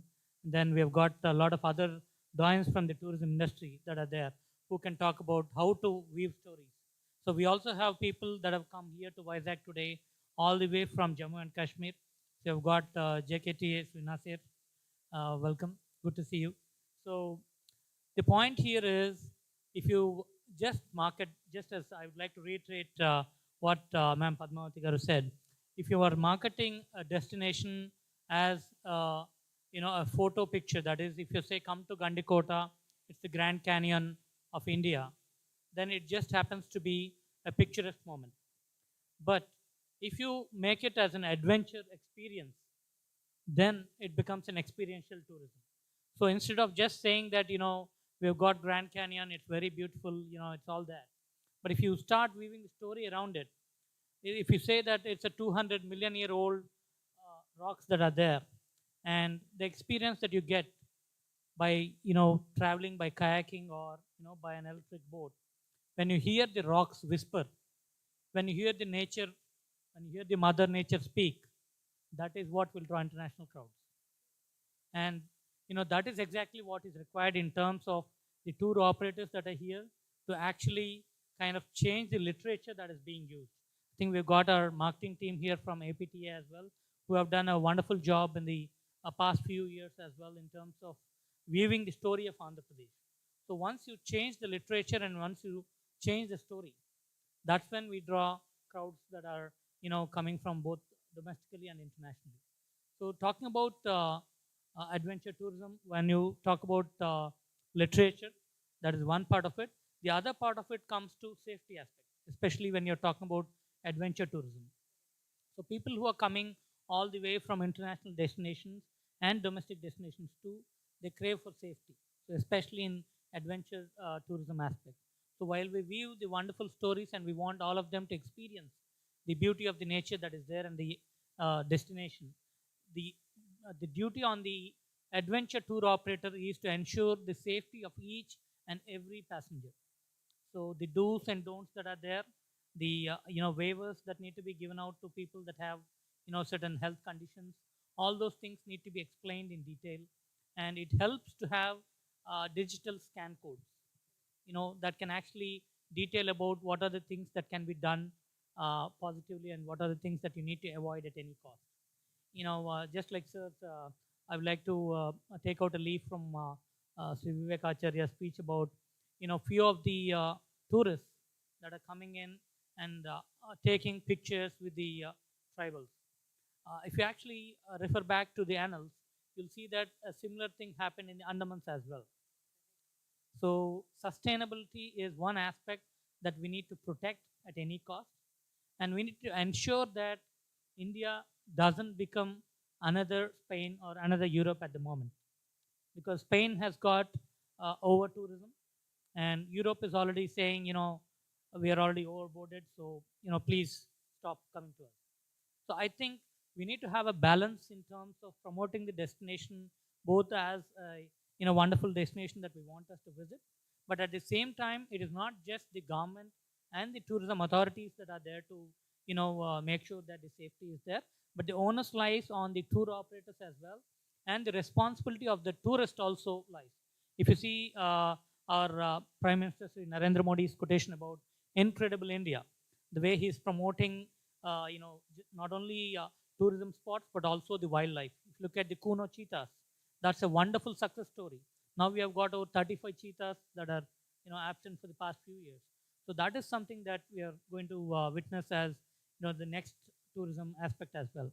And then if you look at the Ambani's, we want the wild safari tourism. That is one more aspect. And recently they've signed an MOU with the Andhra Pradesh state government as well in terms of starting a new wild park here as well. So I think, like Naresh said, we need to have tourism aspects that draw tourists, not just for destinations and picturesque sake, but experiential tourism. So if you just view destination as a one-time come and go, it will just be dropping there. But if you develop economy around it, or if you develop the growth around it, then it generates a real economy, and then the boom comes from tourism. If you look at the recent budget allocation as well, in the national budget, 2581 crores were quoted for tourism sector. If you look at the output of this particular tourism sector, tourism generates about 10% GDP of the nation. So that is a huge contribution. Now, when you look at the output versus what is coming into the input, that's a vast abyss. So when we are expecting that the government needs to come in and fill in that gap, I think it's a little unfair to be expecting that as well. So in the tourism sector, there's a lot of private sector involvement, but definitely, there's a lot of pressure on the government as well. We need to understand that aspect, and it's a combined effort. I think it's a stakeholder input coming from the tourists, from the tour operators, from the government, from the associations, and it's a team effort that everybody comes into play. And only then we can make the experience, a memorable one, and make sure that it's passed on to the next generations as well. That's what I think. Thank you, Tarun. Thank you. How many of you here are involved with MICE events and MICE tours? Most of you, isn't it? I must tell you, the government of India had floated more than 10,000 tenders for MICE last year, of which 3,000 were only for MICE events. Here we give you a state that has some of the most state-of-art halls, like the one we are seated in, the one Mr. Prabhu Kishore is. He's got 4-5 major halls and many convention centers. So look at us differently. Plus we have outbound activities like adventure. We have stories to tell you. We have tribal life. We have Buddhist circuits. So I think, Tarun, you made the story complete. We will have time for one question to these wonderful people here. Because of paucity of time, I congratulate Mr. Acharya for what Chhattisgarh has done. I think you deserve richly the award, and a big hand to Chhattisgarh tourism for the way they have taken their tribal life, their folklore, and the village concept ahead. But tell me, what were the problems that you faced? Because talking about folk and tribals, Andaman and Nicobar is here. You remember the story of the Centennial tribe. We cannot play with the tribes. We have to be very careful, otherwise you're going to have a bow and arrow shooting at you. So how did you do it? Because there are some endemic tribes in Andhra Pradesh. They're very isolated. In fact, there is a tribe in the borders of Orissa. The women do not even wear clothes. So the men are very frightened that, the dirty city guys are going to land up there. How did you protect your folk artists and your folk life? If you talk about the problems, we had little problem because the motivation came from the tribals themselves. We just had to felicitate them. They had, one shyness. The tribals know they are very shy. They're not very good in communication. So we had to train them how to communicate with the tourists, how to deal with tourists, and at the same time, maintain their originality. Second, infrastructure was something which we had to look, because there's something minimum standards that a tourist expects when he goes into a village. So there has to be some basic sanitation. There has to be some clean water and a good cozy place to stay. So we had to work on these things. We had to motivate them to bring some changes in the original way. And because in Chhattisgarh, they take more of spices, the red chilies, which all of us, sometimes don't always like it. So we had to ask them to change the taste of their cuisine a little bit. Not the taste, but, reduce the quantity of spices and the red chilies. So, and maintaining the original taste of the cuisine. Another thing was exposure. Tribals, sometimes they don't have that level of exposure. They stay in a particular place and their stay zone and comfort zone is a bit limited. So we had to give them an exposure. We took them around to a few tourist places. They observed the things and they learned from those places, and then they imbibed those things in their own places. So overall, we didn't had much of the problem because the original motivation came from these people. We didn't had to motivate them to become a tourist village, but they themselves were ready to become a tourist village. So that was a basic change. So it is something we just help them facilitate the whole thing. So we will copy and paste. Thank you. I have time for only one question, and we have two seniors here. I would request Prabhu and Naresh to help me to answer this question. Private sector investments for Andhra Pradesh in the steel industry, data, green energy, and then now the Google story, Alphabet coming here in a big way, $15 billion for the AI data hub. The private industry is getting it. Why are people not investing in tourism? That's maybe the tour operators here need to do a better job of showcasing India, and our state and the state government, I think, needs to showcase. There are plenty of opportunities in India, definitely plenty of opportunities. I think our cities are little choked. To answer your question, all the metros, all the tier 2 cities are choked. Maybe we need to improve our infrastructure so that people can travel faster between there. If you look at any of the metros or the tier 2 cities, it's taking a very long time to shuttle between the airports to the hotels or to the tourism destinations.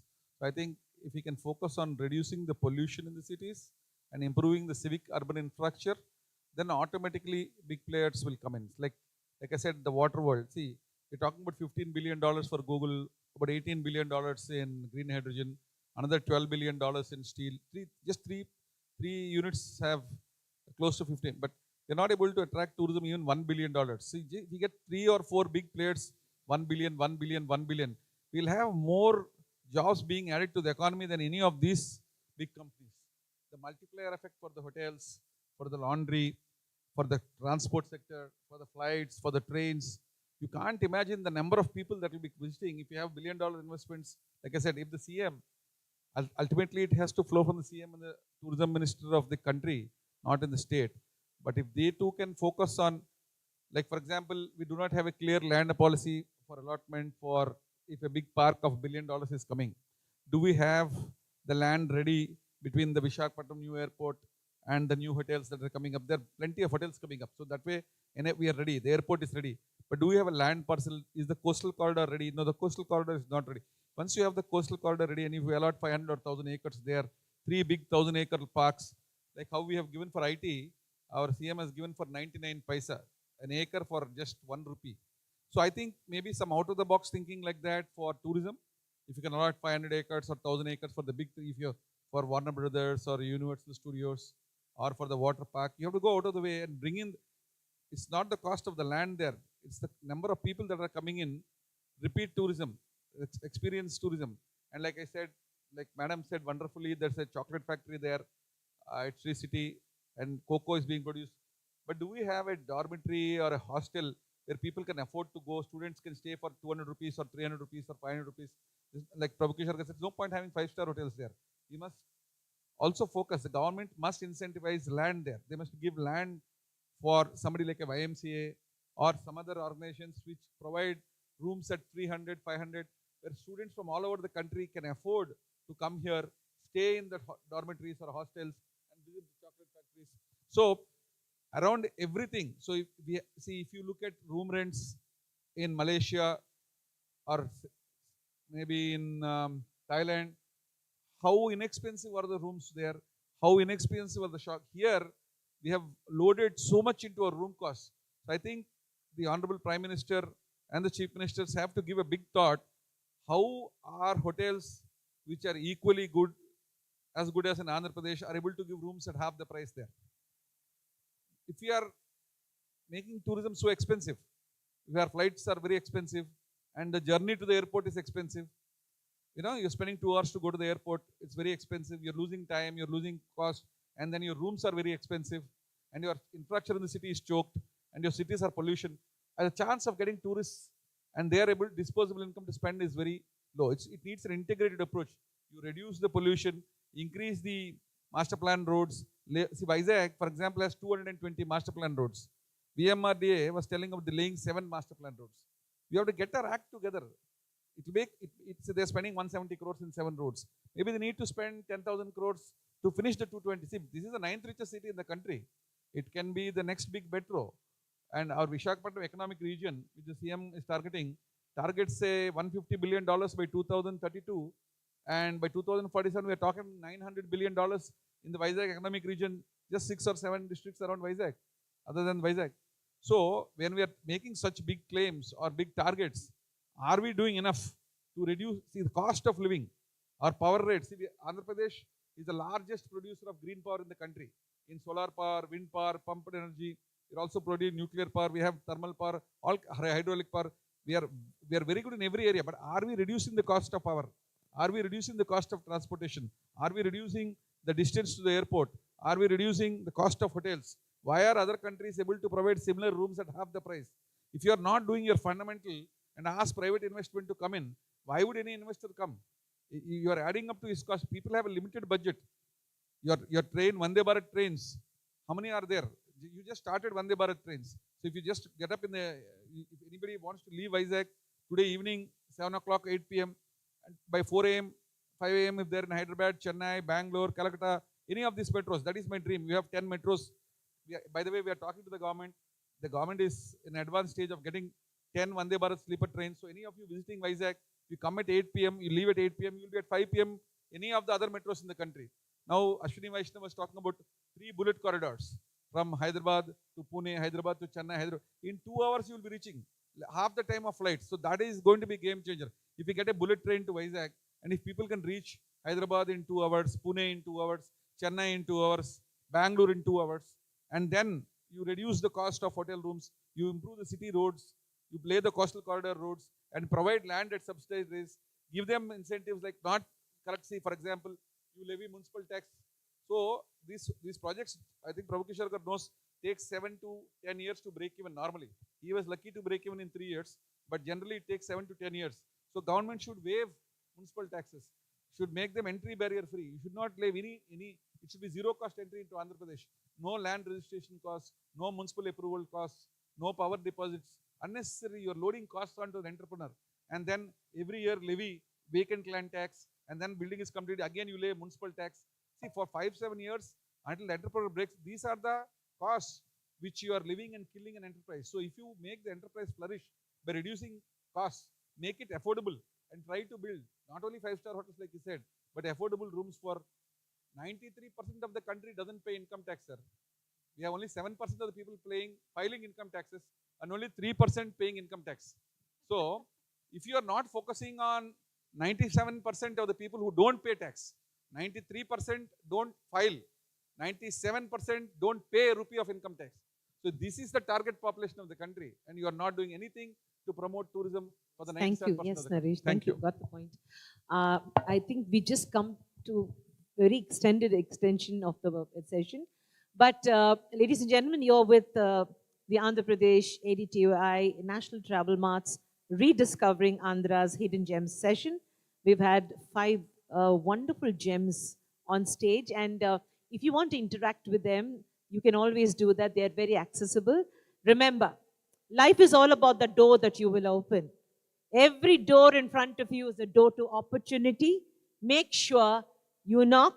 If nobody opens it, open and walk through. Welcome to Andhra Pradesh. I am your hostess, Dr. Meenakshi Anantram. Many of you know me as Meenamma because that is what my podcast is. I hope you watched Vijay Prabhu Kishore on Meet Meenamma. Ladies and gentlemen, I would especially like to thank Ved Khanna ji for reposing his confidence in me. And Vijay Mohan, thank you so much for giving me the honor to be here. In conclusion, I would like to say that there are a number of hidden gems being rediscovered every minute as we speak. We beseech to the government to change policies, to make the window easy, to give us ease of business, to understand that the marriage between a travel agent and an opportunity like Andhra Pradesh is a very thin line, and we have to tie those knots strongly together. This session is dedicated to each one here. We wish you all the best as you go back home. మీరు బాగానే చల్లగా ఇంటికి వెళ్ళాలి మా భోజనం తినేసి. Please have a wonderful life and enjoy Andhra Pradesh because yes, we are Andhra Pradesh. Thank you. I thank all the speakers. Thank you, sir. So kindly stay back. We have a small felicitation, a token of love from the entire team. May I now request Mrs. Ishad Patel, ma'am, Chairperson CSR ADTOI, to kindly join on stage for the felicitations. Prabhu sir, can I request you to kindly stay back for the felicitation, a small token of love. Thank you.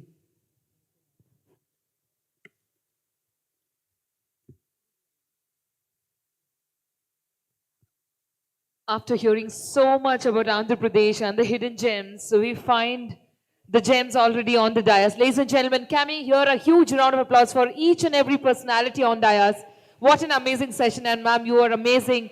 Everyone who has curated the session so well and spoken so much about Andhra Pradesh, I think.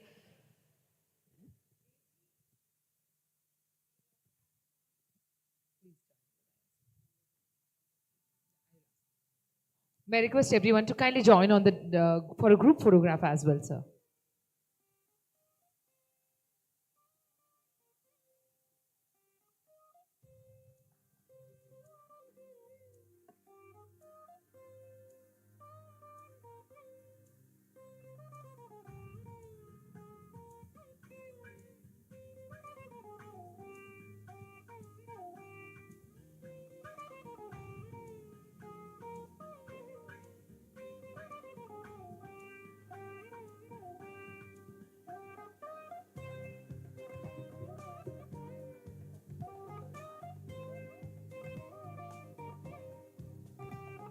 I request everyone to kindly join for a group photograph as well.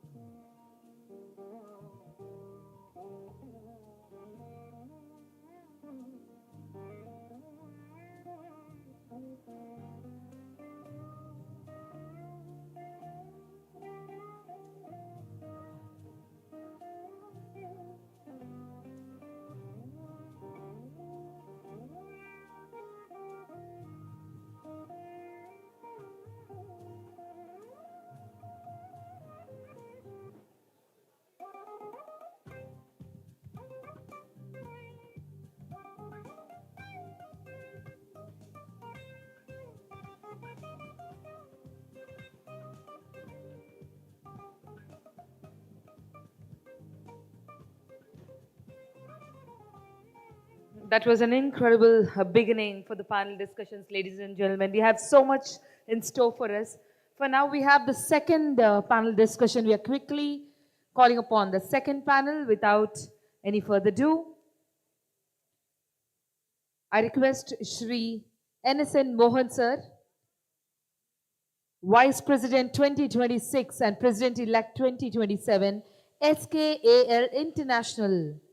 With a huge round of applause, the moderator of the session. And the session's theme says, Sacred Trails, Temple Tourism and Shakti Pitas.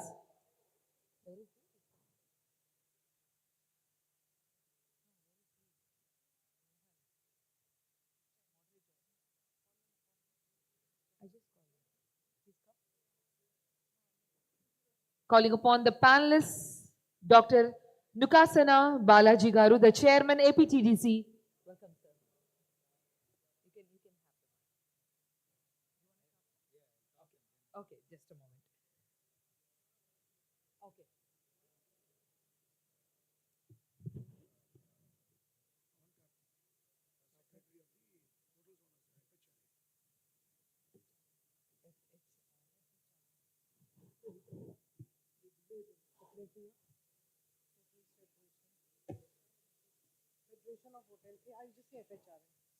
May call upon Mr.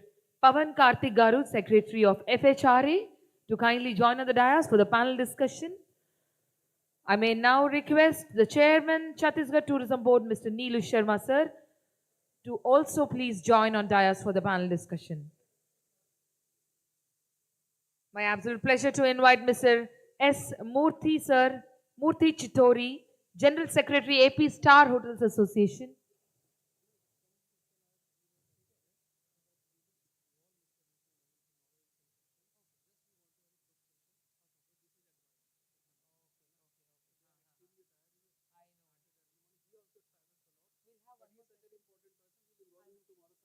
Okay, now we'll have a formal small session. Just a group photo. Just a group photo. We'll have the session tomorrow. Just a group photo of the panelists.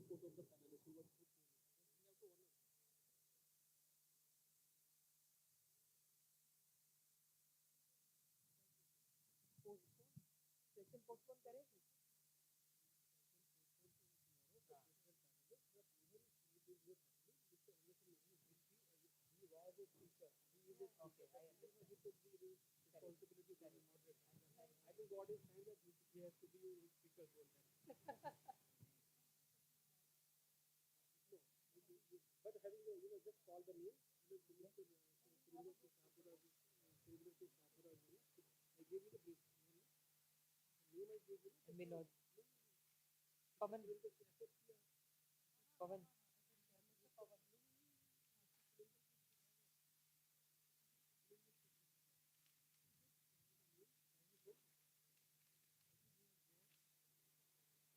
आप बता दीजिए बोलो.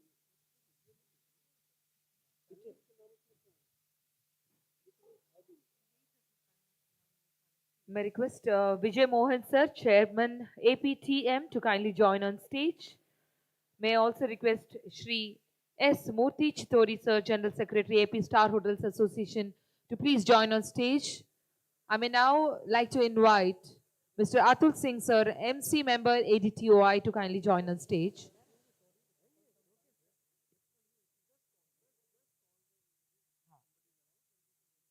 May I also request Mr. Surendra Sheikh sir, President FHTR, to kindly join on stage for a group photograph, please.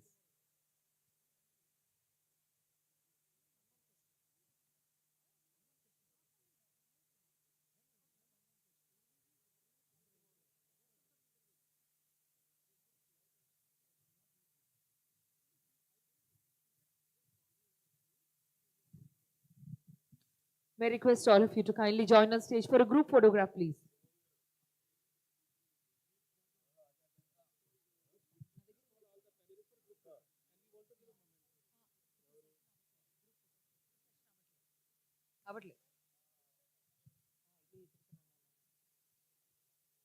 I repeat the names. May I request Pavan sir, Secretary of FHRA, Neelu Sharma sir, Chairman, Chhattisgarh Tourism Board, Vijay Mohan Garu, Chairman, APTM, Mr. S. Murthy Chitori sir, General Secretary, AP Star Hotels Association, Mr. Atul Singh, MC member, ADTOI, Mr. Surendra Garu, President, FHTR, to kindly join on dais for a group photograph. Due to time constraints, we are postponing the entire session for tomorrow morning. The second session is postponed to tomorrow morning. Having said that, if there is somebody valuable who will be missing tomorrow, we'll give their valuable message now itself.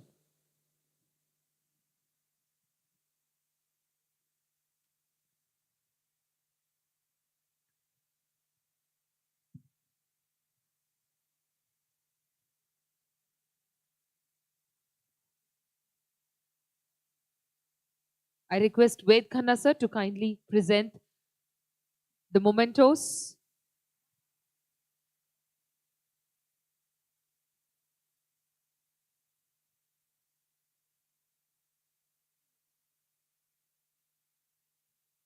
We are taking pride in felicitating our honorable speakers who have given their valuable time for today. However, Neelu sir would be leaving for an early morning flight tomorrow.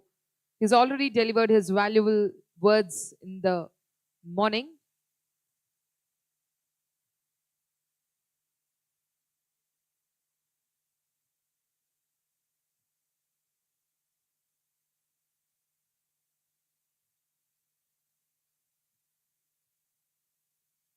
All right.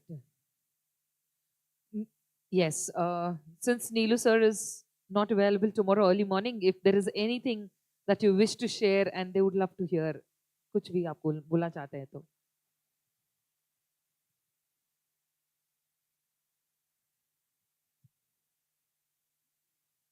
First time आया मैं Visakhapatnam. ADTOI को मैं सबसे पहले अपनी ओर से बहुत बहुत शुभकामनाएं और बधाई देता हूँ। प्रेसिडेंट सर यहाँ पे मौजूद हैं और उनकी पूरी टीम है। काफ़ी डिस्कशन हुआ है टूरिज़्म को लेके, पैनल डिस्कशन भी हुआ और हम लोगों को भी पैनल डिस्कशन करना था। मैंने कहा कि ऑडियंस नहीं है और मैं तो पॉलिटिशियन हूँ, जब तक कोई बैठेगा नहीं तब तक मैं बोलूँगा नहीं, और कल मुझे लौटना है।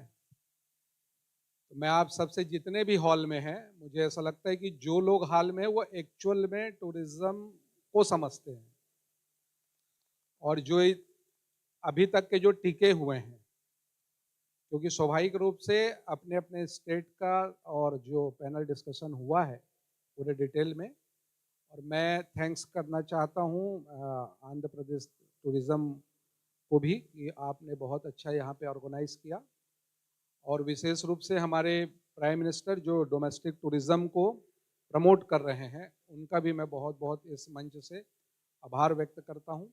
छत्तीसगढ़ का हमको यहाँ पर रिप्रेजेंट करने का अवसर मिला और निश्चित रूप से हमने कहा है कि नेक्स्ट छत्तीसगढ़ में आप आइए, आपका वेलकम है, स्वागत है पूरी टीम के साथ। और आप सभी से भी जो भी इस हॉल में उपस्थित हैं वो आप छत्तीसगढ़ आइए, हमारे छत्तीसगढ़ में आप रजिस्टर्ड होइए, छत्तीसगढ़ को आप घूमिए। MD टूरिज़्म छत्तीसगढ़ ने काफ़ी डिटेल में आप सबको उन्होंने बताया, और हमारा जो छत्तीसगढ़ है वास्तव में बहुत खूबसूरत है। Water bodies, waterfall, historical place, tribal, वहाँ के ट्रेडिशनल, वहाँ के हमारे जो रिलीजियस टूरिज़्म है, आप जब आएंगे तो निश्चित रूप से आप देखेंगे कि वास्तव में छत्तीसगढ़ जो है वो टूरिज़्म के लिए घूमने के लायक है। तो अगेन सारे लोगों को बहुत बहुत मैं अपनी ओर से शुभकामनाएं देता हूँ। Thank you, thank you.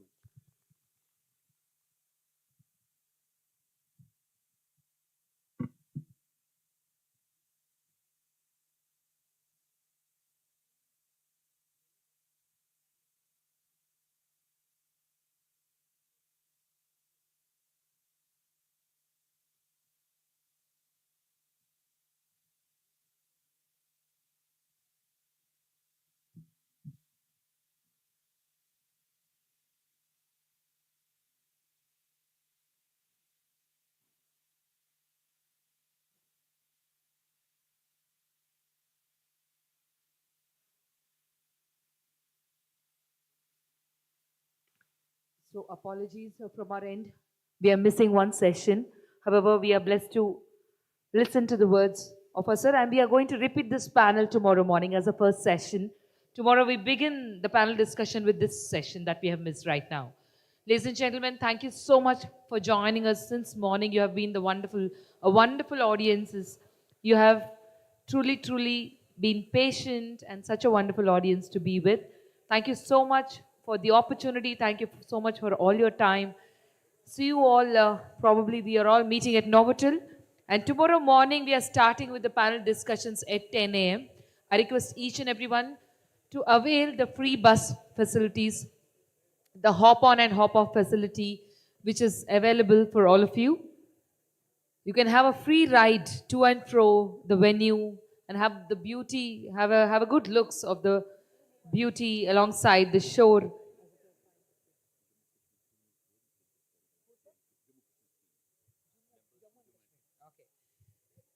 Ladies and gentlemen, give a round of applause. We have the entire team of Jammu and Kashmir. We have the team of Jammu and Kashmir on the dais, ladies and gentlemen. Let's give a round of applause.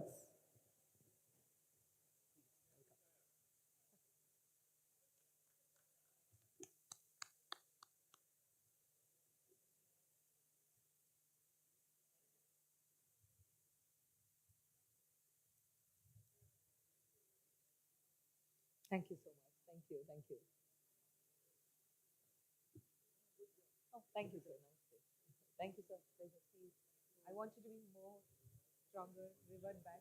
I try to come back, but today, like I told you, I had sore throat and fever. I'm not sure, but I'll try to make it. I just try to make it. Yeah, 100%. No, I want to give company to her. I will also try to come, but nevertheless, I'll be very happy. Yeah. Once again, thank you, ladies and gentlemen. See you tomorrow morning at 10 a.m. in the same hall, in the same arena with more energy, more vibes, and more beautiful memories. Thank you so much. This is MC Anusha Vari signing off for this day. See you tomorrow with double the energy. Thank you so much.